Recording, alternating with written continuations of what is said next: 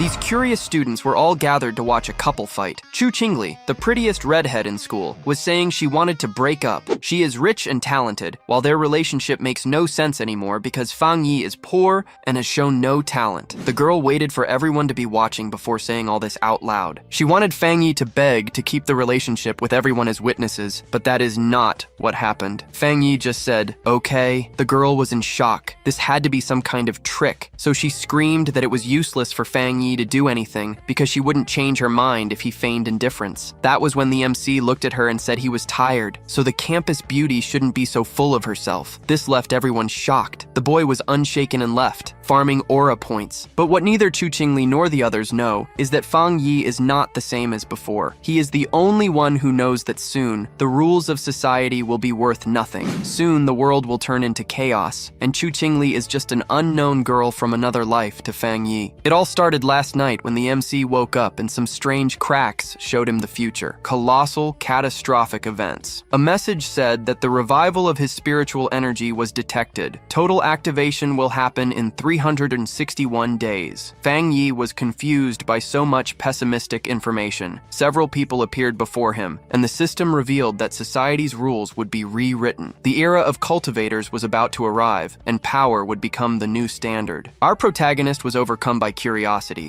reached out his hand and asked who they were, and then a strange light began to appear before him. A system window popped up, explaining that it came from the edge of the universe and used advanced algorithms integrated with cosmic secrets. Its function was to automatically generate cultivation techniques based on spiritual materials touched by the host, showing that current techniques were zero. Fang Yi reached out, and his hand passed through the system window, and then a powerful monster emerged and began to roar. Fang Yi was paralyzed by what was inside its mouth. It was a corpse, and the system revealed that this would be his end as an ordinary person, as well as the fate of billions on Blue Star. Fang Yi gulped, unable to stop feeling fear. He placed his hand over his chest, his mind full of worry. Fang Yi began to reflect and remembered his past life. He had been just an ordinary person, swept away by the tide of events, fighting just to survive with the hope of overcoming the disaster. However, he witnessed the fall of a nation and the suffering of the people, and in the end, he couldn't escape the mutant beasts. He remembered dying in despair, full of rage and with a deep desire for revenge. His eyes began to shine with determination, thinking that maybe that was why the system had chosen him and brought him back 1 year before the energy recovery. Now I am sure. I need to use all my knowledge to evolve to the max, thought Fang Yi. He reached out and touched the fragments of the system,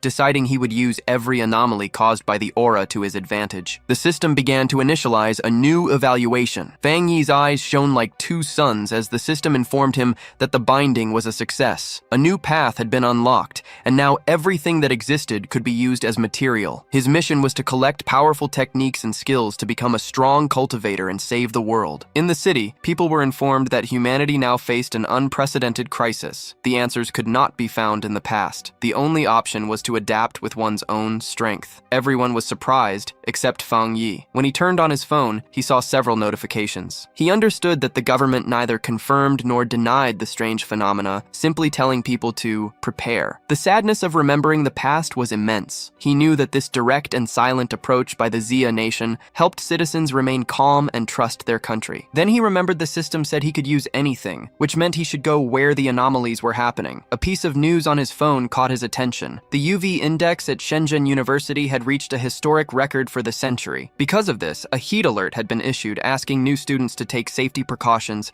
and use sunscreen. Fang Yi looked up at the cloudy sky, activated his UV meter, and saw it was at 0. He was a bit confused. He couldn't understand how the weather could be so different, since the university was only a 15-minute drive away. Images of a blazing sun over the university were posted online. Students were told that registration for new students would continue, but they had to avoid the north gate due to the high UV index. While all other entrances remained open, Fang Yi couldn't help but smile. He knew that when anomalies occur for the first time, most people just think it's a publicity stunt. Only he knew the truth. He was happy because his first opportunity had arrived. Fang Yi changed clothes and headed to Shenzhen University. Everyone was carrying umbrellas, and it was so hot that the leaves had fallen off the trees. Our protagonist went straight to the north gate, the least crowded spot of all. He knew something was definitely wrong there. Hundreds of glowing ashes began to fall from the sky, while students fled to avoid being burned to death. Fang Yi's attention was fixed on it. He decided to touch it. As soon as his finger made contact, an intense glow emerged. The system reported detecting an intense fluctuation in the yang attribute,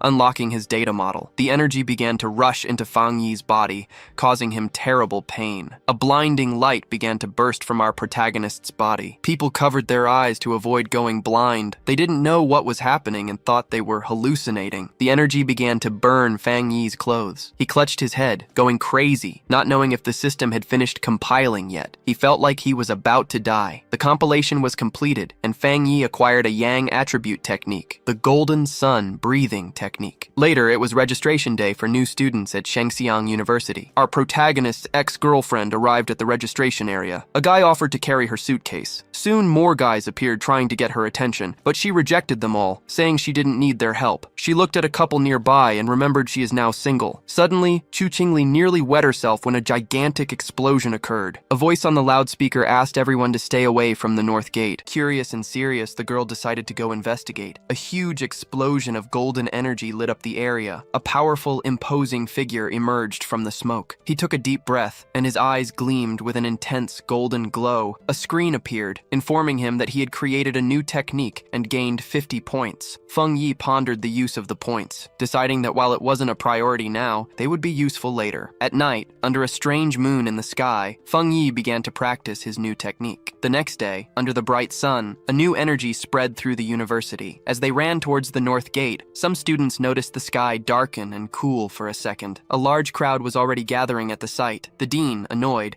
questioned why the warning to stay away had been ignored. The group made their way through the crowd, which parted to let them reach the center. A hooded figure with a serious look ordered the dean to completely block the north gate. At that instant, the system informed Feng Yi that he had cleared a polluted area. Feng Yi knew the government was already aware and wondered if there were others like him. An alert about restricted access to the area confirmed the seriousness of the situation for Feng Yi. From a rooftop, students saw people in uniform and wondered if they were from the army. Feng Yi saw that the commotion was drawing a lot of attention. With his red eyes glowing, he decided it was time to leave, leaping from the building. Below, the mysterious hooded figure walked over the ground cracked by the energy. The hooded figure knelt, touching the ground to feel the lingering energy. They picked up a piece of the cracked ground to examine what had happened. After studying the site, the figure deduced that a single person had released that energy. While officers evacuated the students, she watched from afar. In the crowd, the young man's ex-girlfriend was shocked to learn that one individual had caused such destruction. At that instant, the ex-boyfriend saw a figure leap away and for a moment thought of Feng Yi, but he quickly dismissed the idea, convinced that, with his grades, he would never get into the university. Far from there, at Feng Yi's house, the sun was setting and night was falling. Lying in his bed, Feng Yi grumbled. His body still burned even after a cold shower. The heat prevented him from sleeping. And worse, today's commotion made him fear he had been noticed. Feng Yi picked up his phone, noticing a popular news story about a cultivation association. He remembered, before, everyone considered it just an internet joke. At that moment, he recalled the hooded figures at the university, deducing they must be from the association. Curious, he opened the news story to read the article. The article explained the different levels of cultivation, from ghost acts to total transcendence. In the comments, everyone laughed, but Feng Yi wondered if the announcement was real. Sitting on his bed, he pondered how, in his past life, he had never known about something like this. Reflecting on the cultivation association,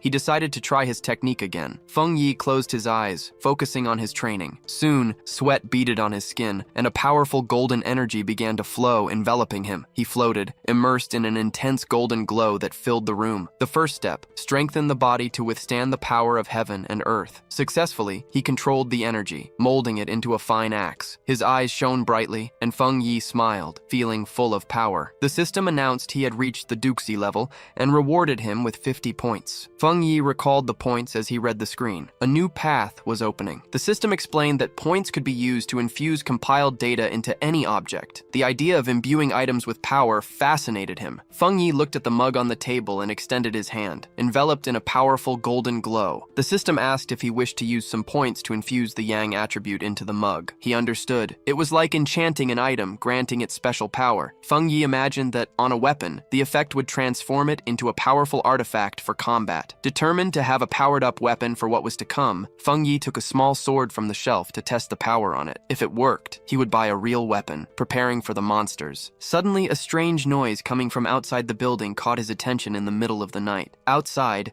a dark creature with enormous claws and glowing red eyes watched Feng Yi's apartment, baring its sharp teeth in the darkness. The creature, resembling a giant demonic rabbit, prepared to attack. Meanwhile, inside the apartment, Feng Yi remained oblivious to the imminent danger. Lying in bed, he felt uncomfortable, a consequence of his new cultivation technique. With red eyes, he wondered about the source of the sound, which seemed like a mouse. It wasn't coming from inside, nor from the pipes. Perhaps it was a neighbor's pet. With his enhanced hearing, it would be normal to hear the neighbors. Feng Yi focused his hearing on the strange sound, but soon realized something was wrong and became alert. Opening the door, he came face to face with the strange creature in the dark hallway. In the hallway, the red-eyed creature stared at him, ready to attack. Startled, Feng Yi recognized the mutant beast. A memory from his past life struck him. Simultaneously, a drone flew over the nocturnal city, indicating that others were aware of the danger. On top of a building, a girl complained about the delay in capturing the rabbit that had eaten a rare fruit. With a lollipop in her mouth,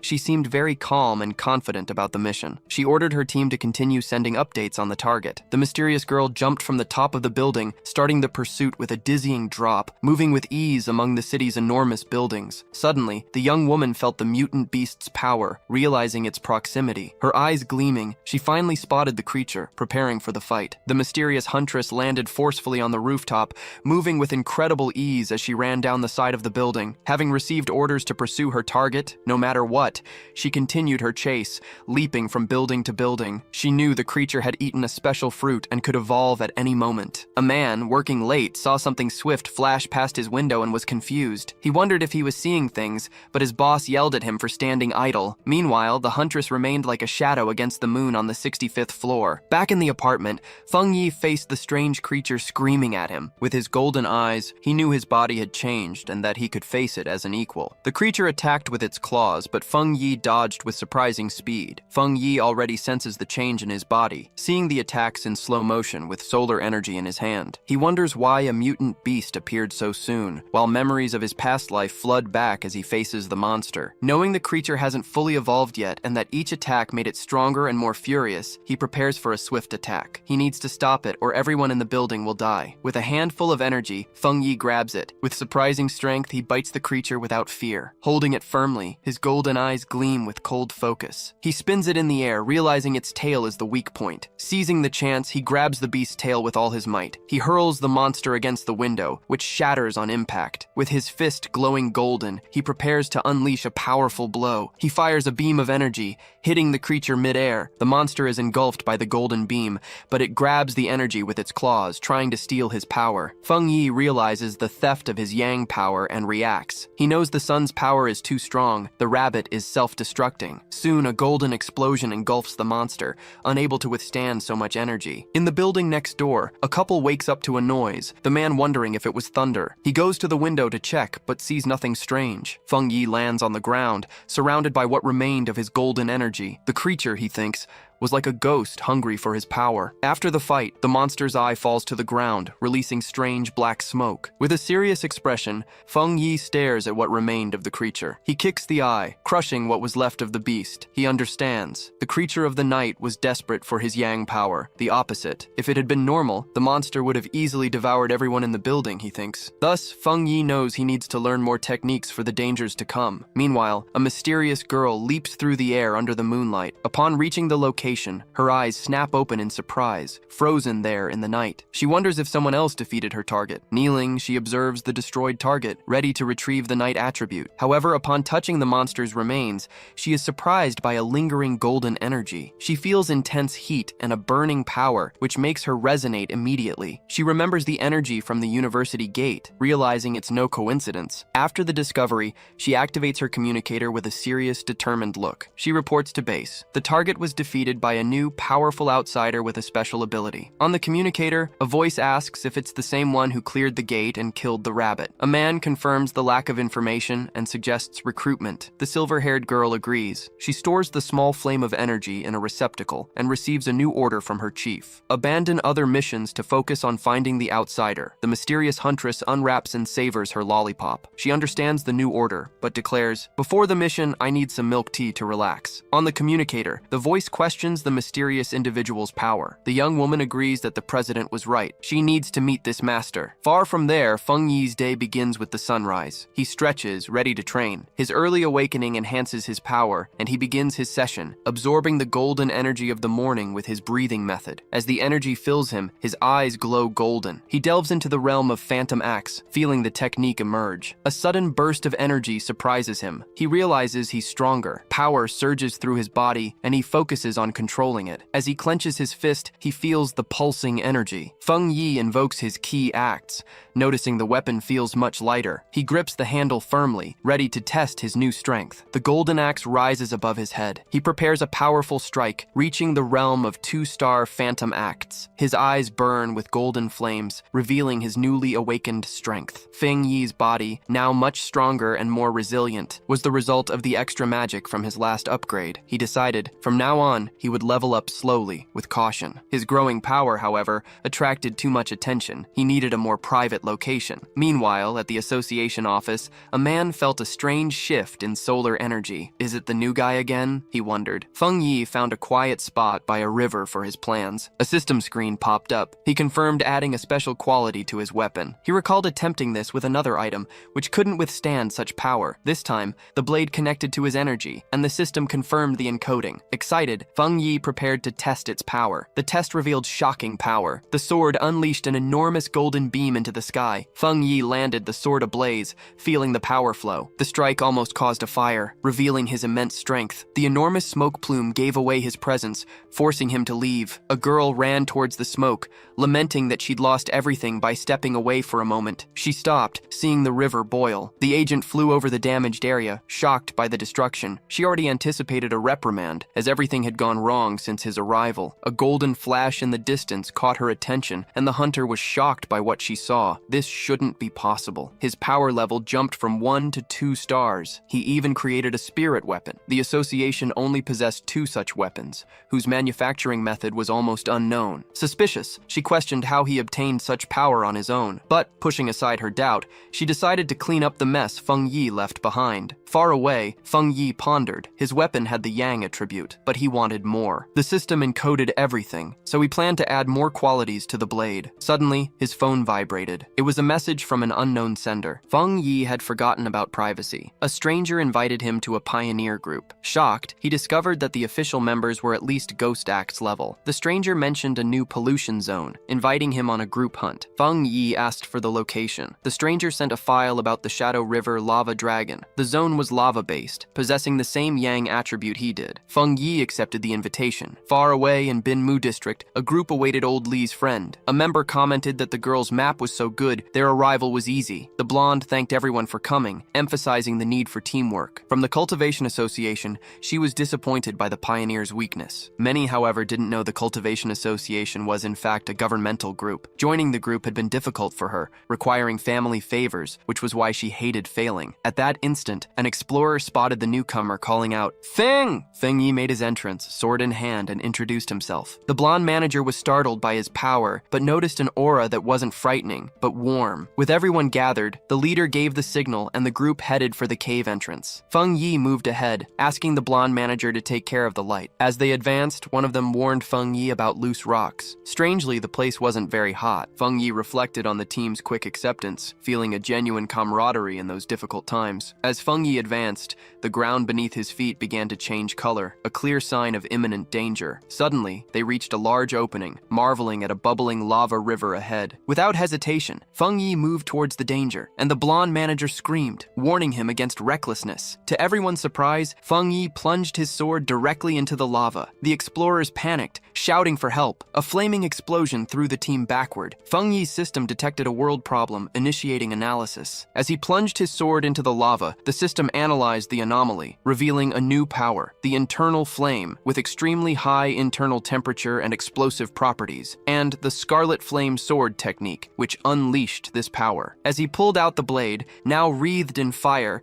and with the lightning resolved, Feng Yi held his sword, eyes and blade glowing with flaming power, a perfect technique for his Tang sword. Below, the explorers, still stunned by the explosion, watched him in awe. Unharmed in a vortex of fire, Feng Yi realized his weapon was absorbing the lava's power. Then, Feng Yi used his script points to permanently incorporate the Scarlet Flame attribute into his sword, which now burned with pure energy. With the flames dissipated, his companions concluded that Feng Yi had had a minor cultivation accident and recovered. The group was euphoric, noticing the stabilization of the cave's spiritual energy. One of them cheered for the smooth energy absorption, while another, about to begin his cultivation, excitedly shouted Xiaoya's name. Xiaoya, the blonde manager, encouraged them to train while watching over them, and the team thanked her for the opportunity. The scene was interrupted. Xiaoya detected figures approaching the entrance, warning of other pioneers' arrival. 3 muscular men entered, led by one with an eye patch and glowing red eyes who arrogantly declared, "This resource-rich land is ours now." Xiaoya worried. The newcomers were 1-star Ghost Axe, level A. Her team couldn't challenge them. Despite the danger, Xiaoya tried to negotiate politely, reminding them they'd arrived first and even offering an alliance, but her diplomacy was met with disdain. The eye patch-wearing leader scoffed at her low level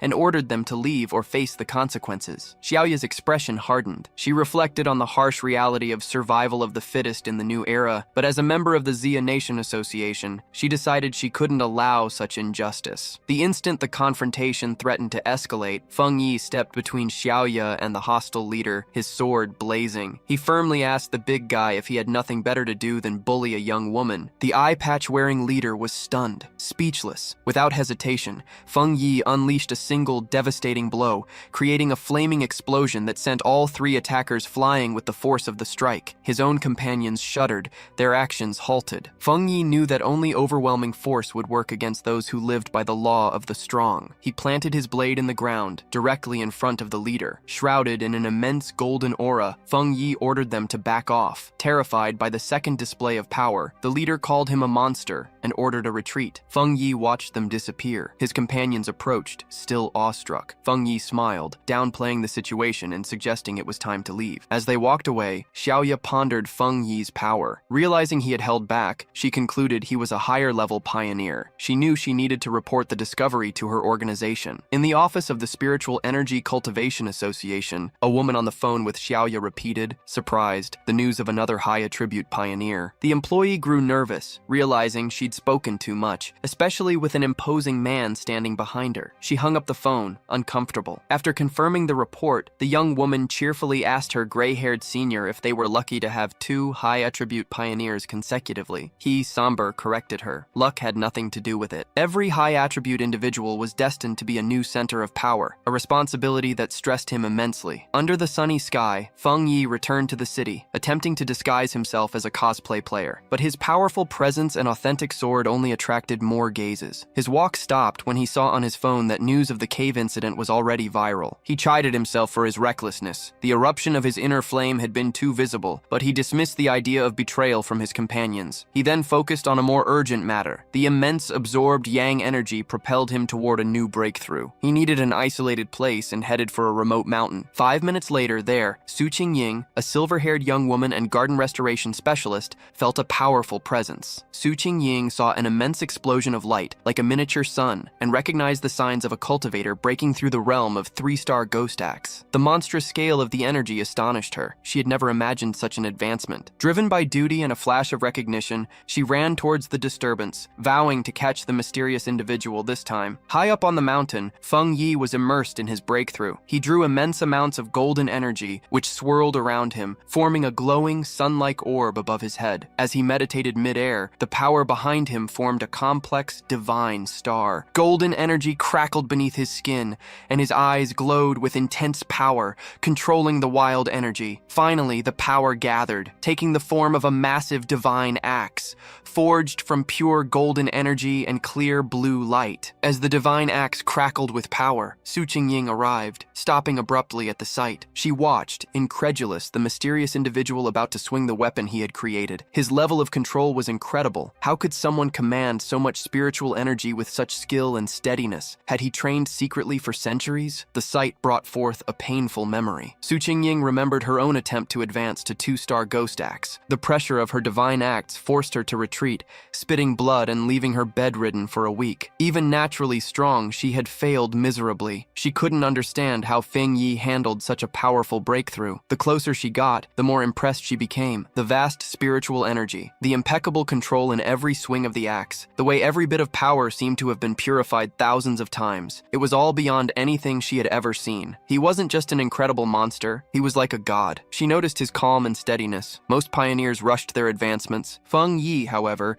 moved with the experience and strong mind of a master. Her thoughts were interrupted when the massive, flaming divine axe began to move. She watched him, marveling as he swung it purposefully to the east at the peak of its power. Feng Yi's eyes burned with pure golden light, while cracks of raw energy appeared on his face. He floated in a blinding storm of golden power, successfully controlling the immense amount of energy he had gathered to evolve. Then, a system window appeared, confirming he had reached the realm of 2-star ghost acts. The new divine axe descended, unleashing its power in a shockwave that tore through the mountain. Su Qingying was caught by the powerful blast and had to brace herself against the golden energy wave. The remaining force carved a massive path through the forest before disappearing, but when she looked up, Feng Yi had completely vanished, breathing heavily from the strain of the effort and her frustration. Su Qingying couldn't believe she had lost him again, especially since she had arrived in merely 30 seconds. A worrying thought surfaced in her mind. He must have known she was following him. She worried. If he continued to be so difficult to find, her recruitment mission would be impossible. Just as she was about to give up, she paused. A sudden idea struck her. She diverted her gaze from the path of destruction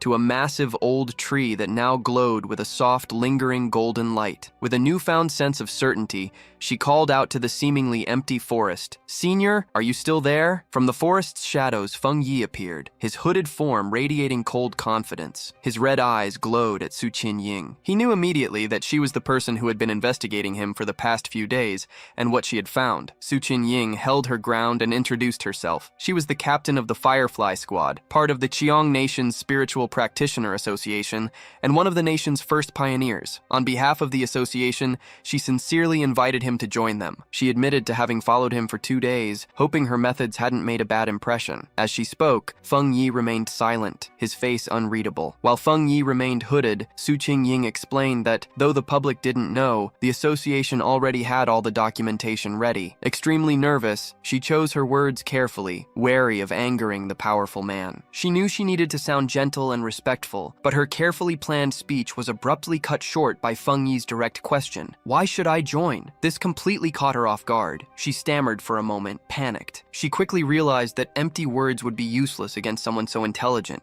The truth was her only option. Recovering herself, she explained the association's purpose. The Xia Nation sought to gather and guide all first pioneers, offering them organization and protection. She knew that current growth was chaotic, and that an association might sound like a cage to a free spirit like him. But she asked him to look at the bigger picture. A great wave of spiritual energy was approaching, and everyone would need to unite to face unknown future enemies. After the impassioned speech, Feng Yi casually leaned against a tree, looking tired and uninterested. He was clear. He was unwilling to join. He explained that, for now, he didn't feel comfortable trusting her or the association. Su Qingying was stunned and speechless. With the direct answer, her eyes widened in shock. Su Qingying was desperate. Quickly, she pulled her ID card from her jacket, holding it up. She introduced herself again as Su Qingying, mentioning she had been a well-known athlete before the return of spiritual energy. She pleaded for him to believe her, hoping her public identity would give him a reason to trust her. Feng Yi paused, thoughtful. He touched his chin, saying he now vaguely remembered her. His mind recalled a framed photo of her, celebrating her victory as runner-up in the Xia Nation's long-distance championship. He realized that her natural athletic ability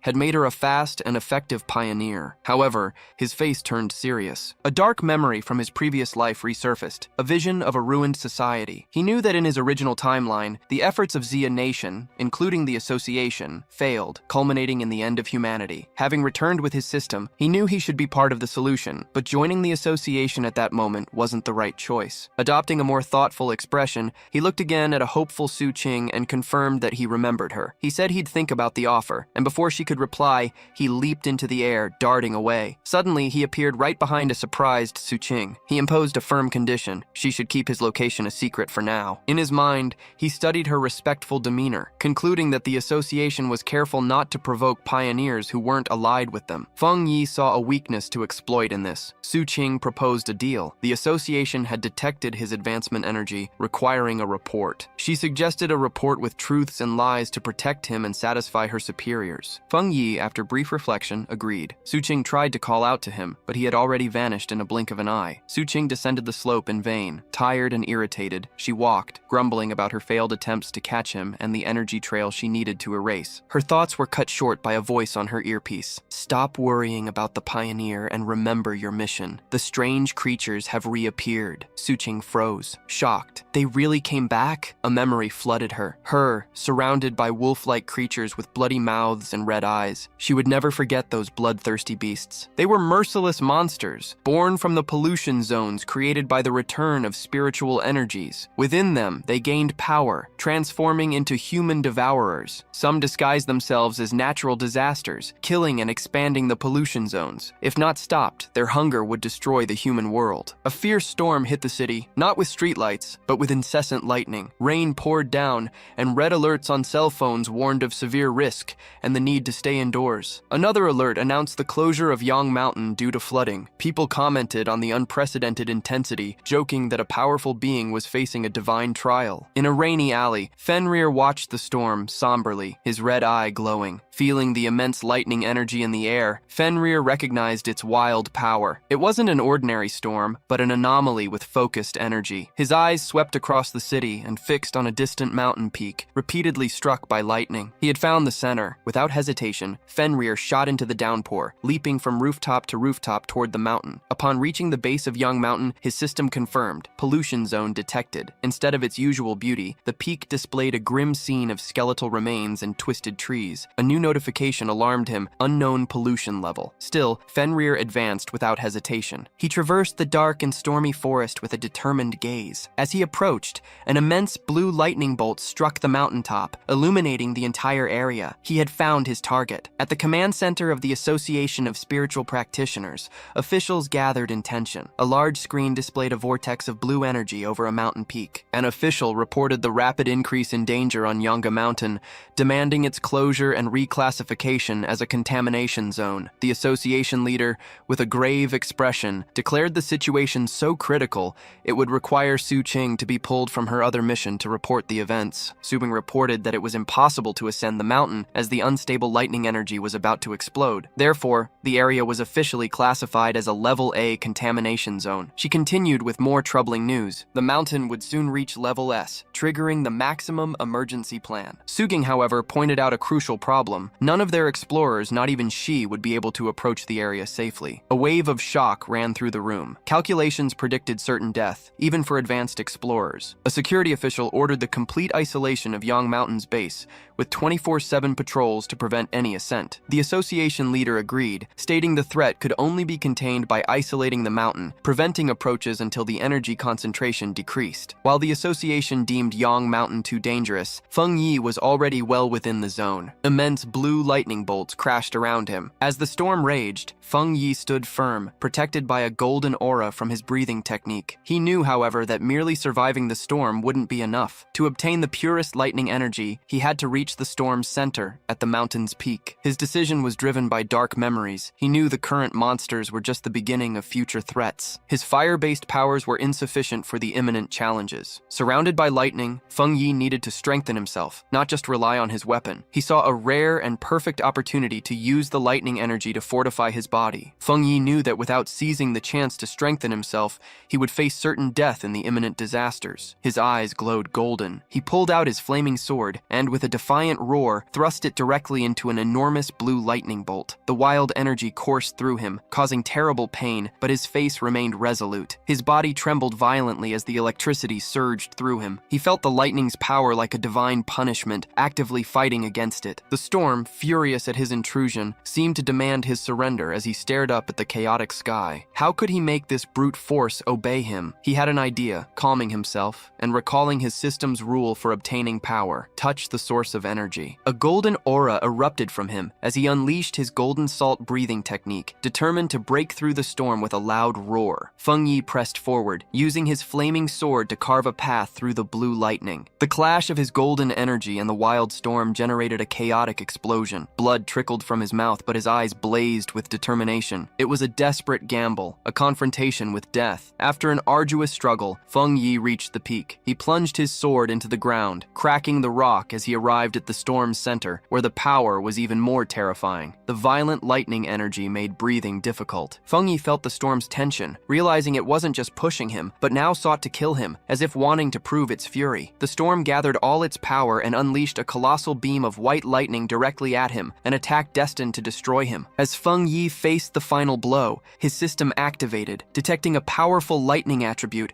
and beginning to process it in the city below. From a tall building, people watched, marveling. A man photographed, astonished by the lightning's grandeur. Another, thinking he'd glimpsed a person on the mountaintop, questioned if a god was being judged. The fight culminated in a brilliant explosion. Feng Yi had won. The system confirmed. He had obtained the refined power of divine thunder, capable of summoning celestial lightning and making his body divine. Rewarded with 5 writing points, Feng Yi floated in the air, surrounded by blue lightning and his golden aura, comprehending his new power. The thunder attribute, a high-level force for offense and defense, differed from the power of the sun, which focused on defense. Thunder could refine his body, transforming it into intense energy. It would be his spear and his shield. He also realized that the power of thunder was not just destruction, but purification and rebirth, feeling the energy strengthen his bones and muscles without pain. As he landed softly, the system offered him an upgrade to punish evil, doubled critical damage, asking if he wanted to use the writing points to obtain it. Feng Yi pondered the next step. His first idea was to infuse the power of thunder into his tang sword. He considered carefully. While the blade would become stronger, he feared compromising the purity of the sun's power already within it. Mixing too many powers into a single item could damage or destroy it. Suddenly, a different idea emerged. Looking at his own hand, Feng Yi decided he would implant the thunder attribute directly into his right hand. The system immediately responded, asking if that was the choice for the attribute. A confident smile appeared on his face as he gave the command. Wild blue lightning in the air rushed towards his right hand, absorbing the storm's power. The next day, on the storm-damaged peak of Yuan Mountain, the immediate danger had vanished. Below, on a cliff, Su Qiang and Major Heine stood over figures in body bags. Su Qiang reported that the contamination zone's energy had strangely dropped from the most dangerous level to a mild one in just 3 hours. Although there was still electricity in the air, Major Heine listened and quickly deduced what had happened. Someone had been there, a seeker. Su Qiang was shocked,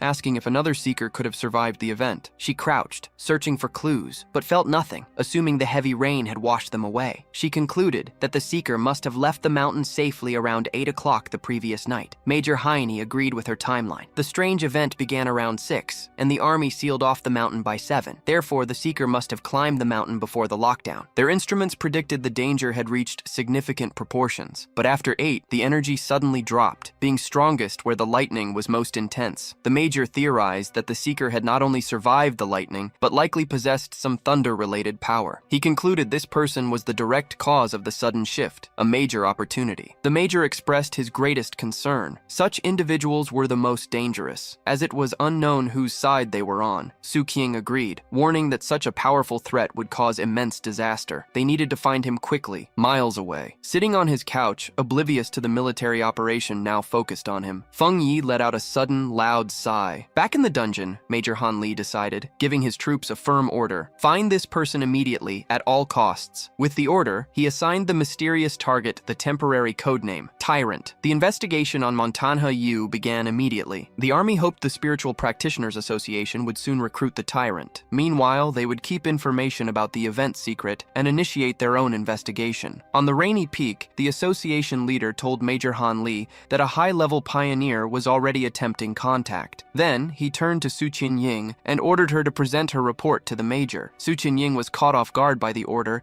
and gasped in panic. Forced to think fast, she began her report, half true, connecting the current incident to the pioneer pioneer who recently cleared the pollution zone at a local university. Terrified, Su Qin-ying feared revealing her agreement with Feng Yi. She explained the difficulty in contacting him, mentioning having found and correctly identified the body of a mutant rabbit with a yang flame attribute. She promised to approach Feng Yi to find out how he had cleared the university gate, praying her mix of truths and lies would be convincing. Major Han Li listened, pondering a pioneer with a yang attribute. Satisfied, he thanked her, calling her a talented young pioneer. Su Qin-ying saluted firmly, stating it was her duty. As the meeting concluded, Major Han Li announced they would release false natural disaster reports to cover up the event, and that he disagreed with publishing information about spiritual energy online due to the risk of misuse. As the officers conversed, Su Qin-ying sighed, relieved the interrogation was over. Back home, Feng Yi used his golden sun-breathing technique to dry his hoodie, put it on, and immediately checked for changes in his body. Even with the thunder attribute, he felt a clear difference. His right hand, now releasing blue sparks, had become his strongest part, with an enormous power boost. Flexing his fingers and forming spheres of electricity, he felt a new breakthrough approaching. The surprising thing was how the anti-wild thunder had become docile in his body, allowing free control. Unlike the terrible pain he felt when unlocking the yang attribute, he questioned if energies weakened during incorporation. The system had promised this power would deal double damage to strange and evil creatures. He could barely wait to test it. A sudden alert on his phone interrupted his thoughts. He picked it up, curious. He had set up special alerts after the last incident, aware that for a pioneer, every crisis was a chance to grow stronger, even at the risk of his life. Looking at the alert, Feng Yi saw news of a massive explosion at a chemical factory, causing pollution in the city. The official version reported 0 casualties and called for calm, but he was suspicious of such a large event. On online forums, witnesses reported a more terrifying story. Residents described a strange, chilling sensation they couldn't explain. Someone asked if it was a cold, evil aura, and others agreed, despite their doubts. The dread and fear were palpable. The words cold, evil aura sounded familiar to Feng Yi, bringing forth a terrifying memory from his past life. A bloody hand, a horrifying face, the memory of hiding, terrified, from a red demonic beast that destroyed everything around it, resurfaced. The creature, a disgusting, multi-eyed, rat-like monster, was a threat Feng Yi knew all too well. Back in the present, he grew serious. He recalled the nature of these creatures, plants or animals that upon gaining consciousness had their powers spiral out of control, becoming terrifying hunters and killers. They loved to appear in the darkness of night. Realizing this new threat was 100 times more dangerous than the mutant rabbit he had faced, Feng Yi knew he would need to act. On a dark and stormy night, rain lashed the city's empty streets as the traffic light cycled through its colors. A blur shot across the wet street. It was the Destroyer Squad, hooded figures moving with impressive speed in full pursuit. One of the members reported to base. Anomaly. File 7, Candle Night, had been tracked, but the target was lost. Its ability to blend into darkness made it almost impossible to follow. The member added terrifying details to the file. The anomaly faintly hissed when near and devoured humans. As lightning illuminated the sky, the squad landed atop a building to observe the city. The leader, a determined man with light hair and a scar on his face, knew the stormy weather was ideal for the creature. He stated firmly they couldn't allow this to happen. Miles away, in a bustling command center, an operator received the updated information. He confirmed the dispatch of data on File 7 Candle Night. The situation was serious. An extermination request, classified as high priority, needed to be resolved within 12 hours. Headquarters ordered, the Destroyer Squad was to pursue the target, but team safety was the priority. The team immediately resumed the pursuit, leaping between the buildings of the rainy city. The leader paused, observing a luminous hologram of the city with red markers indicating active anomalies. He knew 12 hours was a slow response time, but the best headquarters could offer. The country was vast. Anomalies sprang up everywhere, overwhelming even the most advanced resources. As the Destroyer Squad approached the target's last known location, an alert arrived from headquarters. The operator informed the area was occupied by agents from the Spiritual Energy Cultivation Association. A photo of Su King appeared on screen as he explained that her team monitored pioneers in the area and could be called in to assist. The squad leader confirmed the message, requesting they call her and praising her reputation. Feng Yi was surprised by her own fame, while the destroyer squad waited seriously in the rain. Shortly after, Feng Yi and her hooded team arrived, positioning themselves on a higher rooftop. With a hand on her hip, she looked down at the squad below and casually asked if they were the reason for her overtime. The destroyer squad leader didn't appreciate the relaxed tone. He stated firmly that the Candle Night anomaly devoured people. It was far more serious than a mere request for overtime. A member of Feng Yi's team retorted. Feng Yi then turned to leave, remarking with irony that since the squad seemed so competent, they wouldn't need her help. She announced her team's withdrawal, the Ying squad. As they left, her subordinates murmured. One worried about their boss's fierce attitude. Another defended her, saying their missions were equally dangerous. The squad leader panicked and called out to her. He apologized for his harsh tone, begging for help and explaining the danger of the Candle Night. Without Wen Feng Yi's main renowned tracking abilities, they would be at a disadvantage. He emphasized that the team's failure would condemn the citizens to death. After agreeing to work together, the two teams took position on a rainy rooftop, ready for the hunt. Feng Yi concentrated. A glowing blue sphere of energy materialized in her hand. She announced the creature was located. The sphere's energy expanded, revealing the monster hidden within the damp, dark ruins of a chemical factory. The Candle Knight, a monstrous, multi-eyed, rat-like creature, was feeding. Its record warned it liked darkness, humidity, and humans. With the target located, Feng Yi gave the command to initiate the joint operation. The creature's sharp senses made it look up immediately, sensing their presence. It leaped away, an instant before an attack struck the ground where it had been. A member of the destroyer squad warned the target had seen them. He ordered the team to form position. The members moved with impressive speed, their cloaks blurring. They pursued the monster, surrounding it from all sides. With their prey cornered, they shouted together, ready to strike. One charged forward, giving the command. He struck the creature with force, slamming it against debris. But instead of weakening, the monster's body began to change. Red wounds and black thorns emerged on its back. With a furious shriek, the Candle Knight counterattacked,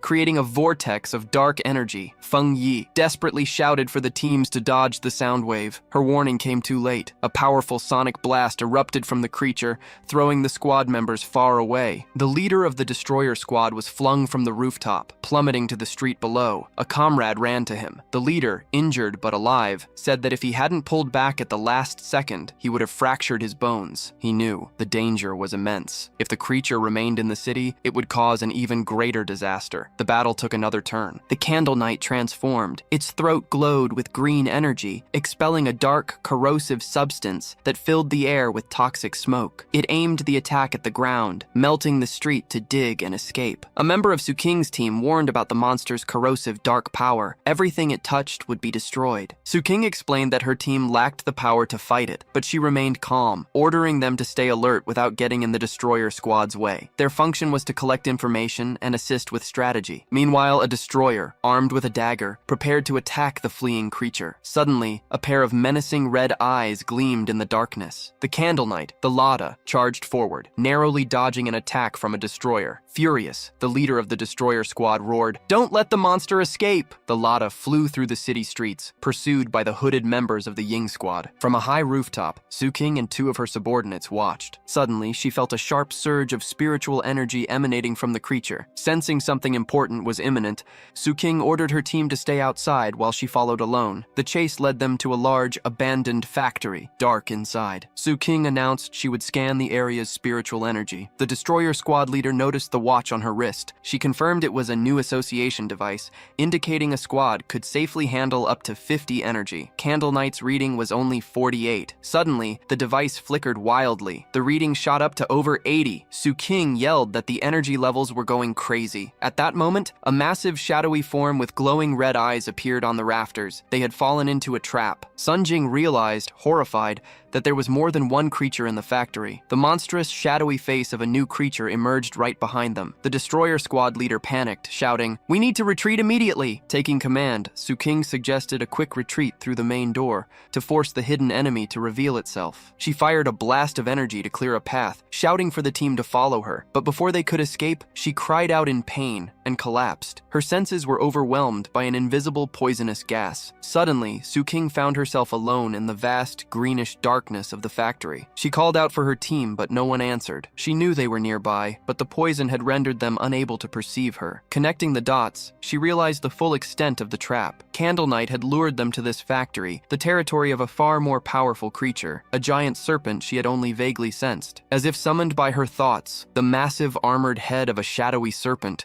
with glowing green eyes appeared before her. Now she understood. Unlike Candle Knight's simple, shadowy power, this creature's black mist was a potent poison. They had been breathing it since they arrived. The gas acted silently, paralyzing victims and draining their spiritual energy. Su King felt hers almost depleted, knowing she would soon be another victim. Collapsing powerlessly, she despaired at the terrifying intelligence of the creature, which was merely toying with them. She closed her eyes, resigned to the end. Lying on the factory floor, she saw a beam of light cut through the green darkness above. A spark of hope flared. The factory roof exploded, and a blinding light filled the area. Her eyes widened as a figure descended from the opening. It was Feng Yi. He landed gracefully amidst the debris, his hooded figure silhouetted against the light from the roof. He stopped before the serpent, immediately identifying it as a creature of dark attribute. Without warning, the serpent lunged with its enormous fangs. Feng Yi dodged the serpent, coming face to face with the snarling, rat-like creature. As the two creatures closed in, he finally understood the trap. In a surprising move, Feng Yi allowed the Candle Knight to bite his shoulder, blood splattering. He realized their tactical intelligence. One drew him in, the other killed. He taunted the beast on his shoulder, asking if it liked biting so much. In response, he unleashed his new power. Bright blue lightning exploded from his body as he dared the monster to taste his lightning attribute. Simultaneously, he fired an enormous beam of golden solar energy from his free hand, striking the advancing serpent. Covered in crackling electricity, Feng Yi shrugged off the stunned creature and focused on the serpent, unleashing a torrent of golden flames and daring it to handle the fire. The serpent charged with a furious roar, mouth agape. With incredible agility, Feng Yi dodged, spinning in the air and brandishing his golden sword. As he landed, he said coldly to the monster, "Look at my blade." The serpent, aware of the challenge and wary of the glowing weapon, recoiled. Seeing his chance, Feng Yi counterattacked. Leaping through the air, he struck a powerful blow to the serpent's face, his sword covered in crackling blue lightning energy. The impact was immense, but the result unexpected. Instead of crushing its skull, the creature's head split open down the middle, revealing a second identical head, like a shedding skin. Feng Yi landed on the ground, surprised. The divided head separated completely, shedding the outer layer and revealing its true, already regenerated form. Green energy pulsed at its neck. Feng Yi knew the fight was far from over. It roared in fury, the intensified electricity overloading its dark power. As the creature writhed, Feng Yi smiled confidently. He had the advantage, noting that the serpent's dark aura was stronger than the Candle Knight's. His plan was revealed. By attacking, Feng Yi had held back the fire, using the blade to channel lightning directly into the serpent's body. This one, he realized, was far more dangerous and evolved than the Candle Knight. Suddenly, he felt a sharp pain in his shoulder, where the rat-like creature had bitten him. Strange purple serpent scales sprouted from the wound. He understood. It was, as he suspected, an intelligent mutant species. The venom injected by its partner's bite had a paralyzing effect capable of killing silently. He felt the intense pain, but his golden sun breathing technique was already at work, fighting the venom. With a determined gaze, Feng Yi knew the counter effect. The energy of his powers pulsed. This blend of yang flame and thunder acted as an early warning against the poison, signaling the pain and allowing him to react quickly. He knew how lucky he was. For others, the serpent's stealthy poison would be incurable. It must have grown so powerful purely through ambush and surprise, he thought, imagining the monster's lair filled with the skulls of its victims. With the Candle Knight as a perfect bait, the two creatures formed a deadly trap even for high-level pioneers, explaining so many disappearances. But in the end, it didn't matter. Watching the enormous skeleton burn to ashes, Feng Yi knew its reign of terror was over. Before the flames, Feng Yi felt satisfied. His inner flame was powerful, but the triple critical strike of his new thunder power sealed the victory. His combat skills, he trusted, rivaled those of high-ranking pioneers. He stood in silence, watching the flames consume the monster. About to leave, he paused and reached out a hand, feeling something.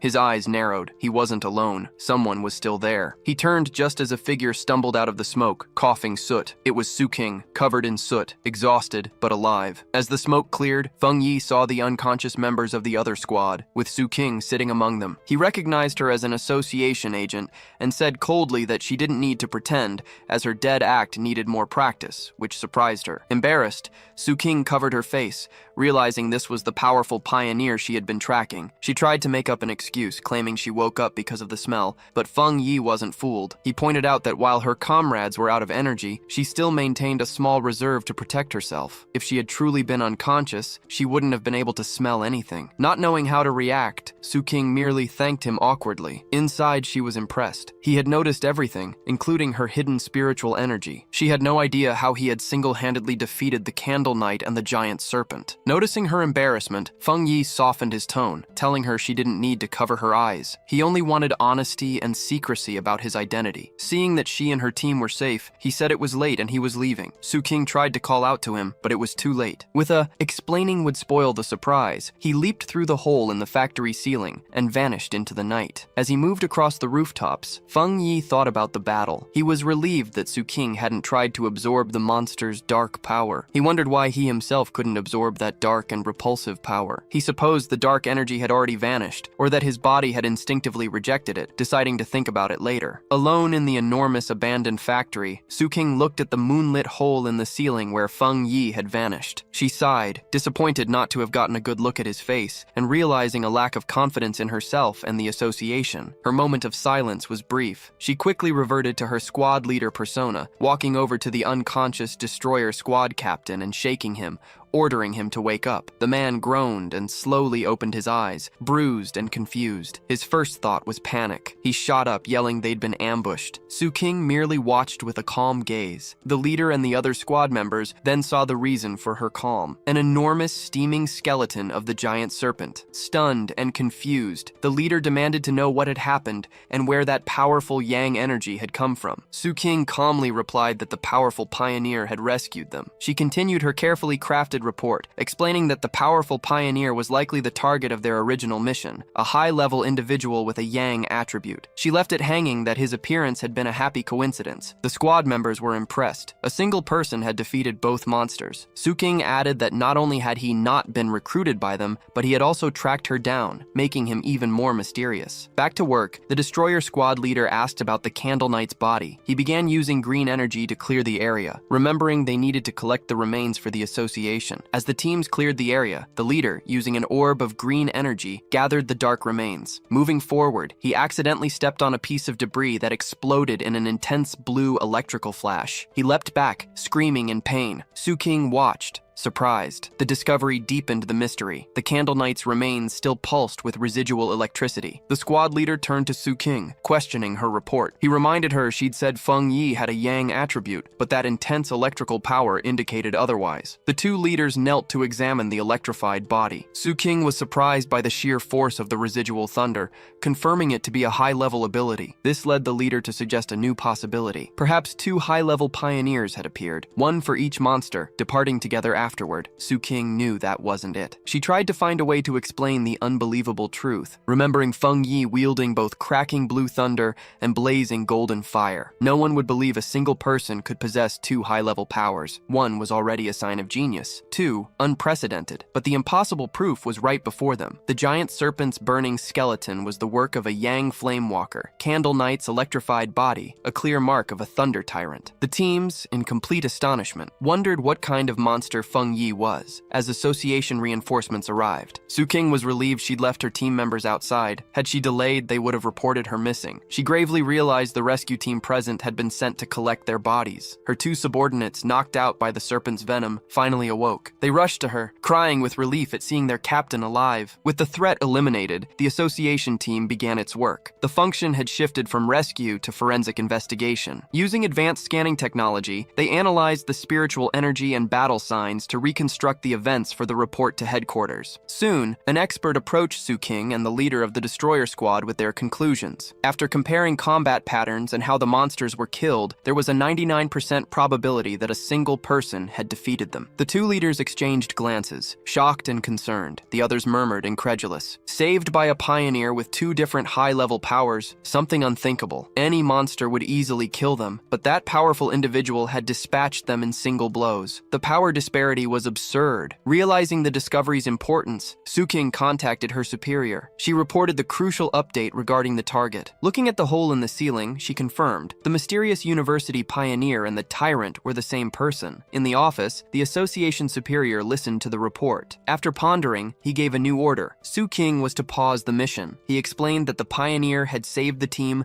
killed the monsters and secured the area. These were not the actions of an enemy. He added that he and Major Han Li disagreed on the matter. For her safety, and to avoid making a bad impression on such a powerful ally, she should cease all contact with the tyrant for now. On the phone, Su King, even while agreeing to pause, added another piece of information. Her theory was based on tracking the tyrant to the back mountain, where he was advancing his power. The chief, intrigued, asked for an explanation. She recounted that during that encounter, she had felt an incredibly strong aura at the location. At the time, she suspected a spiritual weapon, but found it improbable. Now, with 2 high-level powers confirmed, the possibility was real. The association superior was surprised, but questioned if the pioneer truly possessed one. Soon, he expressed skepticism. It was highly unlikely. He argued that no matter how talented, a solo pioneer wouldn't possess such a rare item without external help. The team also hadn't found any traces of a third spiritual energy, typical of separately manufactured weapons. Su King quickly corrected him, clarifying, the aura of the spiritual weapon she'd felt during their first encounter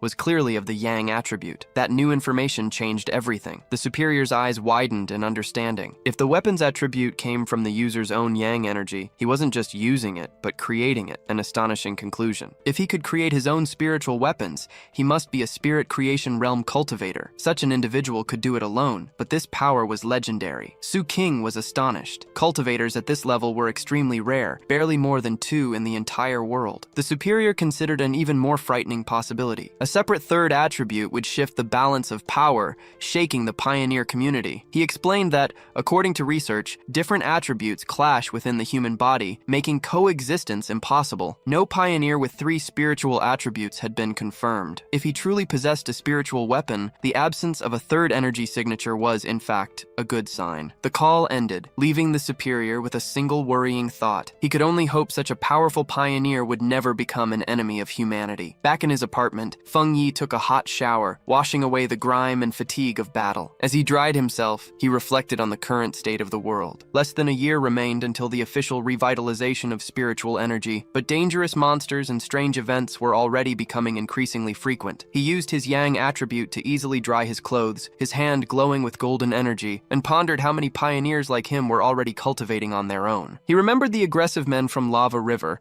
realizing that with the connection between the body and the spiritual world open, people naturally became more sensitive to changes. Even without official approval, many self-taught pioneers had already reached the 1-star ghost actions realm. The government's contact via agents like Su Qing with wild pioneers like him indicated a relatively peaceful phase of mutual exploration. In his room, thinking about Major Han Li and Su Qing, Feng Yi concluded that, for now, monsters were under control, and there were no serious conflicts between pioneer groups. As he finished dressing, he knew this peace was fragile. The government had already created the Spiritual Energy Cultivation Association, but kept the public uninformed. He understood the strategy. While people commented on local problems and strange events, the government walked a thin line, seeking to protect humanity and give subtle early warnings without causing mass panic. Despite his recent victories, Feng Yi's analysis of the world situation was still bleak. He knew the problem lay in the government's distrust of officially initiating a large-scale cultivation era with the vast population. He understood that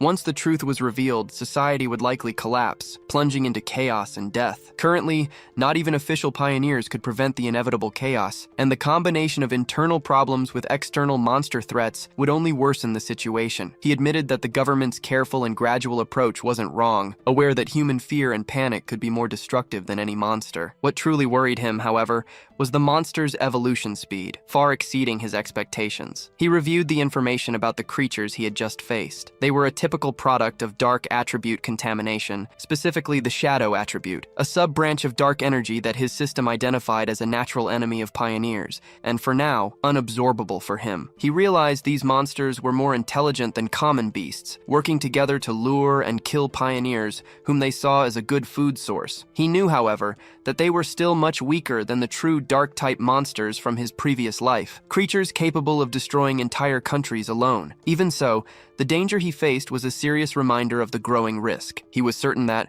without his presence, Xu Xinying and her squad would have been eliminated. A glimmer of hope emerged as he recalled the system's words. The temporary unabsorbability of the dark attribute suggested that, under certain conditions, possessions, he could use this power, something fundamental for future victories. He reviewed his current abilities: the Golden Sun Breath Technique, Yang Attribute, Divine Thunder, Thunder Attribute, and Crimson Flame Blade. With these perfectly compatible high-level techniques and his current form as a 3-star Ghost Actions Realm pioneer, he knew few could match him. Still, even with his great power, he was fully certain it wasn't enough. His thoughts were suddenly interrupted by his cell phone ringing. Her aunt called. Feng Yi, surprised, heard her explain that his cousin would be coming to the city to study. Concerned for the girl's safety, she asked that his cousin stay at his place for a few days instead of a hotel. Feng Yi barely remembered his cousin, just a quiet, exemplary, study-obsessed student. He couldn't even recall her appearance. Despite this, he agreed, assuring his aunt that there was a spare room. When he asked when she'd arrive, his aunt only said she'd send the address and let her come alone. Elsewhere, in a dark room lit only by a computer screen, Lin Yi typed with long, quick fingers. Wearing a hoodie that revealed her ears, she was ending a call with her mother. Her mother, Feng Yi's aunt, instructed her to arrive at her cousin's apartment the following afternoon and promised to bring some special snacks. Lin Yi politely ended the call, claiming to have other things to do. On the screen, a chat window for the Spiritual Energy Renewal Group, a Vanguard martial arts team. There, user Lin Yi had just announced her arrival in the city and her plans to stay at her cousin's house. After the call, Lin Yi opened a new tab. A rumor alert: the internet-famous City of Death had 3 more disappearances linked to the Pork Beast Challenge. A bloody and disturbing image accompanied the article. Lin Yi identified the location as Hangzhou, her interest visibly piqued. Her mother entered, interrupting her browsing, asking if her bags were packed. She confirmed, but preferred a hotel so as not to bother her cousin. Her mother insisted on the safety of her cousin's house, gently nudging her out. Her mother's last advice: don't cause trouble and help with chores. Lin Yi assured her she understood. With the door closed, Lin Yi sighed, preparing for the visit. Another obstacle. She adjusted her glasses, a determined glint in her eyes. No matter what her cousin was like, he couldn't be harder to fight than a monster. The next day, under a blue sky, a young woman with dark hair and glasses pulled a suitcase towards a building. She confirmed the address on her phone. Looking at the building, she murmured that this must be the place, ready to finally meet the cousin she barely remembered. In front of the building, Lin Yi saw Feng Yi come out with a bag. She called out, "Are you my cousin?" He stopped, surprised, and asked, "Are you Lin Yi?" To himself, he admitted not recognizing her. An awkward silence. Later in the apartment, they sat on the sofa for a polite conversation. Feng Yi asked if she was in the city for a summer camp, which she confirmed. He offered help and handed her the key to her room, which was across from his, before retreating to his own room. Seeing him leave, she felt relieved, believing he wouldn't interfere. Feng Yi, however, wasn't naive. Ever since she sat down, he'd noticed a faint, strange spiritual aura emanating from her. He instantly suspected she was a pioneer. The aura, faint but clear, confirmed it. The summer camp was just an excuse for her real mission in the city. In her room, Lin Yi, confirming Feng Yi's suspicions, messaged the martial arts vanguard. Her cousin seemed calm and wouldn't interfere. The group commented on the powerful lava river pioneer. Lin Yi warned, "Be careful, many powerful ones are still hiding." After agreeing to wait for her signal, she ended the call. She decided to postpone her cultivation, fearing her cousin would discover her secret. 3 days passed. Feng Yi soon realized living with his cousin made his cultivation difficult. Meditations were interrupted at any moment, like when she came out of the bathroom in just a towel. He was also worried about the golden aura of his breathing technique, too obvious to hide. But the hardest part was her overwhelming kindness. One evening, she served a delicious dinner she had prepared. He tried to wash the dishes, but she refused, saying it was the least she could do. Feng Yi found her polite perfection and extreme cleanliness almost strange, but despite the discomfort, he decided to accept it. He thought that by letting her be overly helpful, she would lower her guard. It would be his only chance to discover what she was really up to. The peaceful dinner was interrupted by her phone vibrating on the table. Both looked at the message, surprised. Feng Yi seized the opportunity to excuse himself and retreated, giving her privacy. His cousin nodded silently as he left. Alone, she pondered for a moment before picking up her phone. Sitting on the bed, she answered the call with seriousness. She repeated the information. The great change of heaven and earth would occur again tomorrow at 3 in the afternoon. She promised to be there. Feng Yi overheard his cousin's conversation without difficulty. She agreed to meet at the entrance of Yanghu, an internet-famous suburban town about an hour away. With his suspicions confirmed, he watched her through the wall, his spiritual energy intensifying. He was certain his cousin was also a pioneer. He was confident, however, that with her current strength, she wouldn't perceive him lurking. He was impressed by her power. An elementary school student, yet already in the 2-star realm of high ghosts, close to another breakthrough. Feng Yi wondered if her high talent justified her peculiar personality. Now, he understood her true purpose in the city. The summer camp was just an excuse. She had discovered the impending great change of heaven and earth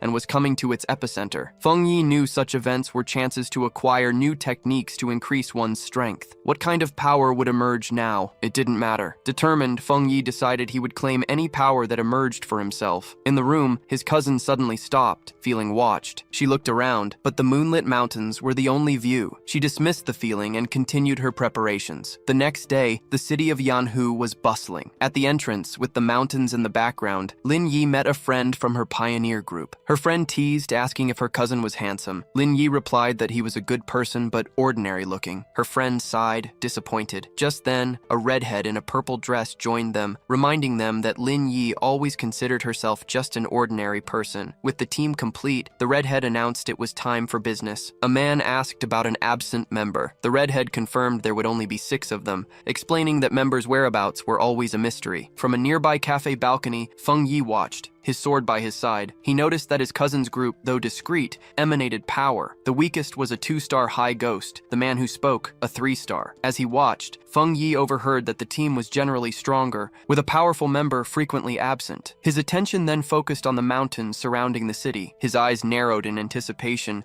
sensing that the real event was about to begin there. High in the mountains, the great shift of heaven and earth finally erupted. A colossal green vine descended from the clouds, like a legendary beanstalk. This random, non-destructive event was a key for pioneers to understand the world's transformations. Deep within the misty mountains, Lin Yi and her team came upon the incredible sight. The red-haired leader, full of awe, confirmed it was what they sought. The group stared in disbelief at the immense, pulsating vine. Awe, however, soon turned to fear. The adventurous friend paled and, trembling, desperately begged them to stop, explaining that the sight of the vine personally filled her with a terrible sensation. The leader asked about the rumors on the forums. Her friend's fear stemmed from a dark story. She knew pioneers, much stronger than their group, who had touched the vine during its last appearance and met a horrible end. Their skeletons twisted among the roots of the plant's shadowy version. Overwhelmed by terror, she clutched her head, fearing the same fate for them all. For an instant, the surrounding reality shifted. They were no longer on the mountain, but trapped in a pulsating, red, flesh-like cave, with a floor of organic tentacles. The vision of their deaths was nothing more than a frightening premonition. Back on the misty trail, her friend still trembled with dread. Though initially willing to risk everything as a pioneer, seeing the vine brought an overwhelming fear. Her instincts screamed. It was a new, unknown, high-level monster, a mutation she could never hope to face. With tears in her eyes, she declared she wasn't ready to die there and wanted to give up. The red-haired leader and Lin Yin looked at their companion, understanding. They all felt the same oppressive weight from the vine. Lin Yin described it, an absolute void, as if all life had been swallowed by time, leaving behind only an empty husk. This was why the dread. The group concluded the vine was trying to devour their life force. Just as the frightened friend was about to panic, Lin Yin grasped her hand, her resolve fierce. She declared this was the path of the martial pioneer, which demanded facing dangers head-on. Unseen by the group, Feng Yi observed from a cliff. He also felt the giant vine's suffocating death energy. Of all the monsters he had faced, save for those with dark attributes, this vine evoked the worst sensation. He admitted the small group had courage for even considering cultivating in such a perilous place. He analyzed the monster closely. Though it was a plant, a symbol of life, it appeared utterly dead, merely pretending to be alive, devoid of its own spiritual energy. He saw that it was stained with blood and the bodies of past victims. Back with the group, Lin Yin took charge. On the cliff's edge, she spoke to the team with a new purpose. They had no time to waste. Aware of the danger, Lin Yi proposed a new plan. Sense the monster's energy from a distance, safely examining the area. Lin Yi found a high point in a tree and meditated, enveloping herself in a protective bubble of blue spiritual energy. From a distant cliff, Feng Yi watched. Impressed by the group's caution, Feng Yi noted the safe and ideal distance for cultivating. He recognized his cousin's merit, the top student, for finding the perfect range, neither overly cautious nor cowardly. As Lin Yi's cultivation grew stronger, the spiritual energy around her intensified. Feng Yi watched, surprised, as she was about to achieve a breakthrough to the 3-star realm of phantom deeds. He was genuinely genuinely impressed. In a flash of blue light, Lin Yi successfully broke through. Her companions watched, astonished by the high level of power she already possessed, proving her exceptional talent. The enormous energy disturbance from the breakthrough did not go unnoticed. Deep within the forest, the dormant roots of the giant vine writhed and glowed with an eerie green light. The pioneers felt the ground tremble, and one of them looked back, alarmed. The group panicked. The monstrous vine moved towards them, its tentacles erupting from the ground in a swift and brutal attack. Vicious green tentacles emerged from the ground, ensnaring two pioneers. The rest of the team scattered in a panic, while the trapped friends screamed for them to run, warning that death would be certain if they didn't escape. The leader quickly realized the cause of the disaster. Lin Yi's breakthrough had generated too many disturbances, attracting the monster. Dark green tentacles began to coil around Lin Yi's protective bubble,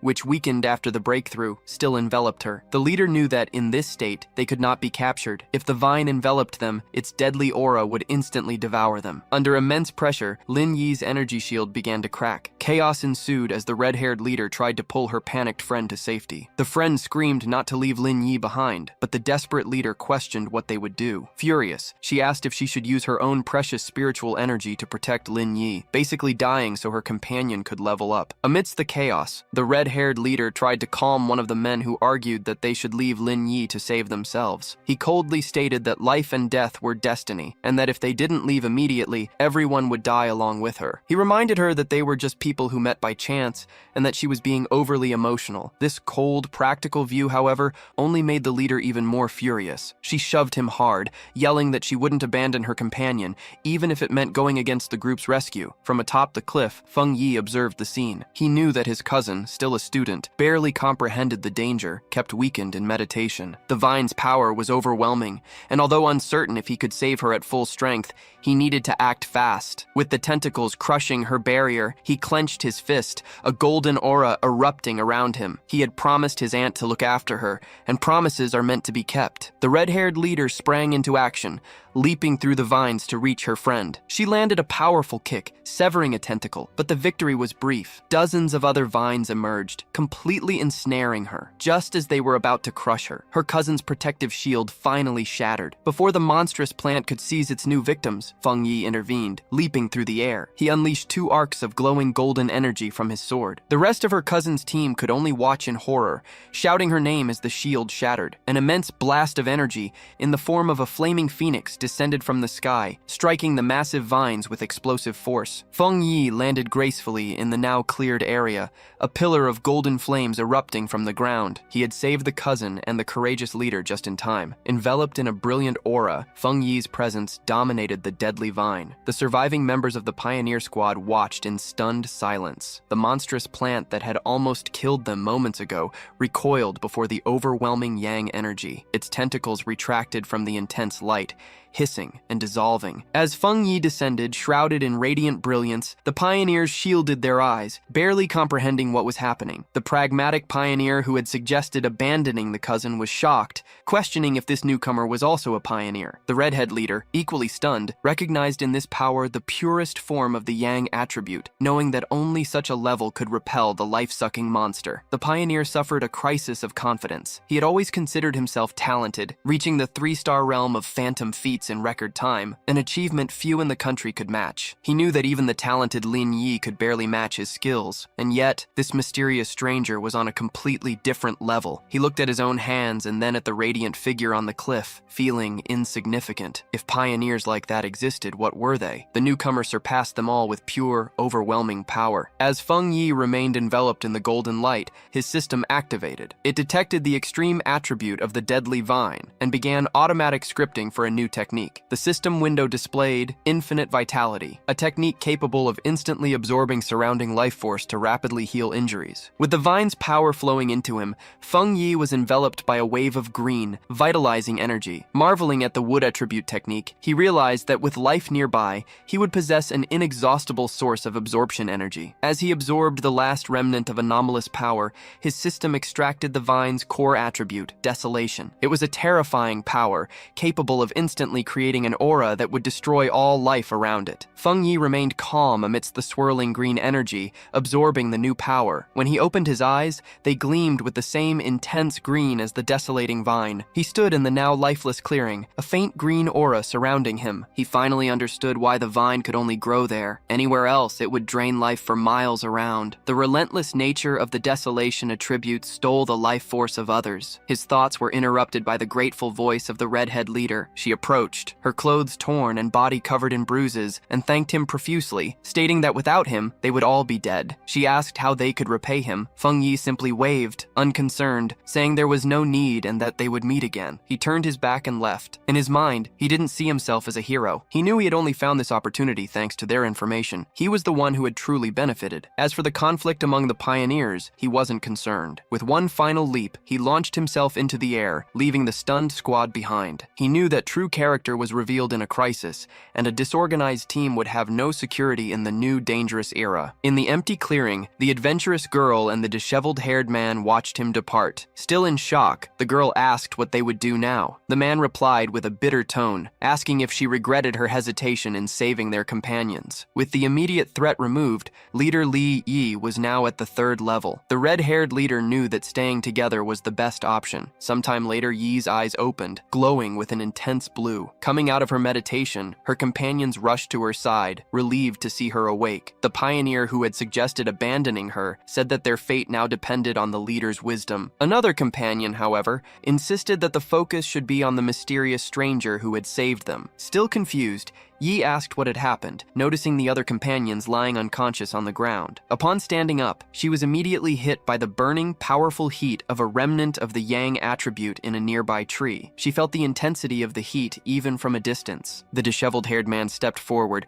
offering to explain what had happened while she had been unconscious. Later, back at her cousin's apartment, Yi was still trying to understand the unbelievable events. She couldn't believe someone so powerful truly existed. Her companion's words echoed in her mind. The companion had described the mysterious pioneer. The previously untouchable vines were easily repelled, and the gigantic beanstalk retreated into the sky. The presence of the man who had saved her was overwhelming. Yi realized that even after he left, the vine remained calm, a sign of the lingering power. Upon opening the door, she was surprised to see Feng Yi. He noticed she was pale, but she quickly composed herself, forcing a smile to ward off his concern, blaming the day's exhaustion. Feng Yi accepted the excuse, suggesting she rest and offering to order dinner. Yi agreed, and upon reaching her room, Yi knew that advancements were mentally draining. She felt exhausted, more so than from sleepless nights, but also relieved. She was no longer an ordinary person, immune to a death by mere insomnia. She accepted that the constant struggle against death was the destiny of a pioneer in this new world. She reflected on her cousin's peaceful life, something impossible for herself. Her thoughts were interrupted by a new message in the pioneer group. Jianlan, the mysterious and powerful member who rarely appeared, sent a direct message. If there are any more traces of that strong man, please inform me. Lan's first message in the group caught Yi's attention. Yi replied, agreeing, and then asked the group if the man who had saved her was the same one from the Black River Lava Dragon incident, and if so, why he would help them. The chat lit up with a post about the mysterious high-level master of the Yang attribute. The post detailed his sun-splitting strike,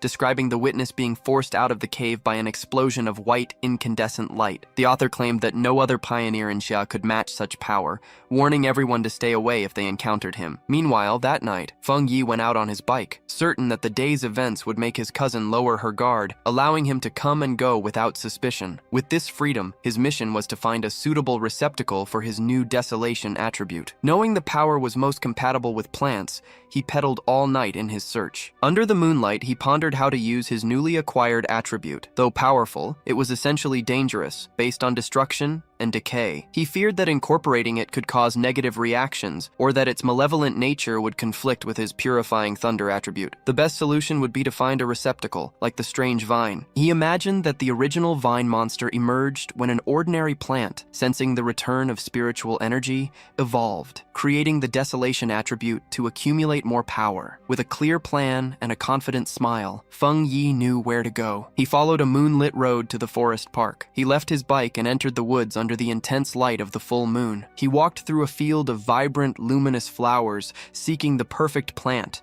one capable of intensely connecting to his spiritual energy. He closed his eyes, concentrating. A bright green aura flowed from Feng Yi, spreading his spiritual energy through the forest and covering the plants. He felt a response from them, a wave of energy rising to meet him. Yet, the reaction, though large, was not strong enough. As Feng Yi continued to emit energy, he realized he needed a much more intense response. Suddenly, Suddenly, he stopped, his attention drawn to a specific spot in the forest. There, in the tall grass, a single white flower with a glowing center swayed gently, as if calling to him. Could it be her? He approached carefully, extending his finger. As his fingertip touched it, the flower's petals closed. He felt the plant absorb his spiritual energy. The flower bloomed again, looking sated, as if after a good meal. Feng Yi knelt down, smiling. He noted its strong spirituality. The plant, though simple, had reacted like a hungry pup, devouring his energy and nuzzling his fingers for more. Feng Yi knew he had found his receptacle. Throughout the entire forest, it was the one that had reacted most to his aura, the perfect vessel for the desolation attribute. He told the flower it was the chosen one and asked if it was ready. Without waiting for an answer, he released a vortex of green spiritual energy,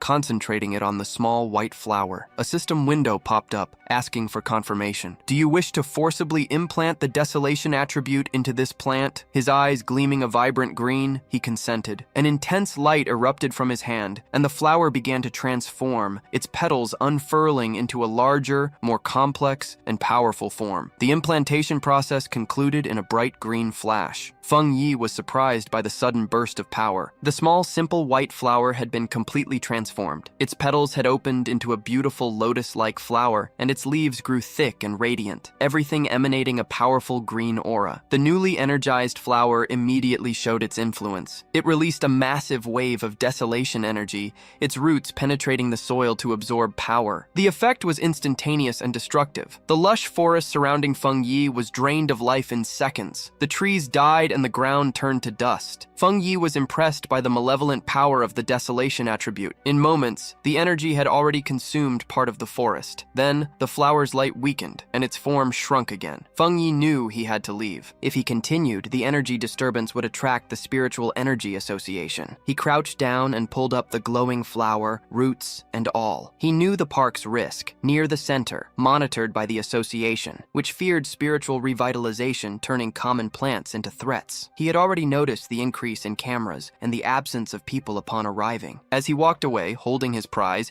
he noticed something incredible. The flower continued to absorb energy from the air, surviving and thriving, even without roots connected to the soil. Feng Yi observed, amazed. Its spirituality hadn't weakened since it was pulled up. It was magical, especially for being a common wildflower, just moments before it was chosen. This led him to a profound conclusion. By granting the plant the desolation attribute, he had unlocked its evolutionary potential, setting it on a path to become something far greater than it ever should have been. Just as Feng Yi was about to leave the park, a thunderous alarm echoed through the forest, with red lights flashing and a robotic voice sounding in a grave tone. Abnormal value exceeded. Feng Yi immediately realized that, even with his haste, he had activated the park's monitoring system. Without time to lose, he grabbed his newly acquired desolation flower and swiftly departed. Miles away, at the Spiritual Energy Revitalization Research Department, the same alarms blared in a high-tech control room. Technicians rushed around shouting about the anomalous value being out of control and demanding explanations. Quickly, an order was given. All personnel were to put on their protective bracelets, enter the park, and completely block off the area. A team with full protective gear entered the now lifeless section of the forest. One of the members checked their wrist device. The reading showed a dangerously high value of 30. Startled, he commented that the value was alarming. The incident at Xingxing University had ranged between 8 and 10. The mighty Black River lava dragon had peaked at 25. Another member added that the park's spiritual level had never exceeded 10. While one researcher collected soil samples,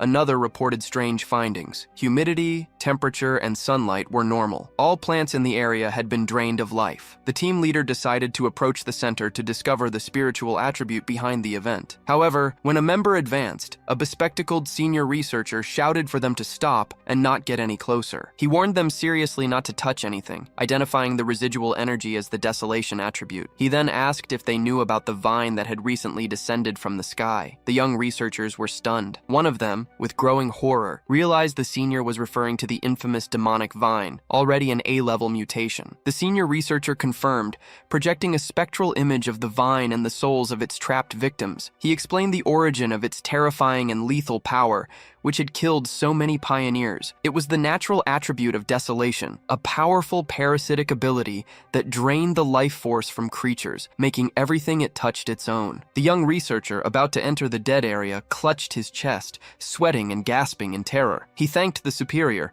realizing they had just been saved. The senior explained that the area around plants with the desolation attribute was a dead zone, where the life force of anyone entering would be devoured. He recalled data about a similar plant in Xia country, an ancient, decaying tree in a forbidden zone of Wan City that instantly destroyed any nearby life. He looked at the lifeless clearing, concerned about the plant mutations of this new era, which could not be ignored. Desolation was the most powerful attribute a plant could awaken, and now, in addition to the ancient tree and the celestial vine, a third had arisen. His explanation was interrupted by a hand on his shoulder. The team turned, surprised, to Major Han Li, who had arrived with his group of soldiers. The major was already aware of the situation. He ordered the researchers to switch into the advanced protective suits brought by his men and follow them into the contaminated area. With Major Han Li at the forefront, the newly equipped team, accompanied by Su Qinying, advanced steadily into the dead zone. With their scanners, they made confusing discoveries. They didn't find the source of the desolation energy, and the aura was rapidly weakening. The level had already dropped to 25 within minutes. This contradicted what they knew about the celestial vine, which was supposed to be mobile. Major Han Li turned to Su Qinying, suggesting a closer investigation. She agreed gravely. While the major and Su Qinying began their investigation, two team members with brightly glowing blue auras tracked the flow of residual spiritual energy. The energy trails guided them from the edges of the dead zone back to a starting point. As they approached, they stopped, shocked. The major and Su Qinying realized the terrible truth simultaneously. The source of the desolation energy had been unearthed and taken. A researcher in a protective suit,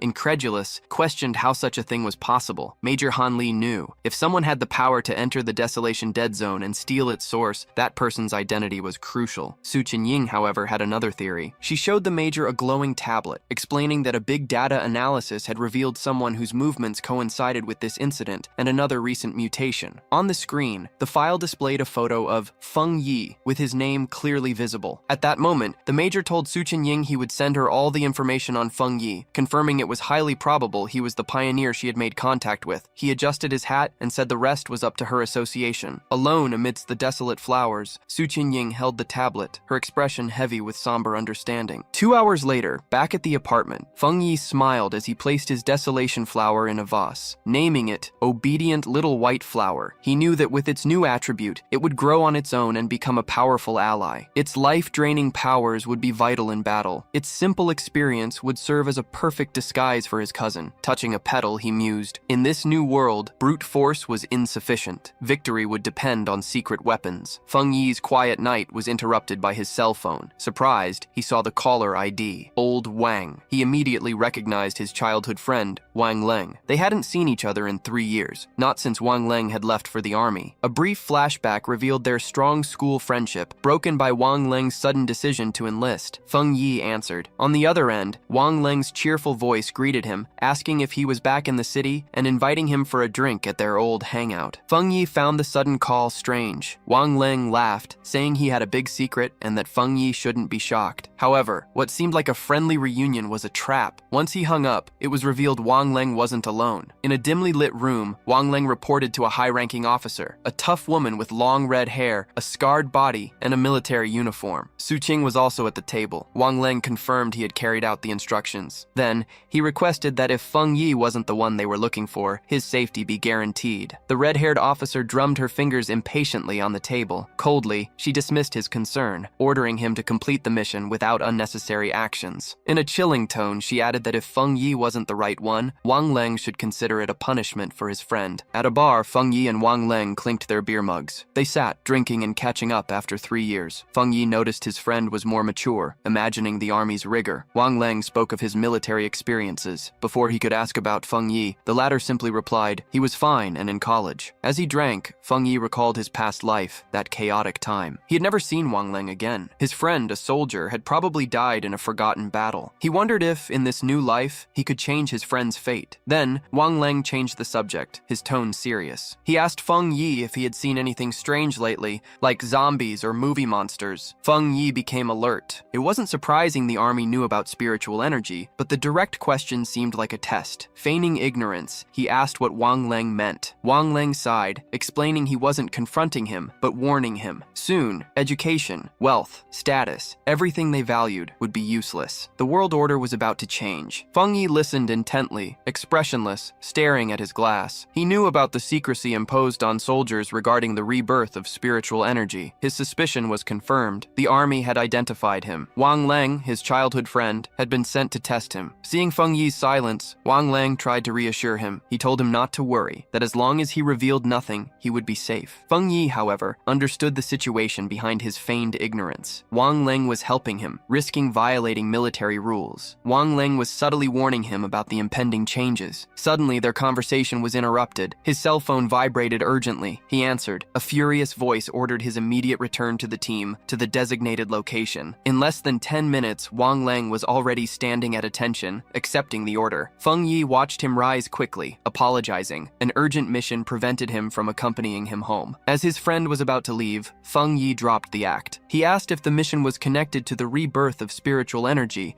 and requested to come along. Wang Leng stopped, turning around, shocked and confused. Feng Yi stood up and grabbed his friend's collar. He ordered him to take him to his superiors, making it clear that he knew the true reason for the meeting. He stated he didn't know what the superiors knew, but he was sure Wang Leng would never harm him. He explained his interest in what the army was facing, as he knew it was connected to the great global changes. The Spiritual Energy Association already dealt with monsters. He wanted to personally see the army's role. Wang Leng agreed. The two headed to an enormous, heavily guarded military base in a mountain valley, Military Spiritual Forbidden Zone, number 19. As they approached, Feng Yi was impressed by the density of the spiritual energy. Its concentration level surpassed that of a standard pollution zone. Soon, a squad of soldiers received them. One of them ordered Wang Leng's return to his team. After a quick verification, the soldiers allowed Feng Yi entry, guiding him through a well-lit corridor. Inside the facility, Feng Yi and Wang Leng were led to an enormous underground training field. Soldiers battled desperately, using shimmering blue energy to contain a monstrous, spiky creature, entirely black with a single glowing red eye. The beast retaliated furiously, firing a devastating beam of red energy that tore through the ranks, provoking screams of pain and fear. From an elevated platform, a stern red-haired officer observed the scene critically. Led to her, Feng Yi quickly perceived the creature's dual power. The officer confirmed. The monster was a perfect fusion of darkness and fire attributes, which made it exceptionally fierce and cruel, having already severely wounded several soldiers. Identified as Ji Feng, a 3-star Ghost Realm officer, she spotted Wang Leng. She shouted his name and he promptly stood at attention. Furious, she asked why he had brought an unauthorized person into the restricted area, cutting him off before he could explain. Her expression softened. She told him to forget about it. The situation was urgent and they needed him in the formation. She turned to Feng Yi, seeing nothing special, just a lightly activated spiritual energy. For an instant, she considered if he might be the powerful pioneer they sought, but quickly dismissed the idea, focusing on the battle. She gave a stern warning. As Wang Yang's friend, she wouldn't say much, but being in a restricted area, his life would be his own responsibility. Furthermore, he had to swear secrecy about everything he saw. Feng Yi simply replied that he understood. Ji Feng took command, raised a massive energy cannon, and called 2 soldiers. The 2 acted immediately, their bodies enveloped in blue energy, confronting the monster up close. Ji Feng then aimed at the ground and fired a gigantic beam of pure energy at the creature. The attack hit the monster squarely, creating a massive explosion, but the creature was far from defeated. The creature let out a furious roar as its shadowy form pulsed with a terrifying red light. Its fanged mouth opened even wider, more menacingly. The attack had only irritated it, accelerating its mutation. Enraged, the monster struck with its massive claw. A soldier warned his companion, who blocked the attack but was thrown back by the force of the impact. Ji Feng took command, ordering the team to keep their distance and not be careless. She knew they needed to eliminate the creature before its evolution was complete. Watching, Feng Yi was impressed by the soldiers' performance. A well-trained team, united by trust, discipline, and coordination. He knew of the synergy between them, of the strength that came from unity. However, that thought was cut short when he noticed the monster's power growing at an alarming rate. He shouted for them to run, warning that they were no match for the creature in its current state. But his warning was lost in the chaos. The monster fired a massive blast of purple energy, sending the soldiers flying. Ji Feng, refusing to retreat, ordered the team to raise the alert level and update the restricted area's mutation grade. Its eyes gleamed with pure malice as a terrified soldier screamed. The evil hound had completed its mutation, merging with the darkness, its single eye, a flaming red orb, fixed on a target. It aimed at Wang Liang, who stared back, paralyzed. Ji Feng and Feng Yi reacted in horror, realizing Wang Liang's mortal danger as the monster prepared to attack. In an explosion of power, the creature surged forward, violently throwing a soldier backward with an energy wave. Ji Feng alerted the team. The C-level evil hound had mutated, becoming a B-level threat and requiring an immediate change in the combat plan. The thrown soldier coughed blood. Feng Yi rushed to him, supporting him and asking if he was okay. The injured man explained that he was trying to send energy to the containment collar, but the creature's evolution made it explode violently. Even as he coughed up thick black fluid, he tried to be brave, telling Feng Yi not to worry about the restricted area officers. Feng Yi glared, a dark and irritated expression on his face, realizing the futility of normal weapons. Ji Feng dropped her heavy energy cannon to the ground. Ji Feng stood before the remaining soldiers, her determination unwavering, and gave a desperate final order. No matter the cost, the B-level mutation could not escape the restricted zone. But just as she and her team prepared for their last stand, Feng Yi stepped forward, positioning himself in front of her and blocking her path. Ji Feng demanded to know what he was doing, but he ignored her. His eyes and hand glowed with intense blue light, pure arcs of lightning crackling around him, a clear sign of imminent battle. Enveloped in blue lightning, Feng Yi mocked the creature, his eyes gleaming with power as he questioned its resilience. Then, he charged at the mutant beast. His arm transformed into a brilliant blue lightning bolt pointed directly at its head. The impact was colossal. A massive explosion of divine thunder completely overwhelmed the monster. The force of the attack created such a powerful shockwave that it threw nearby soldiers backward. An astonished soldier could hardly believe it. That was the B-level monster that even Ji Feng couldn't defeat alone. Wang Liang, equally shocked, turned to Ji Feng and asked if their friend was truly who they imagined. With a serious look, she confirmed there was no mistake. She confirmed, without a doubt, he was the pioneer known as the Tyrant. Feng Yi remained calm before the creature, which still burned with residual flames but was clearly injured by the lightning. Seeing that it wasn't completely defeated, he concluded he needed to finish the job. Then, he told Ji Feng and Wang Liang to step back. Ji Feng watched, pondering how her team needed a complex formation for a B-level threat. While Feng Yi prepared to handle everything alone, she wondered what kind of power he possessed. Ji Feng had to admit, she had never seen such pure and extreme mastery of thunder. He was already an elite pioneer, and she could barely imagine his potential with the rebirth of spiritual energy. As she watched Feng Yi raise his hand, gathering even more electrical energy, astonishment spread across her face. She saw an enormous thunder energy storm form in the sky above Feng Yi. With a final step, he unleashed the full power of his attribute. An immense pillar of brilliant blue lightning erupted from the ground where the monster stood, a display that truly lived up to his codename, the Tyrant. His eyes still crackled with residual electricity, showing calm determination as the light from the attack dissipated. The surviving soldiers watched in shock. One of them commented that the scene made him tremble. If the monster's corrosive power of darkness was already tough, the purely destructive force of thunder was on another level entirely. When the dust settled, Feng Yi casually gave his friend a thumbs up, threat eliminated. Wang Liang rushed over to him,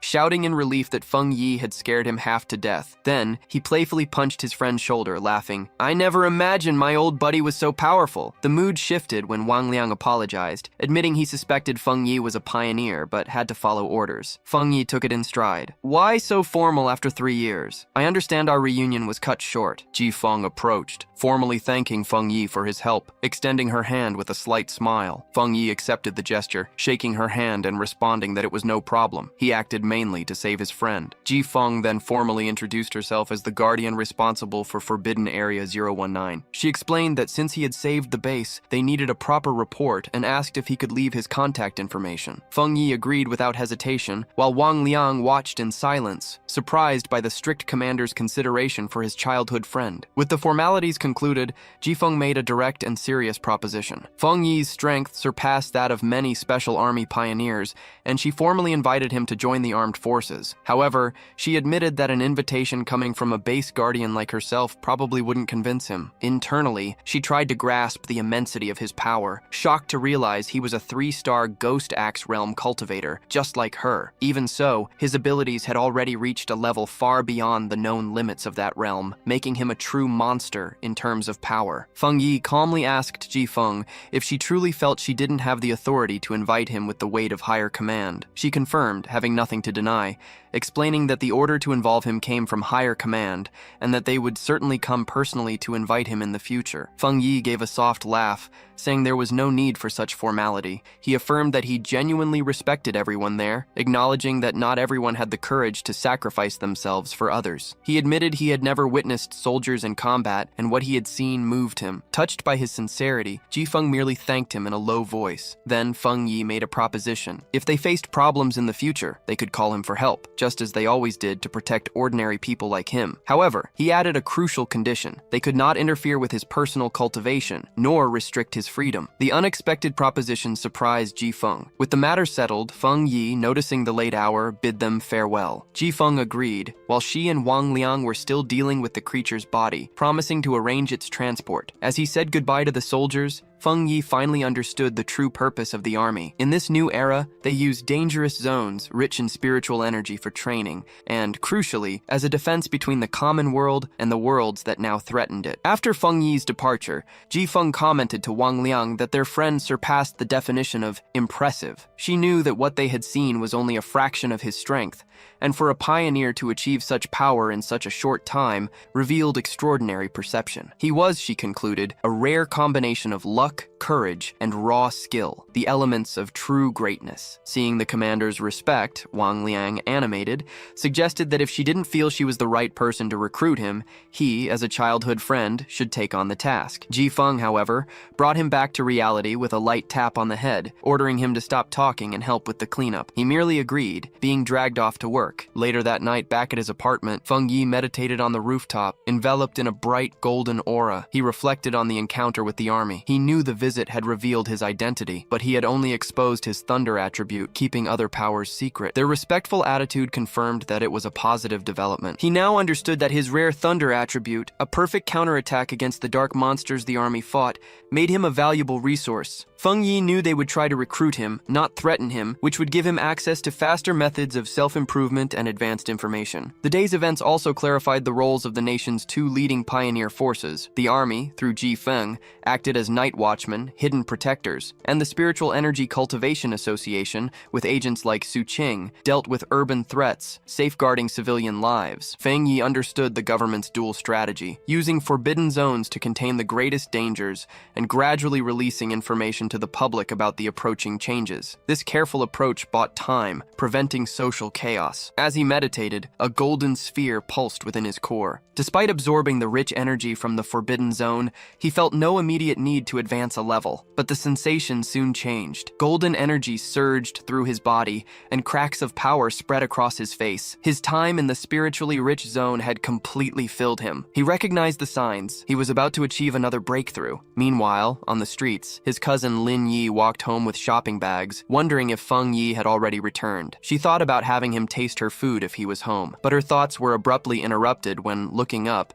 she saw an enormous pillar of golden light erupt from the night sky. Coming from the direction of their apartment building, her eyes widened in shock and alarm. A flaming divine axe reflected in her gaze. She recognized the powerful energy of a phantom axe realm breakthrough, quickly realizing her mistake. On the street, Lin Yi stopped, astonished. The colossal flaming divine axe in the sky emanated a terrifying power far beyond a common breakthrough. Although she recognized the strength of a phantom axe realm, this was something more, an energy capable of altering reality itself. When a gigantic golden divine hand formed among the clouds, she understood the terrible truth. It was the legendary spiritual creation realm. The realization of an unimaginably powerful pioneer so close by caused deep shock and fear. The gigantic energy surge did not go unnoticed. Miles away in a high-tech command center, deafening alarms blared and technicians monitored an urgent alert. Anomaly Index 99, catastrophic, located in the southeast of the city. An officer and Su Qing reacted with alarm. The officer demanded, "What's going on? All units move out!" Su Qing questioned how something so powerful could have gone unnoticed, an energy capable of destroying the entire city. In a tense emergency meeting before the holographic map, military leaders debated, a new divine pioneer of the spiritual creation realm or an imminent catastrophe. It could be both. a grim officer suggested. The situation escalated. The senior officer, in a panic, called headquarters, demanding advanced equipment, but no weapons of mass destruction. His despair was cut short when a subordinate burst into the room, gasping, "Alert canceled! It's not a monster,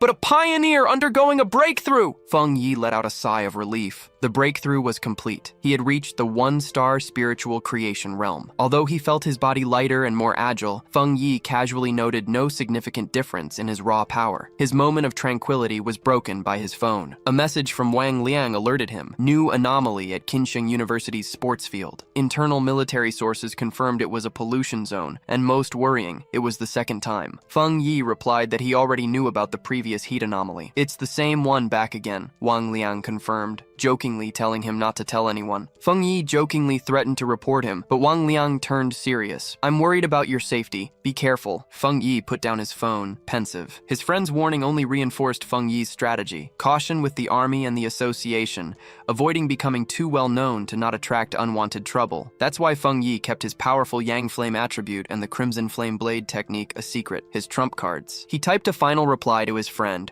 assuring him that he would be careful and had hidden resources to use if needed. At that moment, Lin Yi returned to the apartment. Seeing Feng Yi on the sofa, she asked if he had already eaten and offered the bag of food she had brought. Distracted by his phone, Feng Yi just told her to leave it on the table. He would eat later. Watching him, Lin Yi felt a mix of concern and mild frustration. Her thoughts turned to her cousin. Feng Yi was kind-hearted, but he was lazy to a fault. He seemed content staying home all day, glued to his phone, skipping college. She found it ironic that while she and other pioneers were busy seeking opportunities and hiding their identities, her cousin lived such a carefree, aimless life. Exhausted, she went to her room and collapsed onto the bed. Lin Yi knew the news of an incredible spiritual creation, Realm Pioneer's emergence, would spread fast. Driven by a sense of duty, she resolved to protect her seemingly oblivious cousin when the time came in return. Meanwhile, Feng Yi wasn't just fiddling with his phone. He was analyzing the report Wang Liang sent, which showed a massive fire on the university campus. He noted that the first anomaly had been intense heat, and now it was fire. Feng Yi wondered if this was another form of the Yang attribute. The video showed the fire starting incredibly fast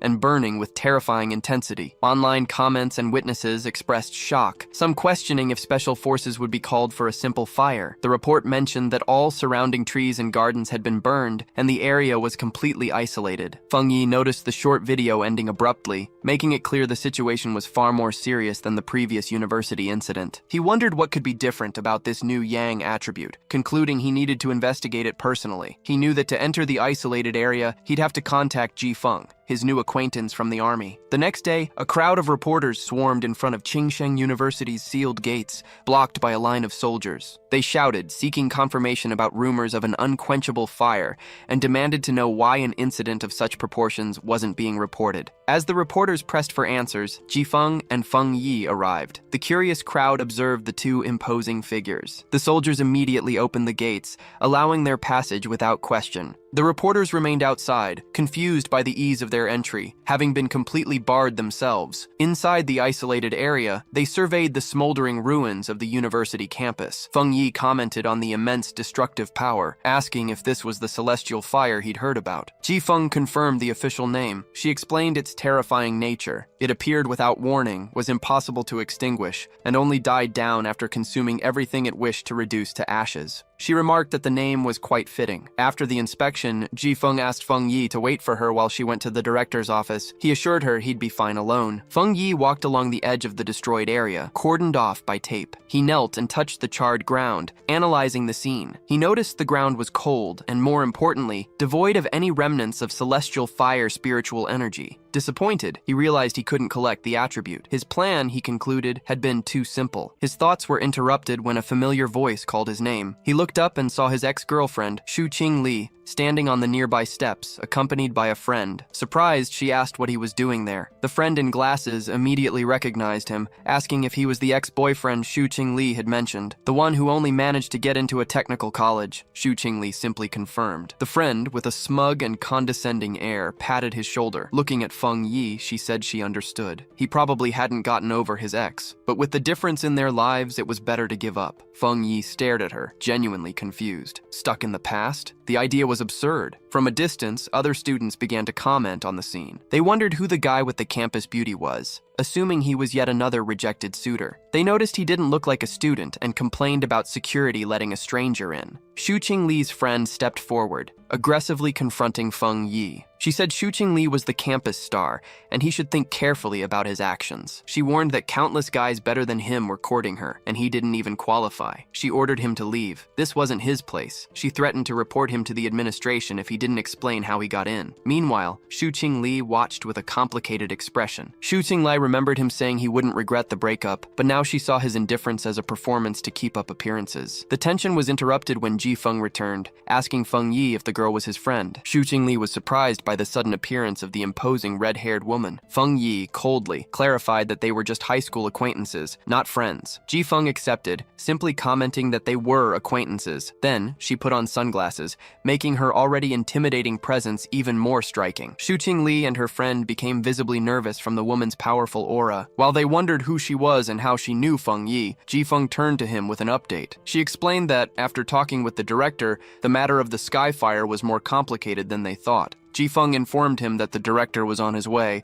ready to take them to the source of the fire. As a special military consultant, Feng Yi's presence was crucial, and he agreed without objection. At that moment, a group of stern-faced authorities in suits arrived, ordering everyone to step back and announcing that the field remained cordoned off. Shu Qingli and the other students gaped as they recognized the university director. Rarely seen on campus, his personal presence to meet Feng Yi and the mysterious red-haired woman caused awe. Shu Qingli's friend, however, misinterpreted everything, smiling and thinking the director had come to deal with the two intruders. Shu Qingli, however, remained silent and uncertain. To their shock, the director did not treat them as trespassers. On the contrary, the elderly man walked directly to Feng Yi, greeting him with a warm and respectful handshake. As a consultant appointed by Yan, Feng Yi was greeted with the director's explicit concern for the anomalies and student safety, and his relief at their presence. In an even more impressive gesture, the director bowed slightly, formally entrusting Feng Yi with the responsibility of handling the entire problem on the field. From where she stood, Shu Qingli just watched, wide-eyed, as her image of her ex-boyfriend shattered. Afterward, the director's security reinforced the cordon, forming a human barrier and ushering away unauthorized individuals. Pushed by the confused student crowd, Shu Qingli could barely believe the respected director was bowing before a young man she thought she knew. She heard the students' opinions sharply shift. From her ex-boyfriend or suitor, Feng Yi was now seen as someone of extraordinary identity. They noticed the complete inversion of status, imagining that even if Shu Qingli tried, she might not even get his attention. The sharpest realization came when she noticed Feng Yi hadn't looked at her once, leaving the campus beauty completely alone and ignored. In Qingsheng University's northern district, the director led Feng Yi and Ji Feng to the anomaly site. He explained the sequence of events, starting from the Golden Sun incident, which he had hoped would be the end of their troubles. He recounted that a few nights ago, an uncontrollable fire had started in one of the fields. Since it was at night, the area was quickly isolated. The director continued, his face growing more serious. After the first, fires had sprung up in 2 more fields. He himself had witnessed a crimson flame descend from the sky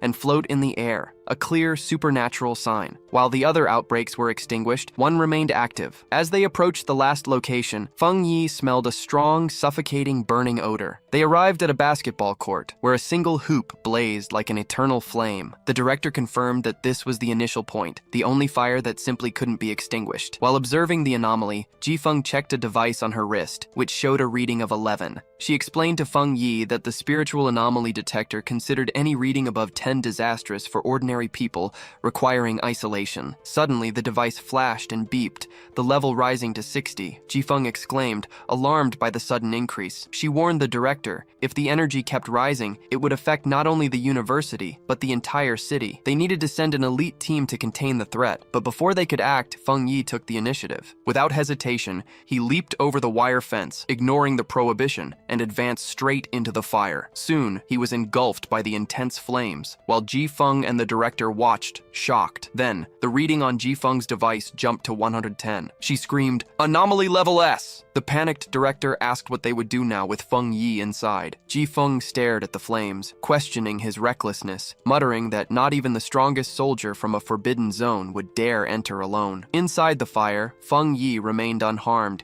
his silhouette calm amidst the furious flames. He knew that just as his Yang attribute had protected him from divine thunder, it would also protect him from this celestial fire. Quickly, however, he identified a problem. His protective aura, though keeping him safe, prevented him from touching the source flame and activating the system's ability for a new technique. Feng Yi realized he needed to reach the core, watching the fire coil around the hoop like a flaming dragon. Without hesitation, he prepared to face the flames head-on. The fire dragon charged with a fierce roar. In a risky move, Feng Yi deactivated his Golden Sun protective aura, becoming completely vulnerable. The celestial fire immediately engulfed him in a storm of raw energy. He gritted his teeth against the searing pain as the flames burned his skin. He forced his hand forward, determined to touch the anomaly's core. His gamble paid off. Upon touching the origin, the system activated, confirming the detection of the celestial fire attribute. Despite the pain, a determined smile appeared on his face. Impressed by the power of the celestial fire, whose will surpassed even that of the newly acquired desolation attribute, Feng Yi fiercely declared, "I will absorb all this power at any cost." The system calculated and compiled the data. A new system window popped up, announcing the reward. He had obtained the 9 Dragons Celestial Fire Sealing Art, a technique of the celestial fire attribute, a power to eliminate evil and seal demons. As he mastered the new ability, the wild flames became extensions of his will, coiling around his arm like a domesticated dragon.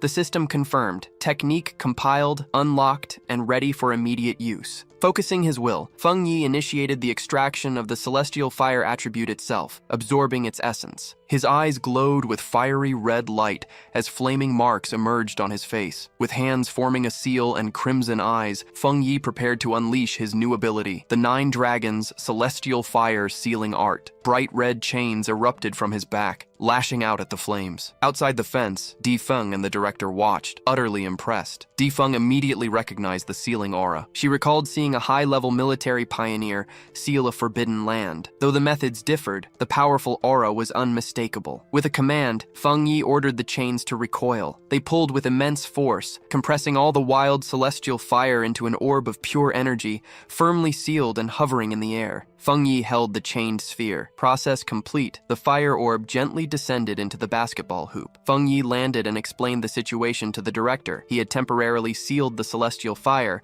and requested the court remain closed, with no repairs or approach, to prevent the fire from spreading. The director promptly agreed, assuring the location would remain isolated, which was no problem given the university's numerous courts. Di Feng, however, watched Feng Yi with an intense, silent gaze. The director, impressed, humorously commented on Feng Yi, offering his help, but Di Feng interrupted, asking to speak with Feng Yi alone. The director bid them a satisfied farewell, leaving them to themselves. Di Feng, serious and direct, turned to Feng Yi. She stated he had hidden his true depth well. Feng Yi tried to deflect, casually commenting on the celestial fire's difficulty, but she saw through his act, fixing him with a penetrating gaze. She told him to stop pretending, making it clear she wasn't talking about the fire, but about his extraordinary talent and power. Di Feng softened her tone, admitting that secrets were normal for pioneers, even more so for someone so powerful. Feng Yi listened in calm silence. Then, in an even more serious tone, she explained that while she had no right to ask for anything, she hoped to be heard attentively. She described a grim future of chaos, where Nation Z would desperately need top-tier talents like him. He put Feng Yi's potential into perspective. When spiritual energy fully awakened, his power would be as vital as a modern nuclear weapon. Therefore, he warned that all major powers, from restricted military zones to the Spiritual Energy Association, would rush to recruit him. He advised him to prepare for personal invitations from high-ranking officials with generously tempting offers. She admitted her reasons. If he joined her military unit, he would be a reinforcement and a powerful ally. She advised him to consider his options now so he wouldn't be caught off guard. Feng Yi hesitated, then asked a curious question. He wanted to know why she and Wang Liang seemed so hesitant to recruit him to their own forbidden zone, acting as if they weren't worthy. Di Feng explained that the reason was another legendary military region. Ji Feng believed such a powerful group would attract him more. He suggested they end the conversation and head to the cafeteria, where the director had invited them. As they walked, Feng Yi concluded, even the nation's most powerful forces faced major problems. His mind was racing. Ji Feng's words revealed the emergence of frightening anomalies, with power far beyond the pioneers. Feng Yi realized that these combatants likely included spiritual recultivators like himself, and perhaps even stronger ones. A new sense of urgency washed over him. The full awakening awakening of spiritual energy was rapidly approaching, and his preparation was still insufficient. His thoughts then turned to the immediate task. How best to use the newly acquired heavenly fire? He analyzed its nature, an erratic, wild, and utterly consuming flame. He understood it would be the perfect weapon against anomalies capable of reproducing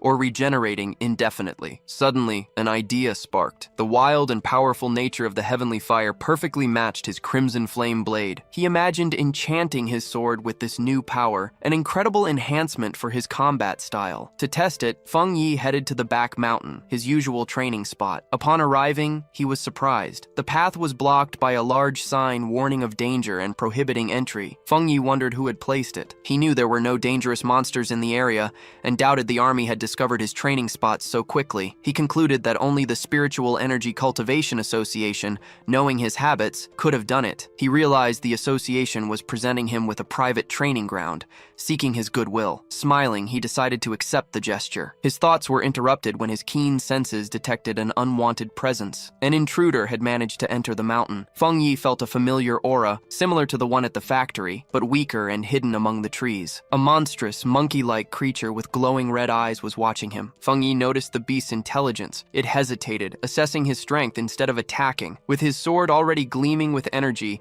he decided it was the perfect moment to display his power. A system window popped up, asking if he wanted to infuse the newly acquired heavenly fire into his Tang sword. The system described heavenly fire as a powerful light attribute, perfect for destroying evil. With a burning determination in his gaze, Feng Yi immediately accepted. His sword erupted into an endless, crackling pillar of flames. With an excited smile, he prepared to combine the inexhaustible power of heavenly fire with his crimson flame blade. The mutant creature would be his first test target. Feng Yi unleashed a colossal firestorm upon the monster. The creature was caught off guard, its eyes wide with terror, swallowed by the storm of flames, letting out screams of pain. At the epicenter of the flames he had created, Feng Yi tested his new ability. The energy of his attack had doubled or tripled. The flames, which didn't harm him, kept the sword blade cool to the touch. Suddenly, he sensed that the creature had survived the attack and was attempting to escape. With a determined look, he resolved to pursue it. Meanwhile, in another part of the forest, a young woman with curly red hair was live streaming, phone attached to a selfie stick. She claimed to her viewers that she had incredible luck, with extraordinary content always finding her. Her followers doubted her, and one challenged her to prove her luck at Kinsheng University by filming the mysterious heavenly fire. Her confident broadcast was suddenly interrupted. Her expression shifted to pure shock. The monster, similar to the monkey that had escaped Feng Yi, leaped from the undergrowth and attacked violently. The force of the impact sent her phone flying, cracking the screen as it hit the ground, but the live stream continued. Through the cracked screen, viewers saw the monster immobilize her, but they judged it to be a staged scene with poor effects. The streamer, however, was in real danger. She screamed in terror, trapped by the monster, which covered her mouth with its paw. The creature opened its enormous fanged mouth for a fatal bite. Before it could strike, an immense fiery blast in the shape of a dragon's head struck the monster, sending it flying. The streamer looked up, shocked, saved at the last second. The impressed viewers didn't perceive the real danger, but rather the incredible special effects of the fire dragon. The dramatic twist caused the audience to skyrocket to over 13,000 people. Still scared, the young woman looked over her shoulder, asking who was there. She picked up her phone, stood up, and pointed the camera at the source of the attack. Facing intense fire, she shouted to her audience that she had recorded everything, a person standing within the flames. The camera captured Feng Yi's silhouette, completely unharmed amidst the fire. Terrified and awestruck, she concluded she had been saved by a true immortal. The video of Ma's rescue, thanks to Feng Yi's intervention, went viral, becoming the most talked about topic on the internet, with over 13.5 million views. Dramatic headlines called him Mysterious Heavenly Fireman, King of Flames, and Immortal who descended to Earth to save the world. In an office, Xu Qingli's friend excitedly called her over to see the video. Enthusiastically, she said that it proved the existence of powerful cultivators and the veracity of heavenly fire at the university. Xu Qingli, however, reacted with disdain, claiming it was all just acting and special effects. But as she looked closer at the screen, her expression of doubt froze in shock and recognition. Her friend, not noticing the reaction, continued excitedly, praising the man's beauty in the video, until she noticed Xu Qingli's stunned silence. Internally, Xu Qingli was conflicted. She kept telling herself the video must be fake and that the figure only resembled Feng Yi. She argued that if it really were him, he would have been reduced to ashes by such intense flames. But denial soon gave way to fear. Could it really be him? She feared he would use his new power to get revenge arrange for their breakup, but stubbornly decided she would never bow to him, no matter what. Elsewhere, Lin Yi's red-haired pioneer team leader showed her the same video. Lin Yi's leader showed the video, asking if the man was the same one who had saved her from the monstrous vine. Lin Yi agreed, revealing they had discovered a powerful master in the spiritual creation realm lived nearby. Lin Yi wondered if her quiet cousin and the pioneer were the same person. Elsewhere in the city, Zheng Shaya and a pioneer from the lava cave also watched the video. The man recognized Feng Yi's combat stance, noting his strengthening. His companion noted the identical sword handling, realizing how lucky they were to have such a powerful figure nearby. News of Feng Yi's public display of power quickly reached the highest levels of the country's two main organizations. At the association's headquarters, where the city's crisis was worsening and pioneers struggled to keep up, Su Qing reported to officials. She assured them that the army was already in contact with Feng Yi and that he would certainly help them. Meanwhile, at a military command, Ji Feng, Major Han Li, and other officers discussed the information. Impressed by his progress, they called Feng Yi a monster for reaching the spiritual creation realm so quickly. They debated his high-level attributes, concluding he must have 3 or more. They agreed that intimidating him had been a mistake, and the only option was to recruit him. Major Han Li asked if the high command would approach him personally. Ji Feng confirmed, but noted the military brass's hesitation to lower themselves, as all elite pioneers had always emerged from their own ranks. Taking the lead, Major Han Li outlined the new strategy. Subordinates should investigate Feng Yi's needs in weapons and equipment and offer training locations as a gesture of goodwill. A crucial order was given. The viral video of the broadcast and the rumors must be strictly controlled. The spiritual energy cycle of Nation SI now revolved around Feng Yi. Su Qing and Ji Feng thought about their future. She worried about the immense pressure, he with a slight, confident smile. The two leaders eagerly awaited to see what Feng Yi would do next. In a silent hospital room, where a heart monitor emitted regular beeps, a mysterious purple-haired woman sat beside a patient, whom she called Master. She spoke softly, saying that Nation SI had found new hope with Feng Yi's emergence, and that the chances of her master finally waking up had increased. A day later, back in his apartment, Feng Yi was having breakfast, reflecting on the past month. The battle at Back Mountain had gone viral because of a bold streamer seeking views in a restricted area. As he ate, he noticed the video had been completely removed from the internet and the streamer's account banned. The work of the army or the Spiritual Energy Association, he presumed. His thoughts were abruptly interrupted by a realization. His cousin Li Yi hadn't come home last night nor sent any message. Unusual. Even on a mission, Feng Yi felt a growing unease as he tried to call Li Yi. The call went straight to voicemail. Genuinely worried, he sensed the danger and decided to go after her. Far from there, in a dark, foggy forest,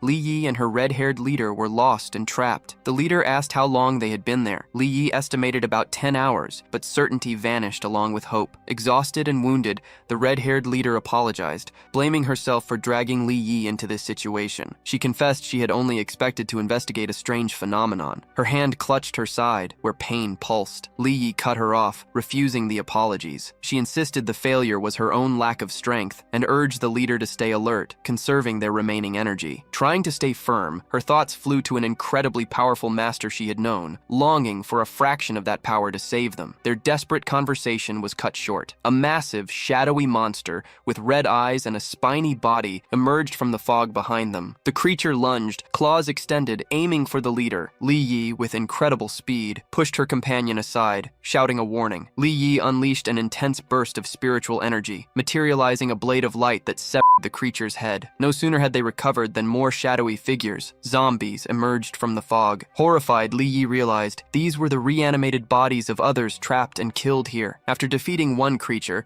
which dissolved into a black puddle, Li Yi explained, the main monster was toying with them, turning victims into puppets. The leader added that their attacks were useless against the fog. Their spiritual energy was draining away. With the true enemy still hidden, they realized they were trapped in an illusion created by the monster, a gray, swirling space where the creature was invincible. It was a waiting game. The monster was simply wearing them down. A drop of sweat trickled down the leader's face as she realized the gravity of the situation. Suddenly, the sky above them tore open, revealing a single gigantic blood-red eye watching them. Gripped by terror, the leader screamed Li Yi's name. The eye, a pulsating mass of flesh, bubbled and multiplied into countless viscous eyeballs. Furious and desperate, the red-haired leader attacked, slashing several spheres out of the air. Li Yi, however, felt the creature's energy shift, warning the leader not to let down her guard. The enemy was finally losing patience. The main eye fired a powerful beam of red energy. Li Yi raised a crystal barrier just in time,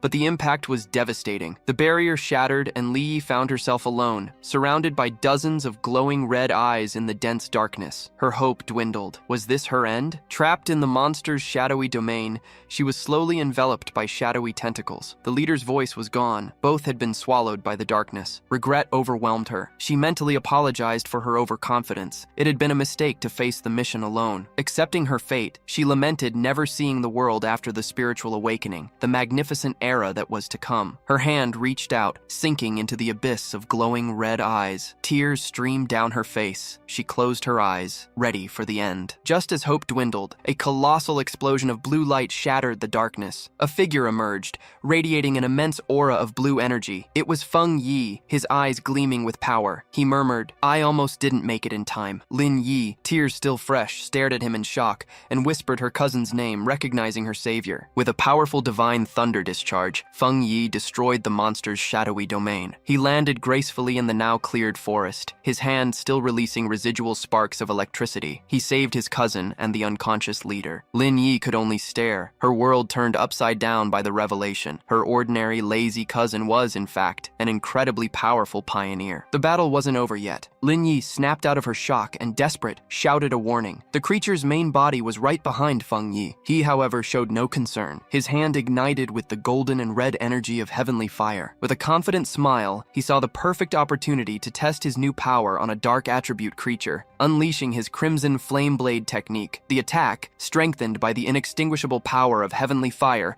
engulfed the monster in a furious blaze. The creature let out a final, agonizing scream, consumed by the divine flames. After the fight, the red-haired leader slowly regained consciousness. She found herself with Lin Yi, sitting on the ground, feeling uncertain, surrounded by a protective circle of fire, confused and scared. She asked Lin Yi if they had died and been dragged to hell with the monster. Lin Yi, now calmer, reassured the leader, asking her to look closely and assuring her they were still alive. Still processing what had happened, the leader repeated Lin Yi's words in disbelief before asking who saved them. Feng Yi casually walked towards Lin Yi and her leader, a slight smile on his face as the protective flames dissipated. He said the problem was solved and, noticing the time, commented that they probably hadn't had breakfast yet. The red-haired leader stared at him, eyes wide in sudden realization. She leaped to her feet, filled with pure excitement and awe. She pointed at Feng Yi, confirming it was he who had saved her before, in Changyu City, from the monstrous death vine. Feng Yi was slightly surprised by how easily he was recognized. Lin Yi was shocked by this new revelation. She asked the leader if the powerful fire attribute master who saved her from the vine was truly her cousin. The leader, surprised by the connection, questioned Lin Yi. How could this super master be the cousin she described as ordinary? Feng Yi awkwardly scratched the back of his neck. Excited, the leader grabbed Lin Yi's shoulders,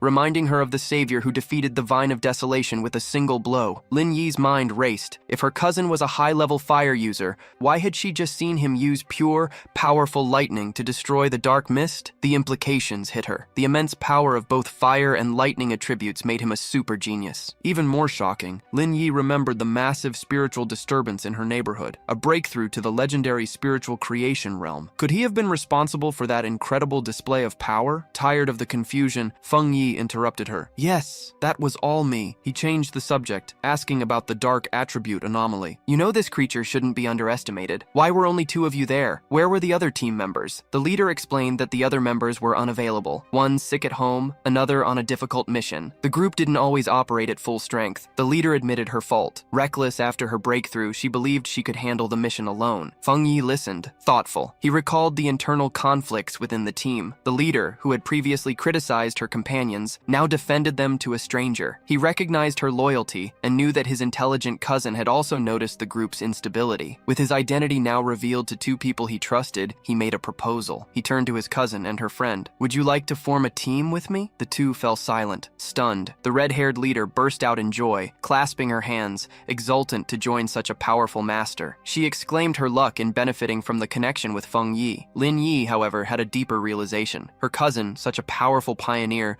must have known her secret all along, watching her in silence. The idea of having a trustworthy and powerful family member on that lonely cultivation path, someone who helped her without asking for anything in return, brought her immense happiness and relief. A tear of gratitude traced down her cheek. Wiping it away, she beamed a radiant smile, gestured to her cousin and thanked him, promising 2 extra eggs for dinner. At that moment, Lin Yi's Yi's phone vibrated. She announced, "Sister Jaelian, the powerful member of the Pioneer Group, just posted a new mission." It was an alert for a high-risk collection task in the extreme dark zone, a place explicitly related to the dark attribute. Jaelian's message ended with a stern warning. "Think carefully before signing up." Feng Yi asked if they knew the zone. Lin Yi explained, "It's a border area strictly forbidden by the Xia Nation. The dark energy there is so powerful that most pioneers completely avoid the place. Anomalies in the city are leaks of this energy. The extreme danger prevented even the government from exploring it, with attempts resulting in serious accidents." Intrigued, Feng Yi suggested exploring and asked Lin Yi to contact Lan for mission details. Lin Yi replied that it was pointless, as Lan was known for being mysterious and rarely spoke more than a few words. Feng Yi pondered. For Lan to issue a mission in a top-secret governmental area, she would either be a daring outsider or someone high-ranking in the Military Spiritual Energy Association. The second option seemed more likely. Despite his doubts, Feng Yi, as Heiju, sent a message to Jailan, expressing interest and asking for more details. To his and Lin Yi's surprise, Jailan responded with untypical details. The mission was to collect the floor Shi'ai. She warned, "The rewards are much higher, but the dangers in the extreme zone are dark attribute, with a much higher risk than usual." She advised all pioneers to form teams. Feng Yi's team was surprised by such detail, unusual for Jailan. A moment later, another, even more direct message arrived from Lan. She warned that the mission might involve an S-level anomaly, and that the mortality rate was extremely high, asking them to reconsider. Then, she added a final, subtle piece of advice. "If you have a strong, reliable pioneer to team up with, it's not too late to sign up elsewhere." At the hospital, Jailan, the purple-haired woman, walked flanked by guards. She saw the message, thinking she had done all she could. Now, the decision was his. At the park, Feng Yi smirked, catching the subtext. He told Lin Yi that Lan's message was more than a warning.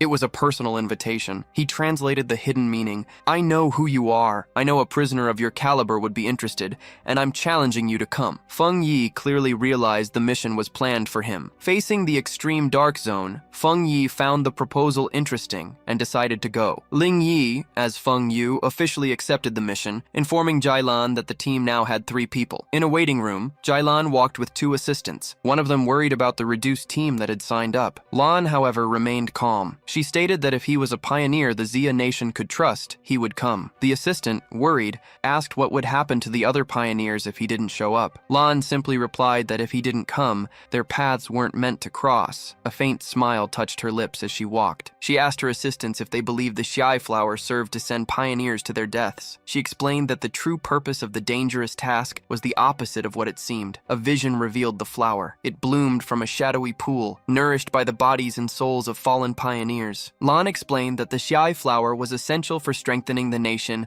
and, in the long run, saving more pioneers. The goal was to protect the future strength of the Yi Nation, like Feng Yi and his team, and to revive the combat elite already lost. In the hospital room, she held the hand of her master in a coma and reaffirmed her goal, to obtain more Shi'ai flowers at any cost. She revealed that her master was the only pioneer from the Yipston Nation to reach the legendary Jianggang realm, and the Shi'ai flower was the only one capable of awakening him. Yanlan highlighted the strategic value of a recovered Jianggang expert. He would be a national asset in international negotiations, comparable to a nuclear weapon. For her, sacrificing some pioneers or entire teams was an acceptable price for his return. His Majesty, however, expressed concern for Yanlan's health, even with the mission being crucial. The comment hardened Lan's expression. She repeated the words, "My health is important," before exploding in fury and sorrow. She screamed that her life only mattered because it was a gift paid for with the lives of comrades who saved her, and she brought her hands to her head,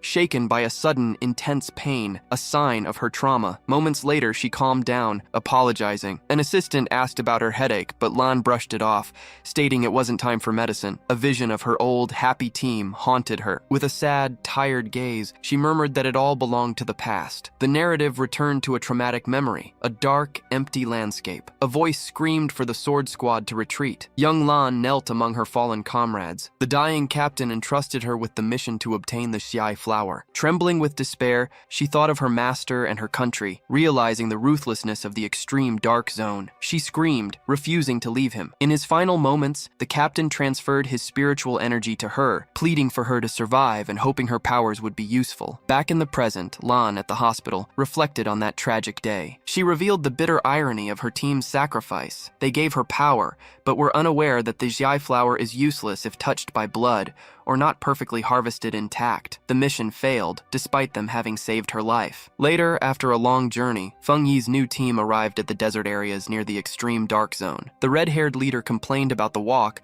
questioning why they couldn't fly given their power. Lin explained that flying for long periods was unfeasible for pioneers, unless their spiritual energy was overwhelming. Feng Yi remained silent, red eyes fixed on their destination. Finally, they arrived at an immense, heavily guarded checkpoint, marking the zone's entrance. Beyond the rows of tank barriers and fences, a shimmering blue energy barrier appeared. Feng Yi confirmed it was the limit of the extreme dark zone, sensing the dark, unpleasant aura even from a distance through the multiple barriers. The group was clearly disturbed by the intense energy. The leader commented that it was 1,000 times scarier than the monster they faced before. Feng Yi simply told them to stay calm. He pointed out they weren't the only ones answering the call. A crowd of pioneers was already gathering at the checkpoint, awaiting the mission. The leader explained that the pioneers weren't just there for the reward. Though the dark attribute was cruel and hostile, the increase in monsters in cities had forced them to confront the origin of the problem. Many had come to face the threat directly. The red-haired leader agreed, and Feng Yi watched her with a slight smile, impressed by his cousin's perceptiveness. Independent pioneers, with unique equipment and styles, awaited the opening of the gates. While they waited, Feng Yi explained his reason for accepting the mission. He had already faced dark monsters twice. The first was the mutant rabbit, which resembled a monstrous rat. The second was the Candle Knight duo, a serpent and its rat-like partner, who worked together to lure and trap prisoners. During a mission that nearly wiped out a spiritual energy association team, it became clear, as his cousin noted,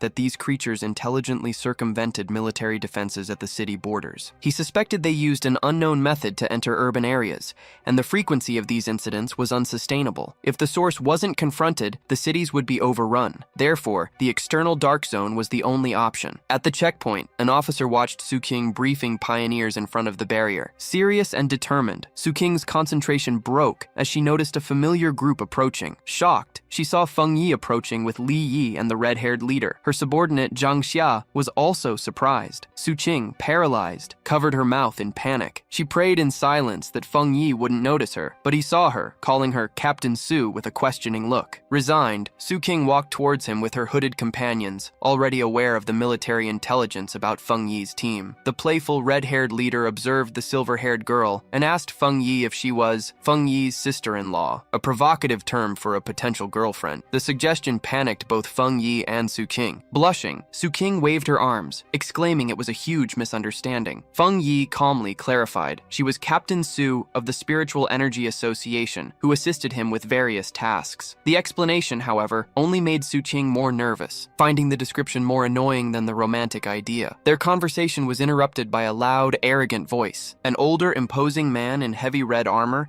advanced with two similarly equipped pioneers, calling them shameless youngsters. Loudly, he complained about the new generation of pioneers, who were increasingly young and disrespectful, chatting casually in such a dangerous place without even greeting their elders. Sarcastically, he hoped they'd at least have each other's backs in the new extreme zone. The red-haired leader bristled, but Feng Yi calmly held her back, unfazed. She pointed a finger at the arrogant man. "Mind your own business. No one knows who'll be the first to die of fright in there." The man's gaze turned to rage. An approaching vehicle broke the tension, and he smirked as the transport arrived. A large armored vehicle with police lights pulled up. From the back, the enigmatic Yalan stepped out. Her presence immediately drew the attention of all the pioneers, who reacted with astonishment, recognizing the famous sister of Leon. She walked with authority, flanked by guards, while the pioneers murmured, impressed by her grand entrance. Feng Yi watched and deduced her purpose. She was the one who would open the gate. Yalan stopped before the enormous blue energy barrier that crackled intensely. She raised her hand, concentrating pure energy until a brilliant blue symbol formed in her palm. With a powerful motion, she pushed the symbol, and the immense barrier tore open, revealing a dark path into the Forbidden Zone. With the gate open, the S-Class mission officially began. Before the ominous portal, with red and black energy screaming around it, Yalan gave a final warning. The chi flowers to be collected must be perfectly whole and untouched by human blood. There would be no reward if the rules weren't followed. She ordered them to begin. The large group of pioneers walked toward the terrifying portal. As they advanced, one of the arrogant ones muttered to his leader. Yalan was sending them to their death paths without accompanying them. The arrogant one's companion told him to shut up, reminding him that the government would pay their families a fortune if they died. As Feng Yi's group watched the others enter, Su King analyzed the team's strength for him. She identified the arrogant pioneer as a 1-star spiritual creation realm cultivator,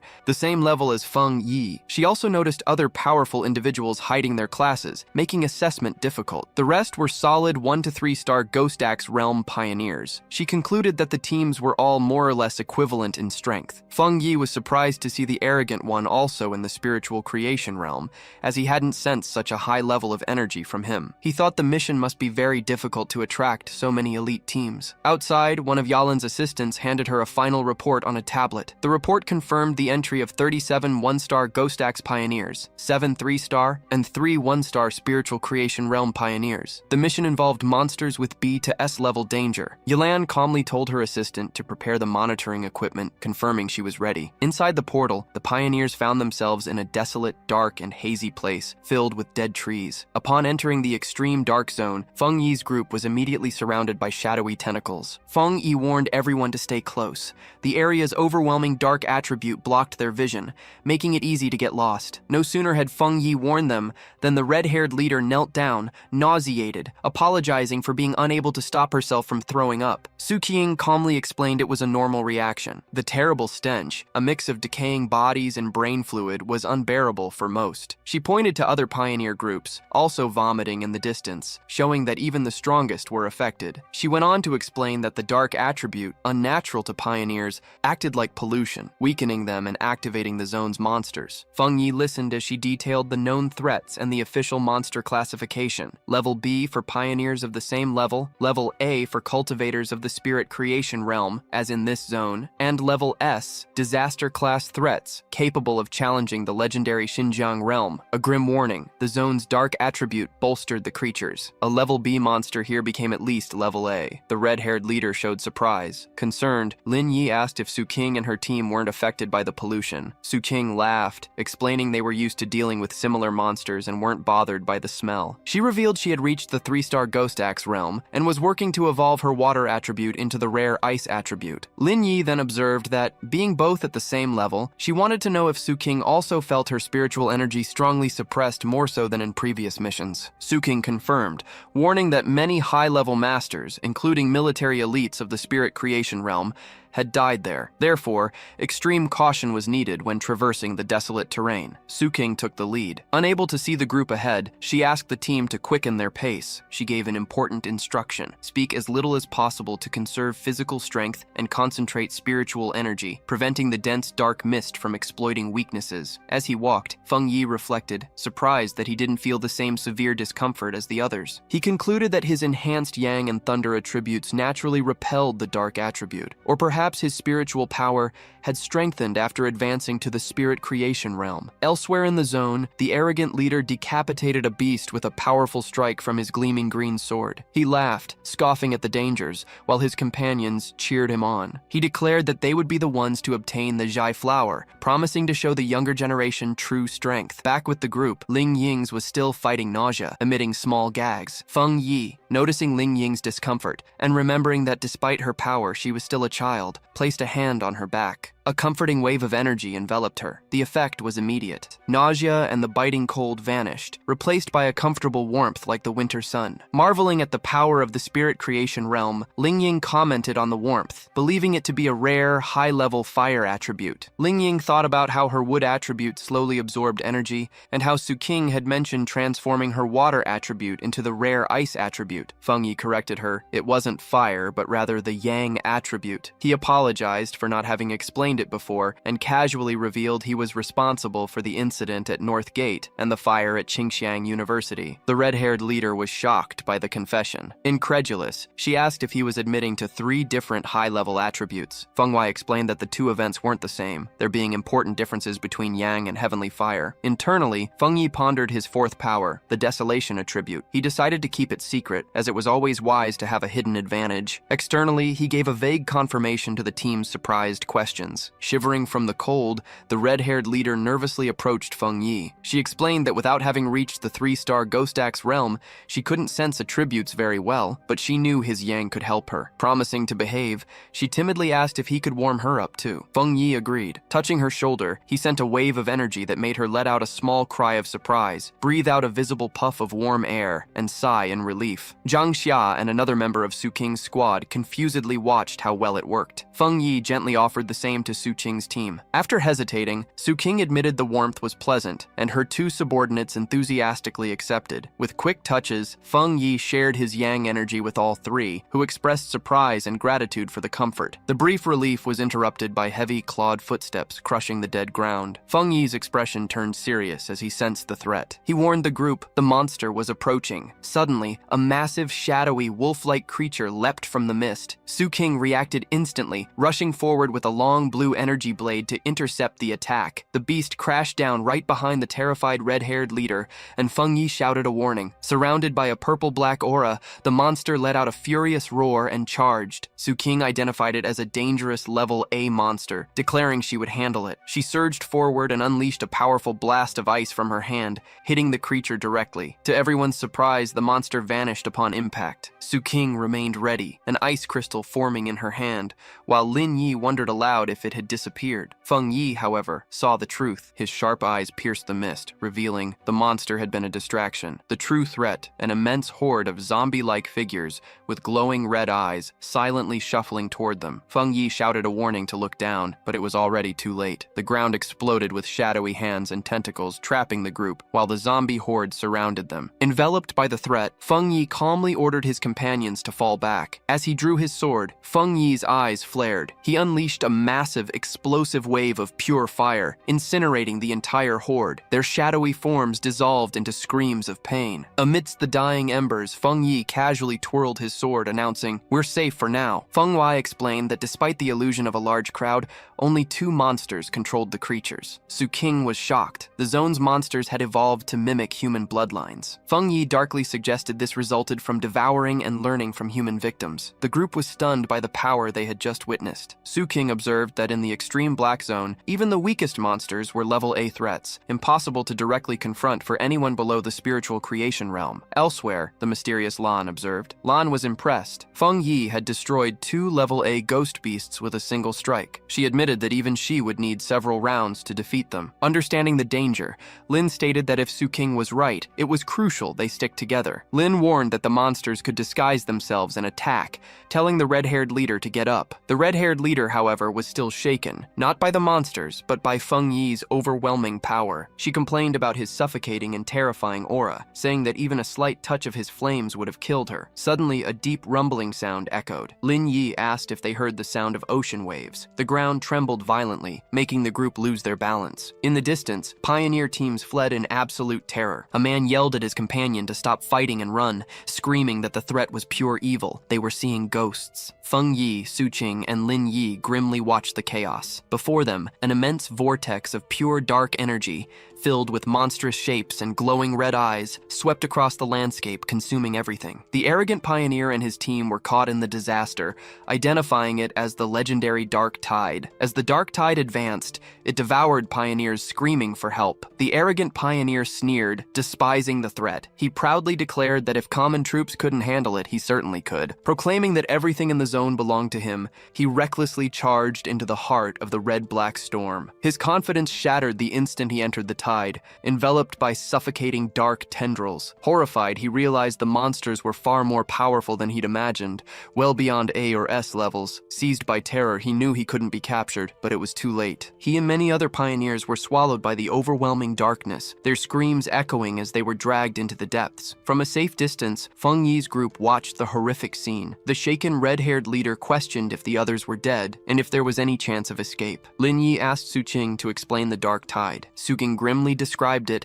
as the ultimate form of the dark attribute, a wave of pure corruption that devoured everything in its path, including other monsters. Confused and terrified, Suqing explained that the mission should have avoided the day of the tide, fearing that the pioneers ahead were already dead. Lin Yi recalled descriptions from the forums where the dark tide was a force capable of destroying entire cities. Terrified, she begged her cousin that they retreat while there was still time. Feng Yi, however, remained calm. He told them not to panic and raised a vast protective barrier of golden energy, pulsing with blue lightning around the group. He explained that the spiritual shield was a natural counter to the dark attribute and that, if needed, they would combine their powers to maintain it and survive the impact. Suqing, shocked, asked what he would do. She warned him that the dark tide was a concentrated state of the dark attribute and that not even their combined powers could stop it, reminding him that a powerful pioneer of the spiritual creation realm had just been swallowed. Feng Yi, unyielding, with his sword wreathed in golden flames and his other hand sparking with blue lightning, confidently declared that he would destroy it. Before anyone could react, he leaped, a trail of fire and lightning, rocketing towards the colossal wave of darkness. His companions watched, astonished, Suqing questioning if he would truly destroy the dark tide. He plunged into the heart of the storm, his light carving a path through the swirling chaos. In the eye of the black tide, Feng Yi floated calmly, unharmed in his golden protective aura, as dark energy swirled around. He noticed small, flame-shaped red sparks in the storm and smiled, confirming his suspicions. There, in the heart of the black tide, a gigantic horde of countless monsters surrounded him, their distorted forms writhing in the darkness. He analyzed the true nature of the threat. They weren't mere A-level monsters, but enhanced compositions, fused and evolved versions of countless smaller creatures. The tide, a living incubator, evolved its creatures from B-level to A, and then to S. He concluded the event was at least an SSS-level threat, explaining why it could easily devour even powerful pioneers of the spiritual creation realm. A monster lunged. Feng Yi's eyes blazed with golden fire, and with a single, powerful strike of his flaming sword, he unleashed a crimson blade technique, easily destroying the composite A-level beast. He reflected on his incredible growth. The combination of his new spiritual creation realm power with the Skyfire-enhanced sword allowed him to instantly annihilate a creature that would once have been a difficult fight. Scanning his surroundings, he noticed something familiar. The arrogant pioneer, still alive, but being consumed by the tide's dark energy. The man remained conscious, fighting the corruption. Feng Yi realized that, by still reacting, the man's spiritual energy hadn't been fully drained. He concluded that, although his spiritual foundation wasn't as solid as his own, being a true spiritual creation realm pioneer gave him a small chance. Deciding to act, Feng Yi gathered his divine thunder power. He unleashed an immense burst of purifying lightning, striking the dark mass that held the pioneer. The man was hurled out of the tide, falling unconscious, but free from corruption. Standing over his fallen rival, sword still blazing, Feng Yi observed. The man could be saved, but barely. His victory, however, was short-lived. The surrounding dark energy began to twist and recompose, and the destroyed monsters reformed before his eyes. He saw a massive, multifaceted creature regenerating from the darkness, and realized, with grim certainty, that the tide could endlessly reproduce its servants. Facing the regenerating horde, Feng Yi, with a confident smile, decided on a riskier plan. He deliberately dropped his protective aura, exposing himself to the black tide. Unprotected, his system activated, detecting the extreme dark attribute but failed. The power was excessive and couldn't be absorbed at that moment. Feng Yi was disappointed but not surprised. He confirmed that the dark attribute,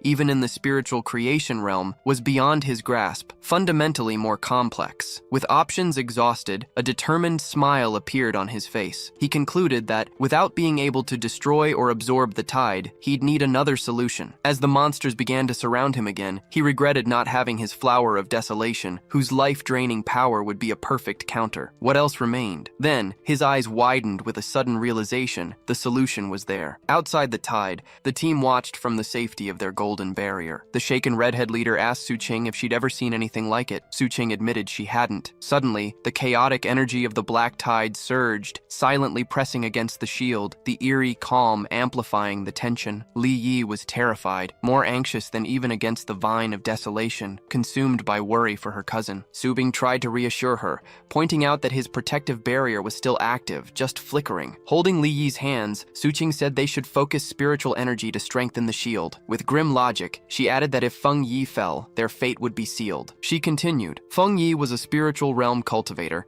master of several powerful attributes, and his true strength might be even greater than they knew. It wasn't for pioneers of their level to worry about rescuing someone so far beyond their capabilities. Her surprisingly good-humored and confident words calmed Li Yi, who thanked her. Suqing smiled, admitting her companions called her too serious, and asked if Li Yi felt better. The tension broke when a colossal pillar of pure fire erupted from the black tide, pushing back the oppressive darkness. From the heart of the inferno, Feng Yi unleashed his supreme technique, the art of sealing the 9 heavenly fire dragons. He rose from the flames, his body gleaming with a mix of blue and golden energy. Outside, his companions watched in awe. The redhead leader pointed excitedly at him. An invigorated Li Yi could barely believe it, and Suqing stared at him in shock, awestruck by the magnitude of the revealed power. The technique manifested as 9 colossal fire dragons, swirling and dancing, their combined light overpowering the black tide. Elsewhere, the mysterious lamb, monitoring the mission, was unbalanced by the immense spiritual pressure. She recognized the legendary heavenly fire attribute and the technique as a powerful seal. She watched, incredulous, as the 9 dragons converged, compressing the entire black tide into a single unstable sphere of flaming energy,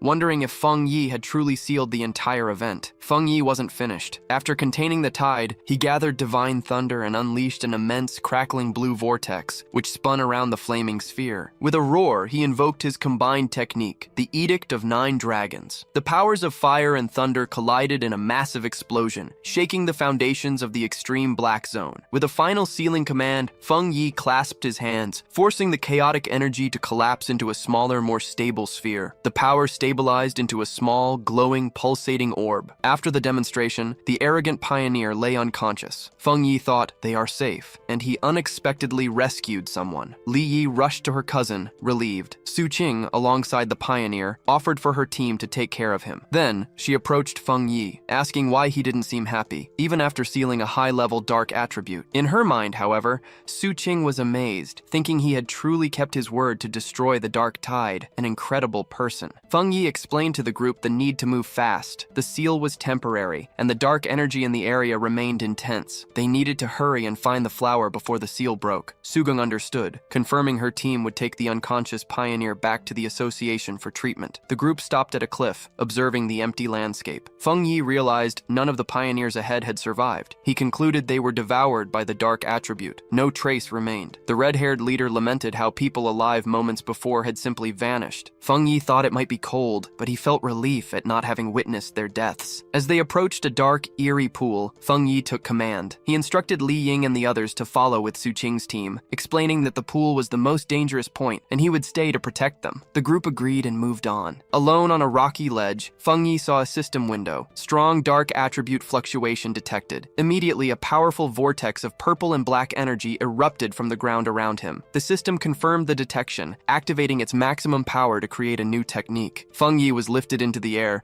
arms open, as enormous pillars of pure dark energy surged around him. The process was successful. Feng Yi's eyes opened, glowing with a menacing purple light, filled with the essence of power. He had mastered a new technique. The system window confirmed, acquired the dark attribute technique, limited dark world. The system explained that the ability allowed him to create a sealed space within the dark mist, where spiritual energy was drastically weakened. Feng Yi reflected on the power, recognizing the dark world as a special domain controllable by him, and understood the enormous strategic advantage. His new power would drain the enemy's spiritual energy, preventing their recovery. Imagining himself above a sea of desperate hands, Feng Yi concluded that with this weakening and his other attributes, he could destroy any threat, even an even more potent S-rank dark tide. As the last purple energy dissipated, Suqing, still in shock, asked Feng Yi if he felt the dark mist reforming around them. Her eyes widened at the immense spiritual fluctuation. She watched Feng Yi, surrounded by the remaining energy,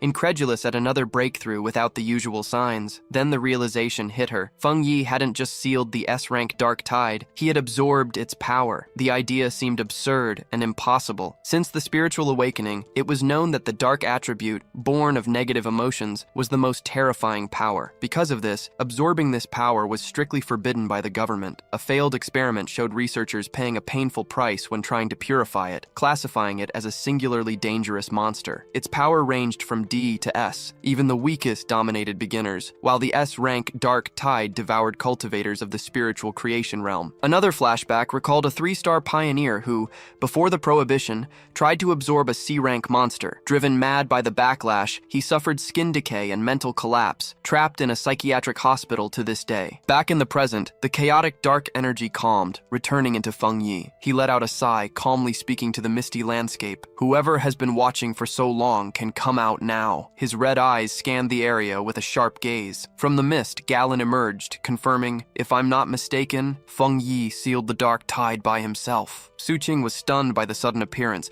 exclaiming Galen's name in shock. Galen floated down and landed before Feng Yi, asking if he was absorbing the dark attribute. Feng Yi calmly confirmed. The directed mission shocked Suqing again. In a swift, unexpected move, Galen drew a pistol, pointing it at Feng Yi's head. The redhead leader screamed Galen's name, demanding answers while she and the intimidating Lin Yi watched, paralyzed by fear. Subing reacted, stepping between Galen and Feng Yi, blocking the weapon with one arm. She glared at Galen, reminding her that Feng Yi was a primary target for military recruitment and questioning her hostility, given that even the association wanted him before the army intervened. Ignoring Suqing's defense, Feng Yi calmly placed a hand on her shoulder and addressed Galen. Intrigued, Feng Yi asked if the mission wasn't to find the flower, noting that while she seemed anxious, she also showed dissatisfaction that they had survived. Galen remained silent, her face unreadable, the weapon still aimed. The gleam of the barrel reflected the tension. The redhead leader, enraged, shouted at Galen, accusing her of betrayal. "We always trusted you. Why didn't you help against the dark tide? Without Feng Yi, we would have died." Pointing at Lin Yi, she said he was still a child, and accused Galen of just watching, only to now threaten their savior. Suddenly, Galen lowered her weapon, displaying a slight smile. She said it was all just a prank, and remarked how well-liked Feng Yi seemed by his companions. Then she congratulated him, announcing that he had passed the test. The sudden shift confused the redhead leader and Suqing, but Feng Yi understood. He asked if Galen was testing him, and she confirmed. His talent required a personal assessment, not just data. Turning to the redhead leader, Galen justified her non-intervention. Pioneers follow the harsh rules of this world. Luck and misfortune alternate, but they were lucky to have Feng Yi. She pointed out that no monsters had attacked them since the Dark Tide's defeat, terrified by his power. Feng Yi, with a dark gleam in his eyes, agreed. The Dark Tide itself intimidates the weak and fears the strong. Test concluded, Galen offered to guide them to the flower, knowing the area. As they followed her, Suqing whispered to Feng Yi. Galen seemed troubled. Her squad had been decimated by the Dark Tide. She was the only survivor. Feng Yi processed. Blind obedience and the rules had made her cold. The loss of her squad left her with post-traumatic self-destructive tendencies. However, another belief sustained her, and seeing him seal the Dark Tide made her lose her composure. With understanding, Feng Yi sketched a faint smile. "She's injured," he told his companions. The redhead leader questioned this, and Feng Yi, observing Galen, confirmed, "Her spiritual barrier is severely damaged. Though possessing the power of a 2-star cultivator from the spiritual creation realm, her protective aura had dropped 2 levels. Her disintegrating spiritual energy and slight sway confirmed a significant internal injury. Noticing their concern, Galen looked back and silently thanked them, downplaying it. "It's nothing." Guided by Galen, the group entered the chaotic tombs, a desolate, foggy landscape filled with dead trees and scattered bones. As they advanced, Feng Yi's keen senses alerted him to something wrong, revealing the remains of a half-buried pioneer. Galen announced their arrival. Before them, in a clearing, a single flower glowed with a soft purple light. As Galen moved toward the flower, Feng Yi watched her, sensing the mistake. His suspicion was confirmed. Fierce, red-eyed, dark monsters emerged from the ground, protecting the flower. The sudden appearance didn't make Galen recoil. On the contrary, her expression became a disturbing obsession. She extended her hand, whispering, "Finally, I can see it again." Her face darkened, as if in a trance. Feng Yi's expression turned serious as he realized the imminent danger. Reacting instantly, he summoned a sphere of golden red flames, shouting a command to awaken her spirit. He launched the fireball at Galen, aiming to rouse her. The sphere flew toward her. At the last second, she awoke from her trance, recognizing the rare and powerful Yang attribute technique. She deflected the blast blast with one arm, generating a shockwave. Now, she and Feng Yi faced each other in tense silence, golden energy crackling in his hand. Galen, fully awake, was shaken. The sight of the flower brought painful memories, and phantom images of fallen friends flashed through her mind. She wondered if her preparations still weren't enough. Seeing her conscious, Ning Yi and Su Qing rushed to her side. Ning Yi asked if she was okay. Su Qing, observing the strong influence of the dark attribute on Galen, suggested they stay together. Ignoring them, Feng Yi stepped forward with confidence. He declared he would handle the flower alone. He walked calmly through the misty clearing, approaching the glowing flower. Suddenly, the ground trembled. A massive, grotesque, wolf-like monster with glowing red eyes emerged from the earth. Advancing with its mouth agape, it revealed a terrifying storm of screaming faces in dark red energy and roared with hunger. Impassive, Feng Yi summoned shimmering blue energy to his fingertips and declared, "Divine thunder." Colossal bolts of lightning tore through the monster's body. The creature roared in pain, its body racked with electricity, but it didn't fall. Feng Yi observed. The fox demon, having devoured countless monsters, had transformed into an S-class threat. With the seal under the black tide temporary and time running out, he needed to finish this quickly. Faced with the monster's impressive strength, a confident smile appeared on his face. He decided that if it didn't die, the creature would serve as a test subject for his new power. He gathered terrifying purple energy of the dark attribute. With a determined gaze, he unleashed his newly acquired power, a dark, limited world. A colossal storm of purple energy swirled around him, completely trapping the surprised creature. The energy solidified into a large, dark purple sphere, engulfing Feng Yi and the monster. Within this new reality, shadowy tendrils of purple energy whipped in all directions, coiling tightly around the S-class beast. The monster writhed and groaned in pain, its massive body shrinking under the immense pressure of Feng Yi's domain. A system window appeared, confirming the technique's devastating feat. Under the influence of the dark, limited world, the S-class anomaly was demoted by 2 levels, becoming a B-class threat. Facing the weakened creature, Feng Yi noted that its foundation must have been very weak to be demoted so easily. With the enemy manageable, his sword ignited with golden red flames. He declared the fight over and unleashed a single massive flaming strike, destroying the monster in a blaze of fire. Outside the sphere, Su Qing and Li Ying observed the enormous orb of dark energy. Su Qing found it strange, noting that while it was clearly a dark attribute, it felt different from usual. Li Ying agreed, noticing the absence of the usual heavy, repulsive cold. Galen explains, they are witnessing Feng Yi's personal domain, a space he created himself after mastering the dark attribute without a master. Galen reflects on the immense importance and difficulty of such a feat. Until then, only her master and, perhaps, 3 other people in the world were capable of creating a spatial domain with spiritual power. A painful memory surfaces, a disaster that devastated an entire city. She recalls her master's failure to contain the disaster with his own domain. Her thoughts are interrupted when the purple sphere disappears, leaving Feng Yi alone in the clearing. Galen and Shang Yi are surprised by the battle's speed, finished with a simple movement and a reassuring smile. Feng Yi announces that the funeral mountains are safe. With the area protected, he walks towards the glowing flower. Carefully, he pulls the plant from the soil, preserving its roots. Holding the glittering prize, he concludes it's enough for the mission. Galen watches him, tense and nervous, as the mission reaches its critical point. Feng Yi returns to the group, handing the flower to Galen, who comments on its small size. He confirms the mission is complete and requests immediate departure, explaining that the sealed dark tide, unlike other monsters, could become a problem at any moment. He adds that they also need to deal with an arrogant pioneer and his team. Holding the flower, she sincerely thanks Feng Yi, admitting his overwhelming power was the sole reason for their success. Then, she thanks the rest of the group and announces their departure. As the others move away, Galen stops, looking back to thank Feng Yi one last time. Then, she reveals the mission's critical importance. Elder Wu, the only pioneer of the King Kong realm in the Jia Nation, was on the verge of death, and the flower was the only remedy. With a slight smile of gratitude, she tells Feng Yi he had just saved the life of the nation's most powerful protector. Feng Yi listened, thoughtful, processing the new and important information, repeating the name of the legendary King Kong realm to himself as the group emerged from the dark portal of the extreme dark zone. They were greeted by a sky of swirling red clouds. The red-haired leader raises her fists in triumph, shouting in relief at seeing the light and having survived. Lin Yi agrees, grateful for the daylight. Their return was greeted by applause from a crowd of anxious officials. They celebrated the flower's recovery, admitting they almost hadn't believed it when Galen informed them. As the team passes through the path opened by the crowd, the red-haired leader is surprised by the number of people. Someone from the crowd wonders aloud who obtained the flower. Suddenly, Lin Yi Yi is surprised to notice something ahead. On the path, an enormous armored military vehicle, surrounded by elite soldiers. The red-haired leader recognizes the vehicle and the symbol of the legendary Star God War Zone, the most powerful and famous military force in the Xia nation. Shame washes over her as she realizes Galen is a member of this elite unit,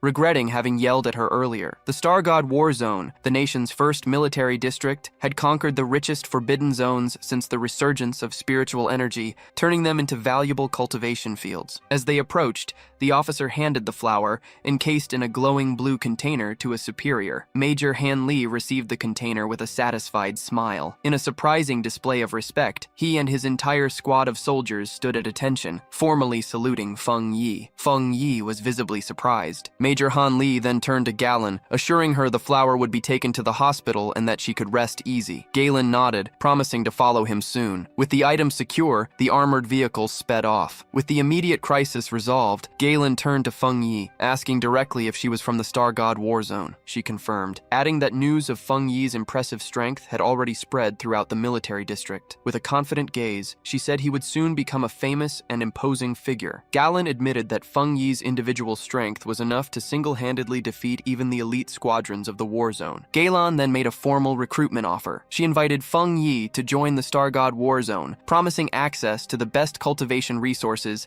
and emphasizing his limitless potential. She also guaranteed that the mission rewards for him and Su Qiying's squad would be delivered soon. Feng Yi listened with a faint smile, but seemed to be deep in thought. Her tone grew serious. She explained the gravity of the global situation, stating that with the rapid changes, the nation's biggest concern was dark attribute anomalies. A vision of a city consumed by a cloud of purple and black energy illustrated her point. She warned that the number of these anomalies was growing at an alarming rate, and the influence of the dark zones would spread like a deadly tumor, with the potential for catastrophic consequences. Due to this extreme danger, there was no choice but to establish forbidden zones and entrust their strict guardianship to organizations like the Spiritual Energy Association. She made it clear she wasn't telling him this to pressure him into joining, but because she believed such a remarkable and powerful pioneer deserved to know the truth about the world. Understanding her sincerity, Feng Yi smiled and reassured her. He said he understood and that if he encountered any anomalies in the future, he wouldn't stand by idly. He assured her she could rest easy. Upon hearing his promise,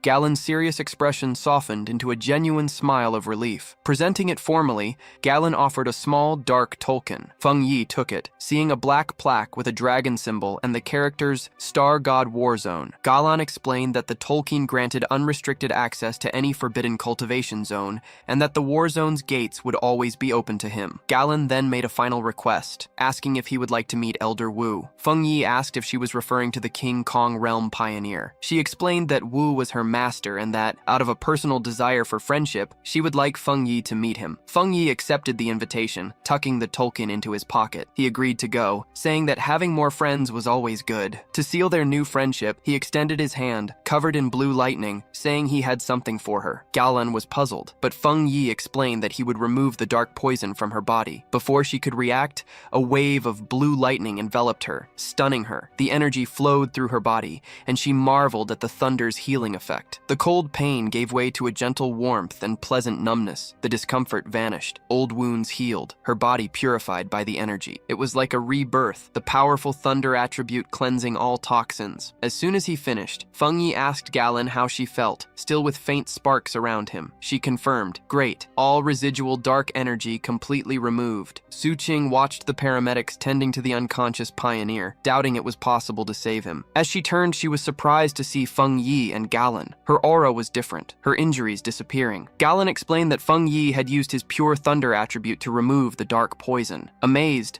Su Qing realized the true nature of his power, to destroy enemies and save lives. Su Qing pointed at Feng Yi, impressed. He merely asked what she was looking at. With a brilliant idea, she excitedly waved at the paramedics. Approaching Feng Yi, she proposed a partnership. Combining his spiritual power with medical equipment, they could save many pioneers from dark corruption. To prove her seriousness, she bowed bowed deeply, pleading for another demonstration. Feng Yi reflected in silence. After a moment, he agreed, releasing a controlled flow of blue lightning from his hand, asking if that was enough. A paramedic, seeing the pure energy, excitedly confirmed it would work. Such a high-level thunder attribute could indeed combat the dark. Suqing explained that when Feng Yi treated her, the power was transmitted directly, destroying the corruption. She suggested that Feng Yi and the patient just needed to hold hands. However, the paramedic clarified that not every cultivator, even in the spiritual creation realm, could withstand such pure energy. He explained that Suqing's injuries, though serious, were light compared to others. Healing the arrogant pioneer would require 10 times more spiritual energy. Saving his life would already be an accomplishment, full recovery almost impossible. Feng Yi agreed, asking how to transfer the energy. They led him to the ambulance. One of them asked him to place his hand on a special device and release his spiritual energy, which Feng Yi agreed to do from a distance. Lin Yi watched, surprised that Galen was a high-ranking member of the Star God War Zone. She was impressed. Her cousin was so powerful that even this legendary military unit wished to ally with him. She remembered how the normally cold Galen had personally asked for his friendship and given him her personal emblem. After a while, Feng Yi turned to Lin Yi and her red-haired leader,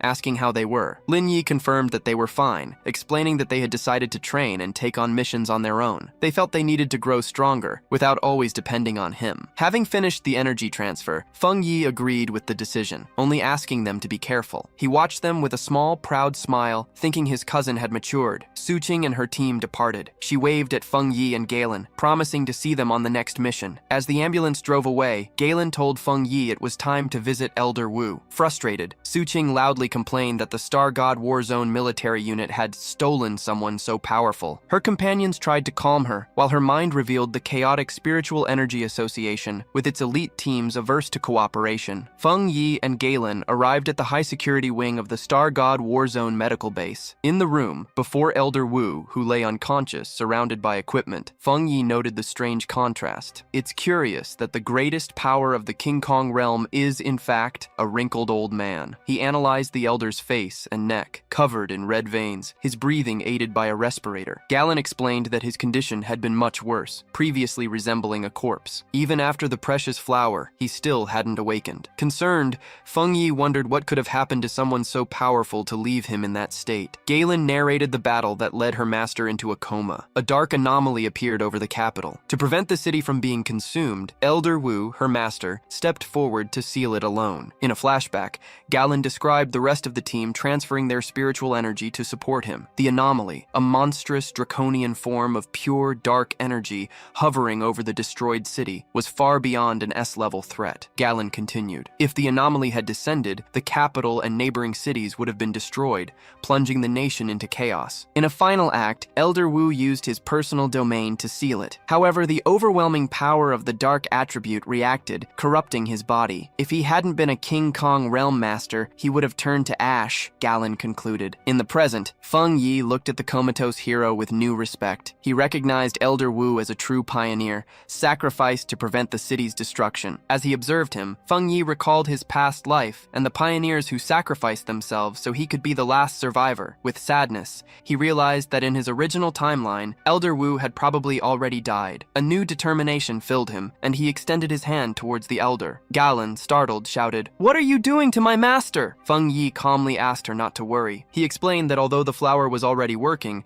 he wanted to try and remove part of the lingering dark attribute in the elder's body. Feng Yi placed his hand on the elder's chest, and a powerful current of blue lightning began to flow into his body. "This will help him awaken faster," he explained. Galen watched, shocked, exclaiming that the power he was trying to purify had come from an S-level disaster. After a moment of hesitation, she relented and told Feng Yi to try. The room crackled with Feng Yi's energy as he poured his power into the elder. Galen warned him, "Be careful. My master's dark attribute is far more terrifying than the shadow tide." She added that without the flower, recovery would be even slower. Feng Yi nodded, sensing the immense power of darkness within the elder. Even weakened by the flower, the dark energy was still oppressive and intense. Suddenly, Suddenly, a powerful wave exploded from the bed, throwing Feng Yi and Galen backward. "Watch out!" Galen yelled. "Keep your mind steady. The dark energy is affecting you." A golden aura exploded around Feng Yi, activating his spiritual protection. His eyes glowed golden, but he realized, surprised, that the dark energy had dragged him into a vision of the past. He found himself alone on a desolate street of a ruined city. Looking up, he saw the enormous, terrifying red eye of the anomaly that had consumed the sky. The colossal eye hovered over the destroyed city, asking who Feng Yi was. He realized, by touching Elder Wu's dark attribute, his spirit had been pulled into a dangerous illusion. Undaunted, Feng Yi confidently replied, his identity didn't matter. He was just the one who had come to eliminate it. With his hand glowing with blue lightning, he concluded that the anomaly wasn't as powerful as it seemed. In response, the giant eye launched a massive, sharp red spike toward him, catching him by surprise. Feng Yi quickly activated his golden sun breathing technique,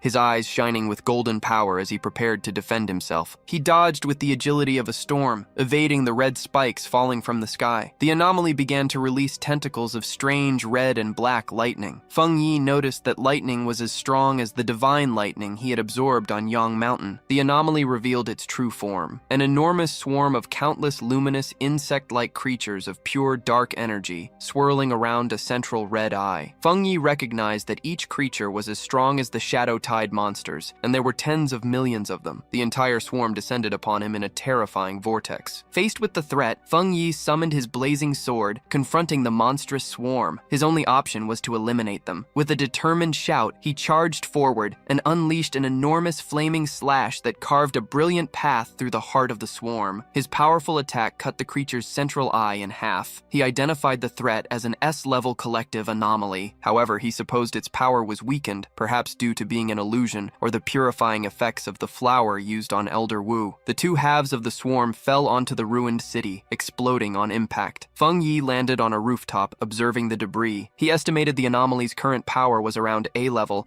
and reflected, impressed, that this was the city-destroying catastrophe Elder Wu had faced alone. Feng Yi realized the threat was far greater than he had imagined. Gathering swirling dark energy in his hands, he unleashed his own dark attribute technique, the Boundless Shadow World. An enormous vortex of pure darkness erupted from his body, beginning to absorb the insect-like anomaly. The creature was shocked, perceiving him as non-human. With a confident smile, Feng Yi replied, "Doesn't seem like it." He shouted the command, "Open!" His shadow vortex absorbed the remainder of the S anomaly, and with the last particle, a final message echoed in the void. "We will return soon." Feng Yi, floating in his dark energy, reflected. The final message had come from the anomaly's consciousness. The word return made him question if other similar catastrophes awaited. As the illusory world roared and disintegrated, he decided to exit and think about it later. His consciousness returned to reality with a jolt. Immediately he placed his hand on Elder Wu, extracting an enormous mass of corrupt, dark purple shadow energy, crackling with blue lightning. To contain the dangerous substance pulled from the Elder's chest, Feng Yi used his 9 blazing dragons heaven sealing art, trapping the energy within a sphere of blazing red chains. Holding the sealed orb, he explained to Galen that it was the remnant of the dark attribute in Elder Wu's body, the last fragment of the city-destroying anomaly. He explained that although the sealed orb was powerful, its influence had been greatly reduced thanks to the flower and Elder Wu's own seal. He praised the Elder, calling him the nation's #1 pioneer, for using his own body to contain a dark power that would have killed anyone countless times over. Gala, seeing the Elder's red veins disappear and his breathing become steadier, told Feng Yi that he had truly saved the Elder's life. Feng Yi, however, humbly replied that it wasn't solely his doing. Without the flower weakening the corruption, he wouldn't have been able to remove the stubborn dark attribute. Gala agreed. The flower had saved the Elder, but Feng Yi's power now gave him a chance for full recovery. With a final push, Feng Yi clenched his fist, crushing the sealed orb into dust and announcing, "The remnant is now completely neutralized." He then told Gala he had something else to tell her. He revealed that, in the mental illusion, the anomaly's remnant had warned him, "We will return." He concluded that they should always be prepared, without letting a recently recovered Elder return to the front lines. Gala confirmed she knew. She had heard the rumor before. When Feng Yi asked, she explained that Army and Association monitoring departments collect data on spiritual energy changes, revealing a rumor. With the Xia Nation's current power, they might not even survive the first year after the complete rebirth of spiritual energy. "Of course," she added. No one believed it. Feng Yi commented, "Monitoring changes in spiritual energy sounds very official." Gala asked if he believed the rumor. A shadow crossed Feng Yi's face, and he wondered if his rebirth had changed the future. He remembered that, in his original original timeline, he had lived for 3 years after the rebirth of spiritual energy, and by then the planet was already almost destroyed. Feng Yi comforts Gala, assuring her that Elder Wu will soon wake up. He stares at her seriously, promising, if the catastrophe returns, he will fight alongside them. Feng Yi knew that the final confrontation was inevitable. With determination, he swore to change the future this time. That night, back in his apartment, meditating on the couch, enveloped by the generative energy of his dark attribute, Feng Yi reflected. After 2 battles against S-level anomalies,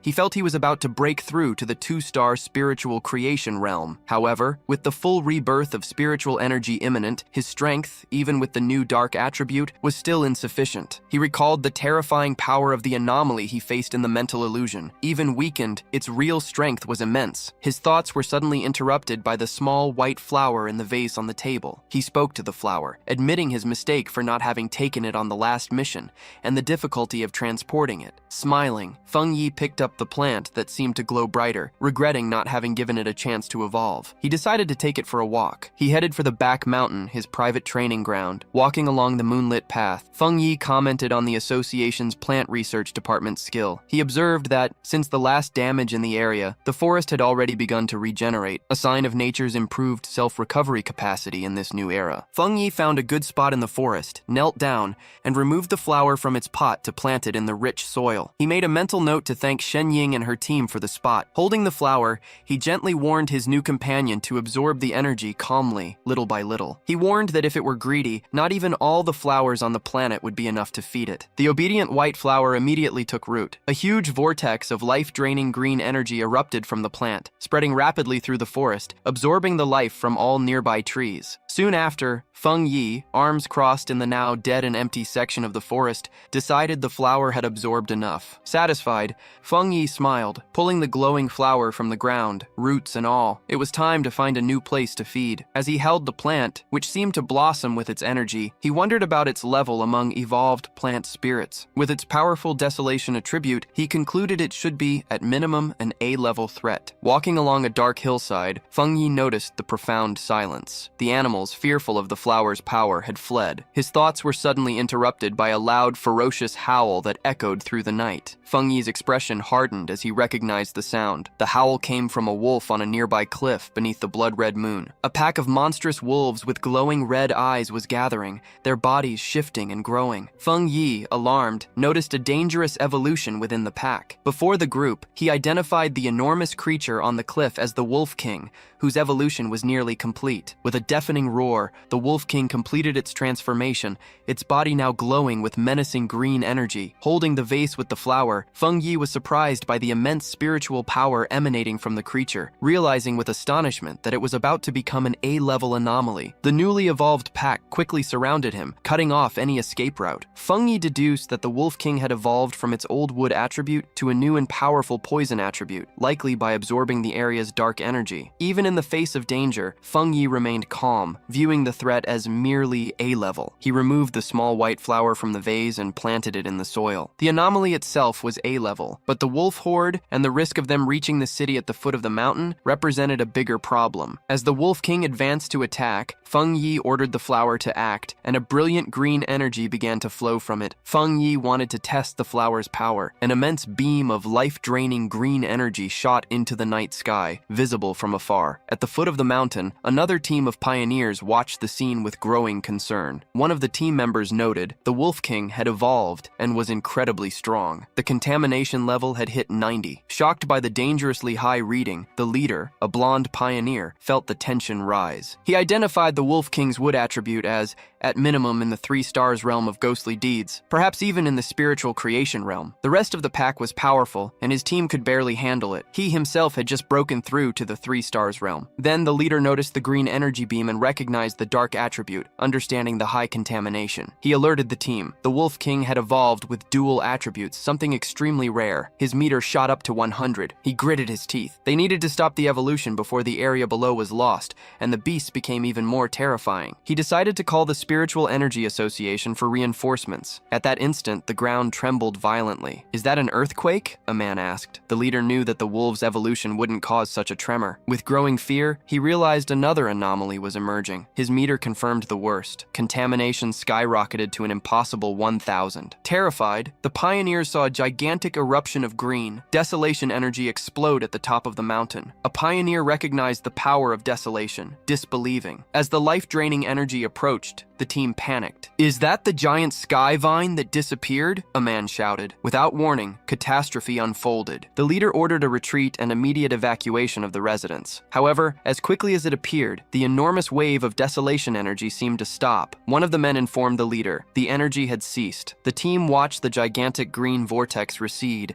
sinking into the mountain, and wondered if the danger had truly passed. At the top of the mountain, where Feng Yi planted his flower, the soil was covered by a network of thick green roots. From these roots sprouted dozens of luminous white flowers, which then exploded in an immense wave of green energy, transforming into a gigantic, radiant floral structure. A sea of white petals covered the entire area. The alpha wolf howled in fury. The harmless petals became sharp blades, slicing through the air. Amidst the swirling petals, Feng Yi explained the terrifying nature of his flower. The spiritual sea would grow and multiply infinitely, absorbing and purifying the enemy until nothing remained. Feng Yi stood atop a massive root system of his flower. As the wolf pack succumbed, he provoked the alpha wolf. "How will your companions fare without the same spiritual protection you have?" The smaller wolves were quickly ensnared by vines covered in white flowers. Their vital energy was swiftly drained, leaving behind only skeletons that collapsed into dust. After absorbing the pack's life force, the flower and its petals took on a new, deep, menacing red. In a last desperate attempt, the alpha wolf gathered its energy and fired a powerful green beam from its mouth. The red flower, however, formed a protective barrier, easily absorbing the attack. Hidden amidst the whirlwind of red petals and vines, Feng Yi told the creature its attack was futile. He explained that his spiritual flower's desolation attribute, deeply rooted in the mountain, drew and used the area's power in an infinite cycle. The alpha wolf, now smarter after its evolution, seemed to understand the desperate situation but still refused to give up. Identifying the main red flower as the source of power, it charged directly at it. Feng Yi watched it with a small, ironic smile, asking his flower what it would do now that it had been discovered. The central red flower grew to a colossal size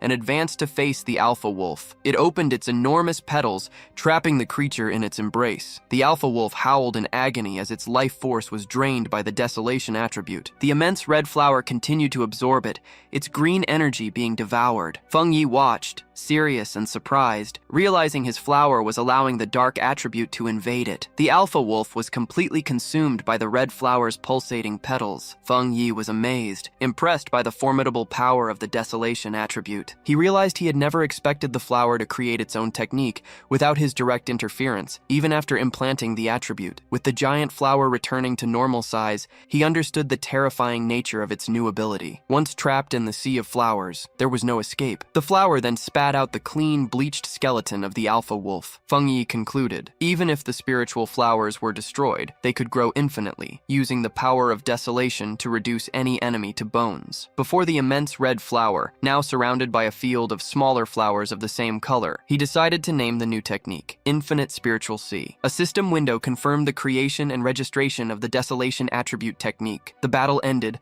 the flower's petals closed, emanating an intense glow. Feng Yi, slightly exhausted, felt a red petal brush his face. The flower exploded in a wave of energy, and he realized his small flower would also evolve. Alarms blared in a high-tech control room. An analyst reported an A-level anomaly, 2 distinct spiritual powers detected in the same area. Besides the alpha wolf's dark attribute, now a powerful desolation attribute. The association's superior, with Su King, demanded the location. A technician points at the map, the area supervised by Su King. The superior asks if the destroyer team hadn't already been dispatched to the wolves. His words are cut short by a field call. The leader reports, a wave of desolation energy eliminated the A-level wolf pack. The power, however, returned to the mountain, from where a sea of anomalous flowers emerged. The pioneers, facing the mountain, now red from the flower's glow, cannot approach. The leader warns, the eruption of this anomaly will be worse than the celestial vine. He requests reinforcements, as not all pioneers could handle the event. The superior agrees and dispatches 2 elite teams. Su King, however, has another idea. Confidently, she faces the superior. She senses that the source of the desolation power is Feng Yi. She interrupts the call, points to Feng Yi's house in the area,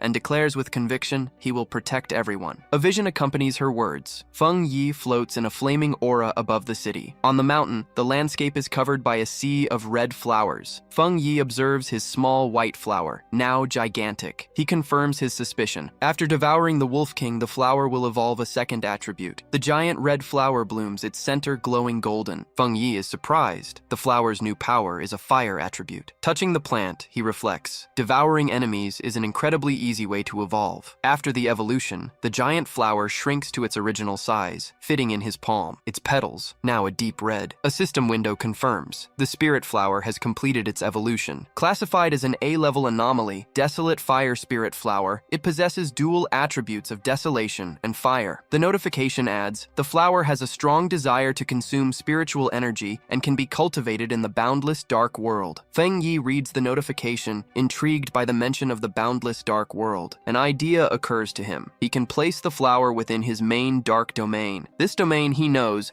contains a vast quantity of dark anomalies and a favorable environment. If the spirit flower absorbs the energy from there, it could evolve a third dark attribute. As he holds the orb of his domain, an enormous storm forms in the sky. Feng Yi's eyes gleam golden. He was about to reach the 2-star spiritual creation realm. He sat down to cultivate, and a pillar of golden divine energy enveloped him. As he meditates, he feels his power easier to control, the world's spiritual energy merging with his body. Elsewhere in the mountains, the muscular man senses the immense energy of the breakthrough. He follows the light, impressed by its source. Excited, he recognizes the legendary celestial fireblade, realizing he has found a 2-star spiritual creation realm cultivator. Having witnessed Feng Yi's previous battle, the man, enshrouded in his flaming aura, declared he would crush that new fire attribute pioneer, proving to everyone he was number one. At the cultivation site, Feng Yi's sharp senses detected a new presence. He yelled, "Who's there?" The man hurled a massive fireball his way. "Are you a fire attribute pioneer?" Unfazed, Feng Yi absorbed the powerful attack with his dark energy vortex. He smiled, satisfied. He had finally lured out the hidden enemy. Feng Yi had sensed him nearby for some time, the man not even trying to conceal his energy. A wild, disorganized pioneer, he thought, one who lived only for challenges and had just reached the spiritual creation realm. The muscular man, now revealed and wreathed in a flaming aura, dared to face Feng Yi. "Interesting," he commented. "I feel a strong spiritual imprint on you." He introduced himself. "I am Zhang Lu. How did you evade my fire attack?" Feng Yi remained silent, observing him with a confident smile. Zhang Lu advanced, covered in flames, ready to strike. Feng Yi calmly raised his hand, pointed 2 fingers to the sky, and declared, "Divine thunder!" A colossal bolt of blue lightning descended from the heavens, striking Zhang Lu dead on. Zhang Lu was caught off guard, bewildered by the new power. He let out a groan of pain, smoke pouring from his mouth after the impact. Stumbling, he tried to stand, his body covered in blue sparks and burns. How could his opponent, a fire cultivator, wield thunder, he wondered. He gritted his teeth, his body still trembling from the electrical shock. Feng Yi stood over Zhang Lu, who was on his knees and unable to move. He grabbed him by the hair, brutally smashing him against the ground, shattering the rocks. Still surrounded by blue lightning, he mocked, "Repeat your name. I didn't hear it the first time." Zhang Lu stared at him in silent shock, his face pressed against the shattered ground, filled with disbelief. How had he been defeated so easily, he wondered. He, who had just reached the 1-star spiritual creation realm, had always been the fastest cultivator he knew. He couldn't comprehend the defeat, much less without even using his ultimate technique. His mind flashed back to a time when he was celebrated. His rare and powerful fire attribute made him a prodigy, and he believed everyone would bow to him. A sneer escaped Feng Yi's lips as another electrical discharge coursed through Zhang Lu's body, making him scream in pain. Shocked, Zhang Lu wondered how his opponent, a supposed fire user, could wield thunder. With shimmering blue eyes, Feng Yi looked at him with disappointment. "I expected more from you." With an arrogant smile, Feng Yi scoffed at the new generation's overconfidence, keeping Zhang Lu immobilized. Gritting his teeth in pain and frustration, Zhang Lu had a terrifying realization. Although his opponent was in the 2-star spiritual creation realm, his spiritual pressure was vastly superior, at least 2 realms above. The difference was 3 full realms. Zhang Lu, the great Zhang Lu, felt the end approaching, about to die right there, terrified on the ground. He pleaded with Feng Yi not to kill him. With a cold, silent gaze, Feng Yi released him. "A pioneer's power shouldn't be used lightly," Feng Yi warned. "If you have so much time, use it to eliminate new anomalies." After a final look of disdain, Feng Yi walked away, leaving Zhang Lu confused and sprawled on the ground. He watched his opponent leave, his mind turbulent. Was the difference between them a result of Feng Yi's genius or his own weakness? Later, in a luxurious apartment, a dejected Zhang Lu entered the room where two men awaited him. One of them greeted him, commenting on his new hairstyle, while the redhead reprimanded him. "I already told you not to pick fights. Your aggression is dangerous, especially since spiritual revitalization hasn't officially begun yet. That will only bring trouble." To his friend's surprise, instead of getting angry, Zhang Lu collapsed onto the sofa, completely defeated. His behavior was strange.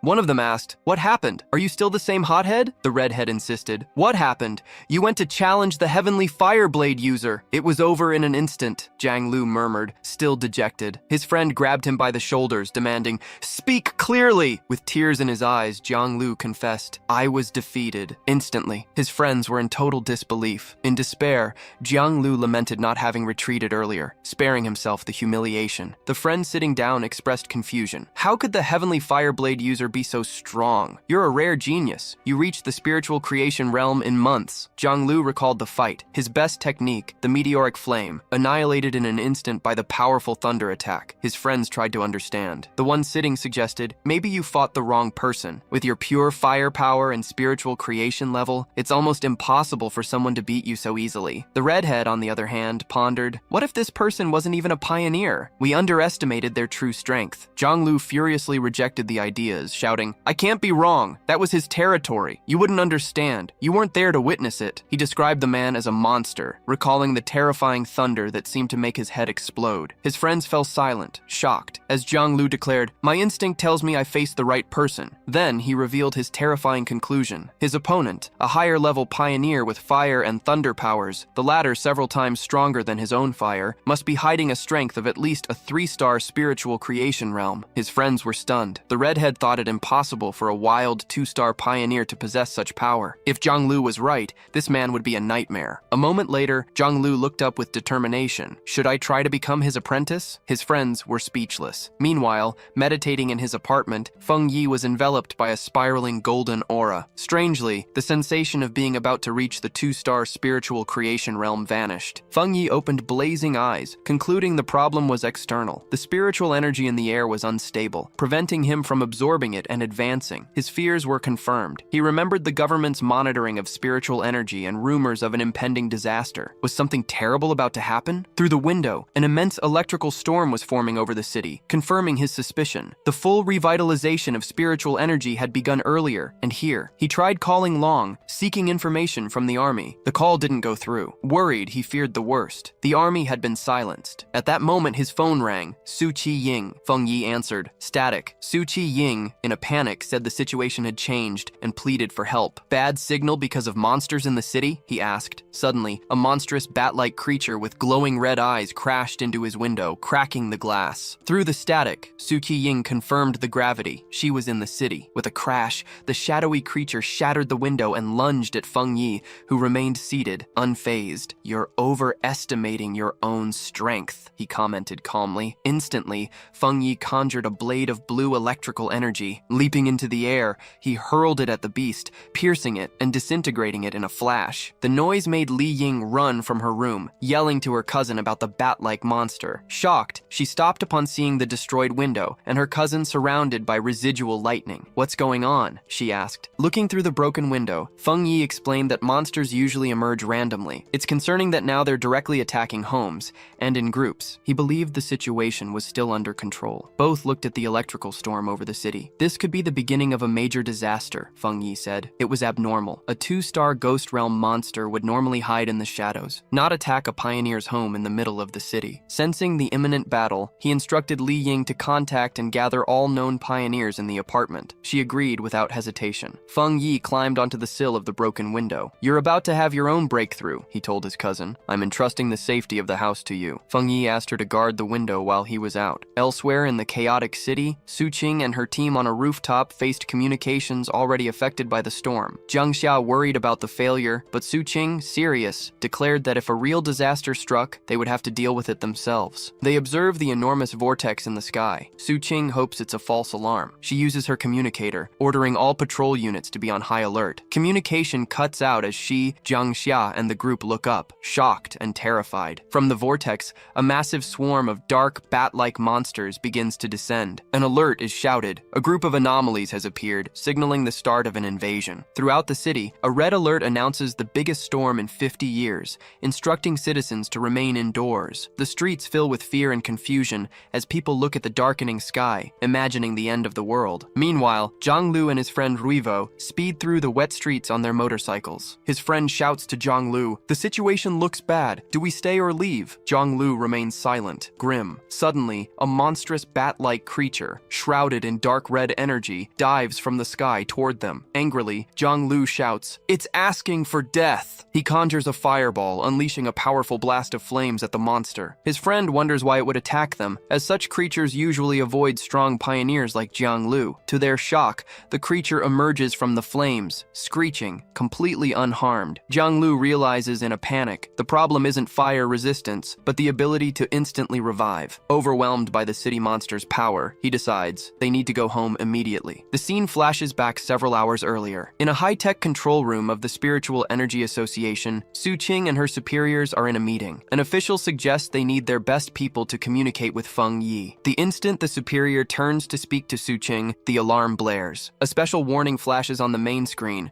A level A anomaly will reach the city center in 24 hours, and many bat-like anomalies are already gathering in the suburbs. The association's superior questions the level A classification. Concerned, Su Qing declares they must send a team immediately, and that she will go herself. The scene returns to the present. The destroyer squad leader looks on in terror at a giant version of the bat monster descending upon him. Frantically, he yells into his communicator, correcting the report. The anomaly isn't level A, it's level S. The creature's dark, intense form grows, with glowing red eyes, watching as it prepares to destroy everything. The scene shifts to a silent military district, its futuristic corridors empty outside. Inside, however, a fierce battle rages. A massive swarm of glowing red bat-like anomalies attacks a military warship, which fires a powerful energy blast in defense. At the heart of the swarm, Jifeng fights intensely. Her body moves like a whirlwind, using purple energy whips to cut through waves of dark creatures. Jifeng pauses for an instant, observing the endless flow of monsters. She knows her unique ability shapes and strengthens her spiritual power, but the number of dark attribute bats keeps growing. It seems they're trying to stop her and her soldiers from accomplishing something important. At that moment, a blonde young man wreathed in yellow lightning lands beside her. He smiles, praising her power, and then explains the critical situation. Only a few officers are defending the military district. He asks for orders. Jifeng informs him that communications are blocked, preventing external contact. She presumes the same in other districts. Facing a black sky filled with the swarm, Jifeng makes a difficult decision. Two squads will defend the restricted zone at all costs. The rest will go with her to break through enemy lines and seek other forces. With orders given, she, the blonde lightning user, and her soldiers leap into battle.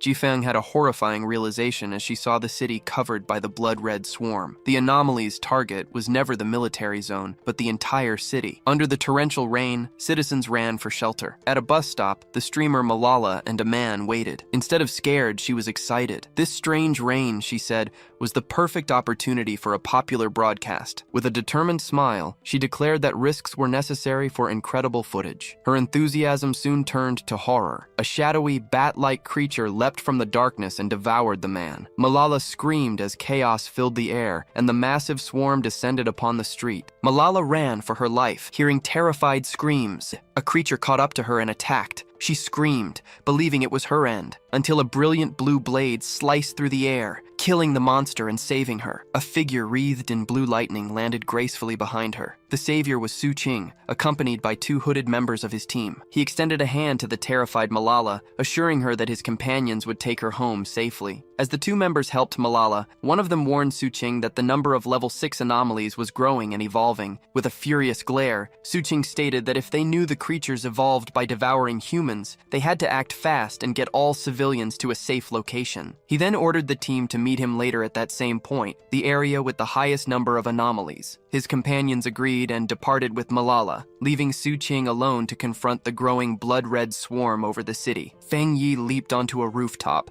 facing a massive bat-like anomaly covered in eyes. Observing the endless swarm below, he was surprised. The entire group had already evolved their power, approaching the realm of the 3 stellar ghost acts. In response to the threat, he summoned a flaming sword of golden fire. With a powerful strike, he unleashed a massive wave of flames that cut through the swarm, instantly incinerating many creatures. However, his eye glowed red, and he realized the fight was not over. This anomaly was different. The bat swarm seemed immortal, constantly regenerating and multiplying, impossible to destroy with a simple attack. Swarms of these shadowy creatures appeared in all popular areas of the city. Numerous identical disaster points emerged, covering the city in dark mist. Locating the association would take too long. Feng Yi concluded he needed to deal with the swarms one by one with a new strategy. Feng Yi raised his hand, activating his ultimate technique, Limitless Dark World. A colossal vortex of dark green energy erupted from his body, declaring the anomalies fodder for his spirit flower. As the vortex absorbed the swarm,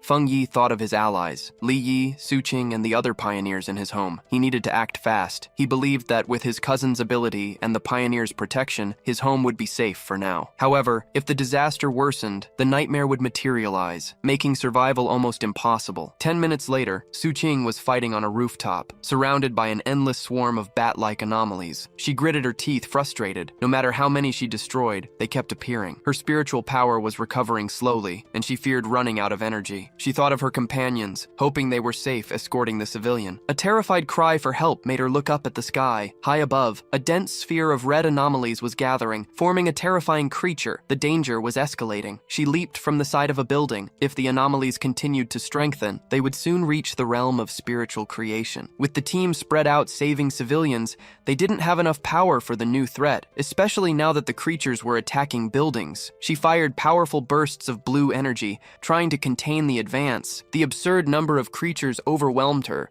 knocking her out of the sky. As she fell, a horrifying realization hit her. Looking at the massive vortex of dark energy and lightning above, the true purpose of the swarms. A king of anomalies was about to be born. The city was falling into ruin. Under a fierce storm, a massive swarm of shadow creatures was overwhelming everything. The disaster was immense. It seemed neither the army nor the Spiritual Energy Association could stop the destruction. Amidst the chaos, the pioneers fought desperately. Reports indicated entire teams being exterminated or sacrificing themselves. Su Qing fought alone, her protective barrier barely holding back the endless horde, while a new alert classified the anomaly as S-level, a king of anomalies. At the association's command center, the situation was grim. Reports of catastrophic casualties reached the officers. The number and regeneration speed of the creatures overwhelmed their defenses. Too late for reinforcements. A subordinate reported the city was surrounded by an immense black mist, cutting off any chance of rescue. Horrified, they realized they were isolated. Facing their final moments, the association's superior rose with his men, declaring that, as pioneers, they would resist and fall with the city. He swore the monsters would have to go through their bodies. With grim determination, he gave the final order: send one last code to headquarters. If they couldn't contain the disaster, headquarters must immediately launch a destruction attack to prevent the shadow attribute from spreading. Su Qing's fight continued. Her protective barrier was giving way under the swarm's constant attack, her spiritual power almost exhausted. Gathering her last strength, she unleashed a massive attack towards the vortex of monsters, but it was easily deflected. The evolved creature, now more visible, let out a terrifying scream, shocking Su Qing as it revealed its level. 3-star spiritual creation realm. Shattering her barrier, the creature attacked. Defeated, with her spiritual energy exhausted, Su Qing gritted her teeth in despair. Wounded and exhausted, she began to fall as a colossal monster descended upon her. Realizing the end, she gathered her last energy for a desperate attack. The instant she was about to strike, a bright beam of fire shot past her, exploding and stopping the monster. Through the dissipating light, Su Qing was astonished to see Feng Yi before her. Sword still aflame, Feng Yi turned to the threat, his eyes glowing with immense power. One orange, the other electric blue. Declaring his power as the divine thunder, he advanced,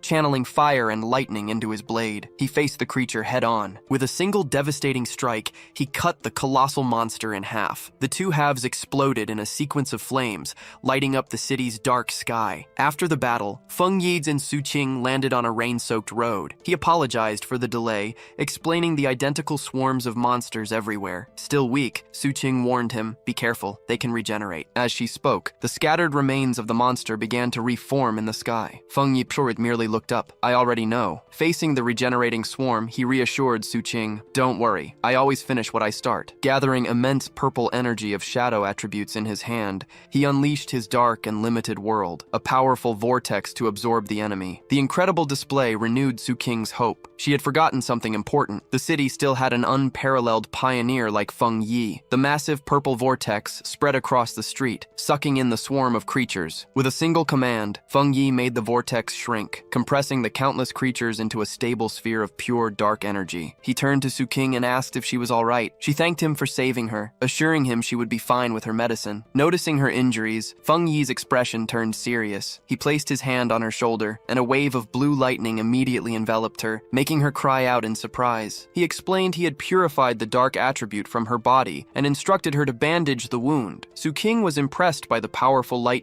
The pain lessened, and the wound healed faster than with the association's advanced medicine. Meanwhile, at the association's command center, an operator shouted excitedly, "The number of monster groups seems to be decreasing." A superior gravely corrected him. All pioneer rescue teams had been attacked and lost contact. The number of monsters outside the city was not decreasing. The swarms within the city were converging, as the Anomaly King was about to emerge. Sadly, he lamented not being able to see his parents again, knowing that all that remained was to fulfill his last duties. Observing an enormous green vortex in the sky, Feng Yi asked Su King about what they were facing. She explained it was a Super S anomaly, ready to consume the city, with power equal to the monster sealed in the Star God War Zone. Somberly, Su King said it was a cataclysm, and the monster swarms were just the precursor to disaster. Within the swarm, a terrifyingly powerful spirit was being born. If it fully formed, the city would be destroyed. Su King then revealed what the association had discovered. While monsters of the same type devour each other to evolve, dark attribute anomalies are different. A fully evolved Anomaly King possessed the power to force all others of its kind to obey it. She turned to Feng Yi, worried. Though his power was incredible, Su King pointed out that he still hadn't reached the legendary Jingu realm. She reminded him that the nation's strongest pioneer had been bedridden after sealing a similar disaster. Pleading, she asked that they not lose another genius, urging him to flee, break through the blockade, and warn the military to abandon the city. Feng Yi interrupted her desperate plea with a light tap on her head, jokingly asking if she had forgotten everything from school. His expression hardened. He declared that the city was his home, and he would pay any price to protect it. Su King was speechless. Without another word, he leaped onto a tall rooftop, stopping before the immense green vortex from which the Anomaly King was emerging, surrounded by a golden aura. He observed seriously that the city seemed to be a sacrifice for the king's birth, and activated his golden sun power. He turned to Su King, who had followed him, and asked for her wrist device, explaining he needed it to detect anomalies and contact the association. She handed it over, with the device in one hand and her flaming sword in the other. Feng Yi declared he needed to ascend and destroy the creature before it fully formed. He braced himself as the monstrous king of anomalies continued emerging from the swirling vortex above the city. At the command center, tension snapped when an operator shouted, "The signal of a lost pioneer had reconnected." It was Captain Su. Shocked, the operators watched her tracker move at incredible speed, flying straight into the storm's center, the most dangerous area. They yelled for her to return, knowing that entering alone was suicide. An officer grabbed a communicator, desperately trying to contact her, ordering her to stop immediately and await reinforcements from headquarters and the army. On the rooftop, Feng Yi held Su King's device, which crackled with static. Understanding how to use it, he spoke into the communicator. "Can you hear me?" Shocked, the officer demanded to know who he was and where Su King was. Feng Yi ignored the questions, taking command. He needed everyone in the center to cooperate, as he would destroy the King of Anomalies at the storm's core. As Feng Yi flew toward the immense vortex, he continued his orders, telling the now speechless officer that if they didn't want the city destroyed, they needed to cooperate. Feng Yi demanded total cooperation and the use of all communication and information equipment. After a shocked silence, the furious officer ordered everyone to cease what they were doing and immediately connect to the unknown pioneer. The officer commanded his teams to use radars and satellites for intel, designating an operator as the contact. The operator immediately reported that satellite imagery showed a massive number of anomalies surrounding the king, swirling like a typhoon. He suggested the northern route as an entry point,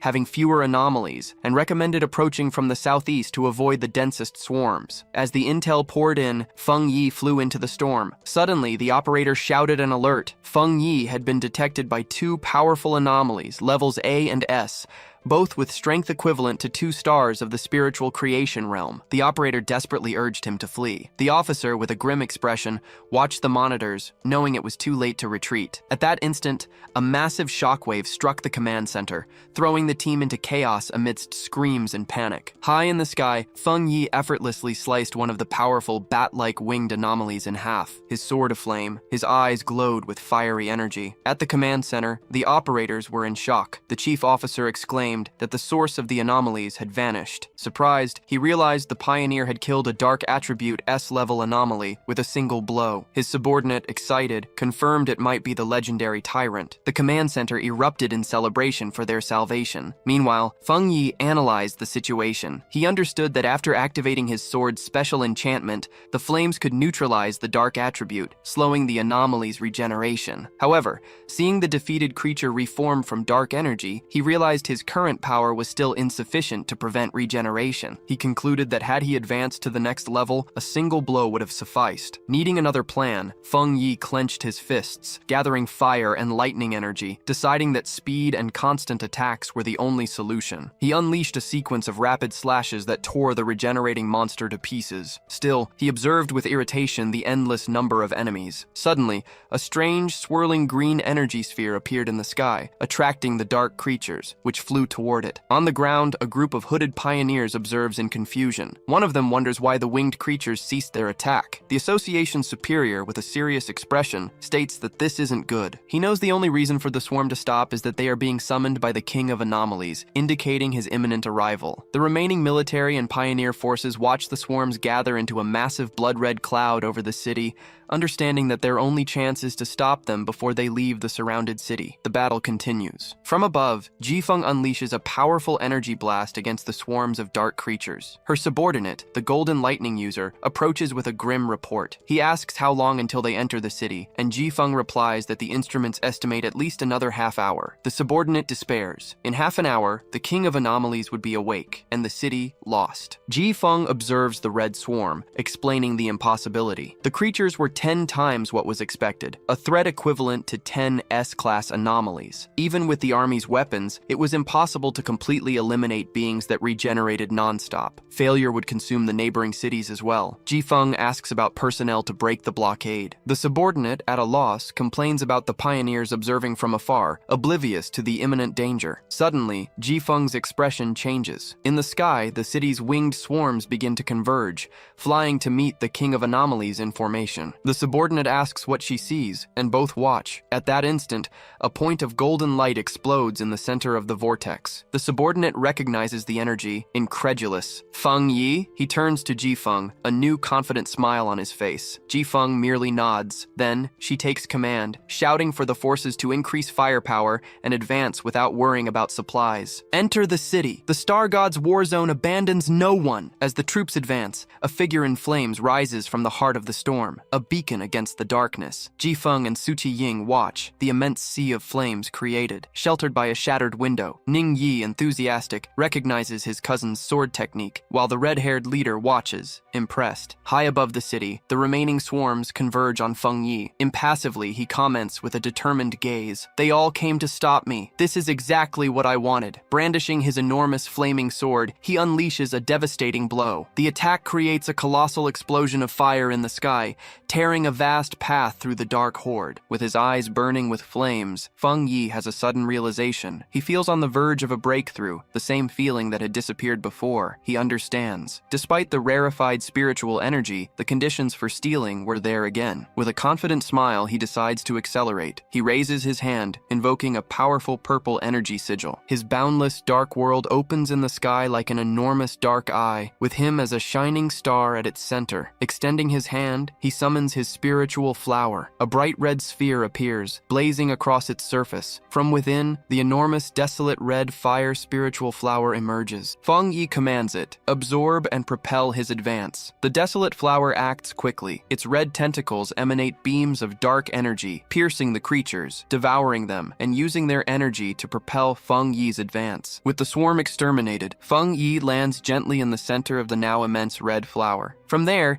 he observes the large green-red vortex in the sky, where the anomaly king is still forming, its eyes glowing red. Although the giant creatures are visible, he thinks, it looks unreal, like a reflection in water. However, a confident smile appears as he realizes he can sense the creature's core. He hears its heartbeat, a dull, powerful sound, like war drums. Feng Yi understands that the king's power can awaken evil desires in people, a serious threat. His eyes glowing red, Feng Yi realizes the king is holding back and hiding, perhaps due to its incomplete evolution. On the flower, Feng Yi asks for the king's location. The flower confirms, sending coordinates to the device on his wrist. The device glows red, fires a beam into the sky, and reveals the anomaly king's core in the swirling vortex. Target found, Feng Yi's eyes glow golden as he activates his golden sun breathing technique at maximum power. An explosion of pure golden energy erupts from him, soaring into the heavens like a rising sun to destroy the creatures of darkness. In the ruined city, Jianglu and friends watch the sky in disbelief. They wonder what power could create such intense light, assuming it's fire. However, one realizes that ordinary fire wouldn't be so powerful against the darkness. The only conclusion: a high-level Yang attribute, the natural enemy of darkness. In the association's command center, the tense atmosphere is broken by shouts of joy. An operator reports the rapid fall of monsters and the shrinking containment field. On the monitors, officials can barely believe the sudden turn of events. Outside the besieged city, a military convoy stops. A subordinate informs Ji Feng that the swarms blocking the path are returning to the city,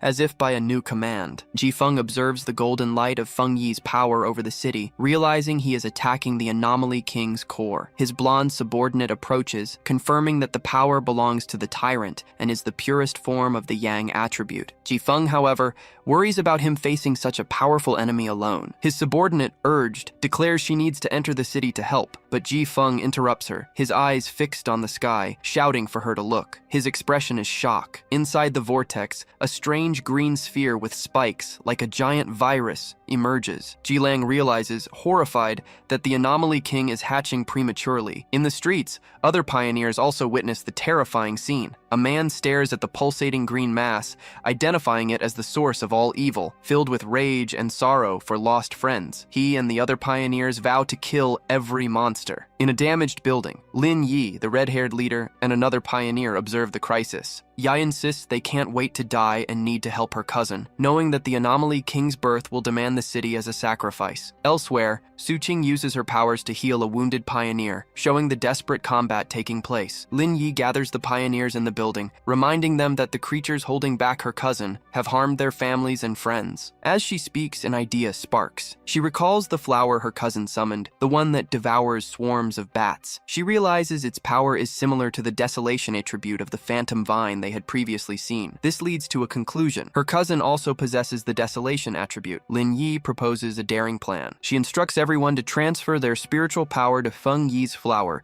strengthening it for the final battle. The pioneers agree and raise their hands, sending their combined energy heavenward. From the ground, the association's superior, noticing the blue energy flows, initially thinks it's a direct attack but soon comprehends. They're feeding Feng Yi's plant. Inspired, the superior declares support, unleashing a wave of blue energy into the sky. Across the city, the remaining pioneers focus their wills, sending their spiritual power, creating an immense wave of energy to aid the fight. While aiding a wounded pioneer, Su Qing feels the sudden shift in power. She sees Feng Yi's spiritual flower glow with the pioneers' combined energy. Understanding it to be the last stand, she gathers her remaining power and sends it, joining the others. The flower, overflowing with power, unleashes a final, powerful blow against the anomaly king's core. The monster lets out a scream of pain as it struck, and Feng Yi delivers a swift, decisive cut that pierces through it. After the immense battle, Feng Yi floats in the air, wiping blood from his face. His communicator alerts him. Swarms of bats outside the city are advancing towards him. They are tens of thousands of monsters, B, A, and S level, an unending wave of red and black. Unmoved, Feng Yi stares at the anomaly king's pulsating green cocoon. No matter how many servants you send, I will destroy them all. He taunts, "Are you hiding out of fear?" Provoked, the anomaly king finally emerges. A monstrous, dark, and greenish claw tears through the cocoon, revealing its full form. With his hand covered in golden flames, Feng Yi watches, grimly, his true enemy reveal itself. The Anomaly King, now complete, is a terrifying beast with a single, menacing green eye. It lets out a horrendous scream, ready for the decisive battle. It spins in the sky, creating a terrifying vortex of dark green energy and shadows, with a glowing orb of power at its center. Its immense power makes the entire city tremble. The ground cracks in a violent earthquake, shaking streets and sending the remaining pioneers running in despair,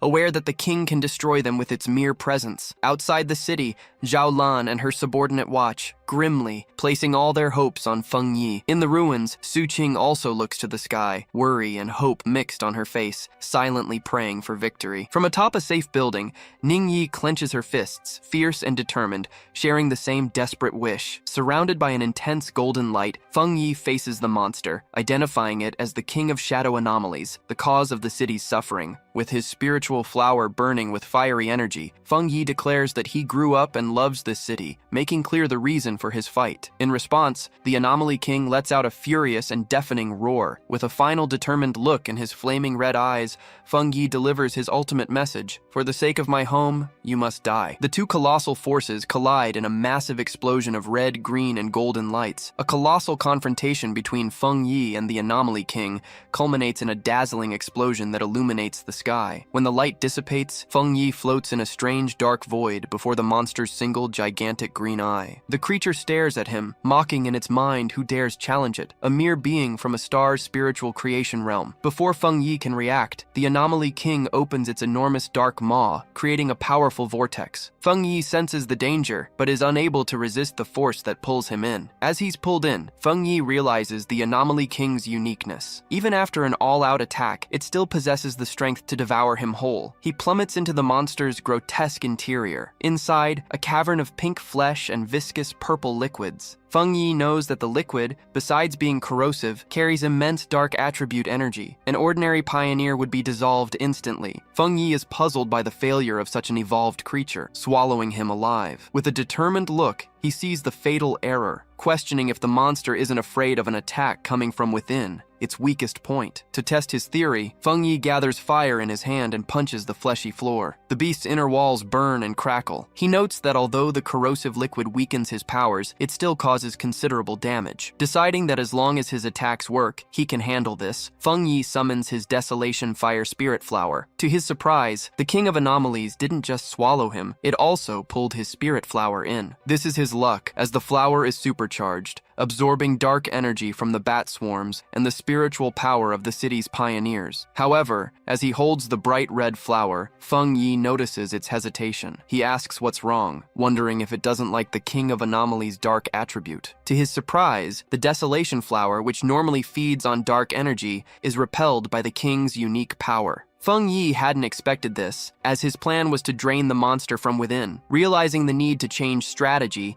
he holds the flower in one hand and, with the other, punches the fleshy stomach walls again. Outside, the King of Anomalies form dissolves, but soon reforms in the sky, spinning in a colossal vortex as it calls back the remaining bat swarms. Lin Yi and the red-haired leader watch, confused and fearful. The leader asks what's happening, and Lin Yi simply replies that he doesn't know. Lin Yi's main concern is his cousin's whereabouts. Elsewhere, Su Qing bravely leads the country's evacuation, calling for order and promising the pioneers protection. Questioned about Feng Yi, she, in a panic, explains that he is still fighting the King of Anomalies inside the creature. Jifeng's army arrives with reinforcements. An officer reports random attacks from the swarms, and the King of Anomalies in the city, ordering a rapid evacuation to reduce casualties. Standing atop a military vehicle, Jifeng gives firm orders, but his eyes don't stray from the terrifying creature in the sky. The King of Anomalies begins to absorb all the swarms, pulling them into its spinning form, seeking to regain power. Inside the monster, Feng Yi is shocked, realizing the creature is far from defeated. As he is digested, a corrosive and powerful energy engulfs him. He feels his power and body being corroded, the dark energy fading. He closed his eyes. When he opened them, he was no longer inside the monster. Alone, Feng Yi appears in the ruins of a devastated city, amidst broken skyscrapers under an ominous sky, confused.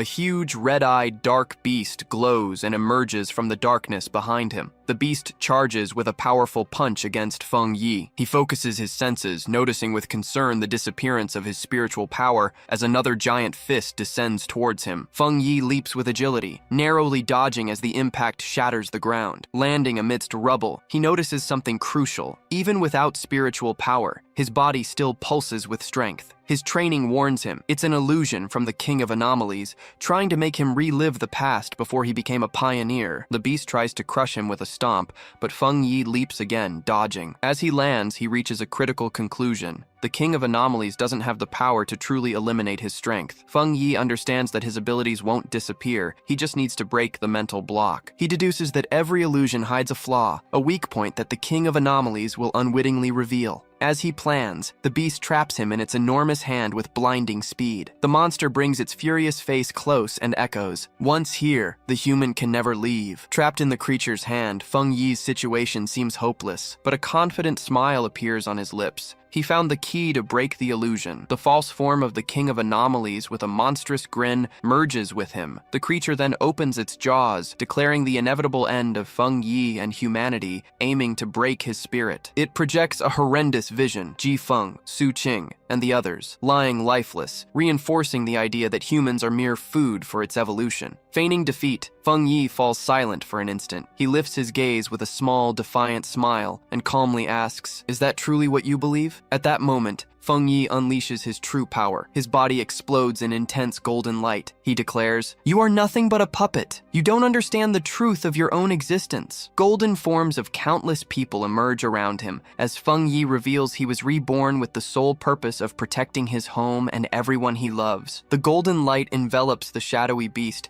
exploding and shattering the illusion. A wave of fire sweeps through the mental space, his power reflected in a flaming eye. Free from the illusion and back in the real world, Feng Yi emerges transformed. With fiery hair and blue lightning, Feng Yi floats in the stormy sky, enveloped by a giant hand of golden energy, ready for the final confrontation. A system window appears, confirming the requirements for advancement, to progress to the 2-star spiritual creation realm. With his power fully ascending, Feng Yi accepts the advancement. He declares himself the King of Anomalies and explodes in golden energy, gaining a new understanding thanks to the King of Anomalies himself. Channeling immense power, Feng Yi delivers a devastating blow as his hair of golden flames and blue lightning crackles. He declares his birth as the chosen Avenger, destined to change the world. In the real world, the King of Anomalies laughs, mocking him for being merely a 2-star cultivator. Undaunted, Feng Yi goes on the offensive, nimbly dodging a powerful blow from the shadowy creature. The Anomaly King rises,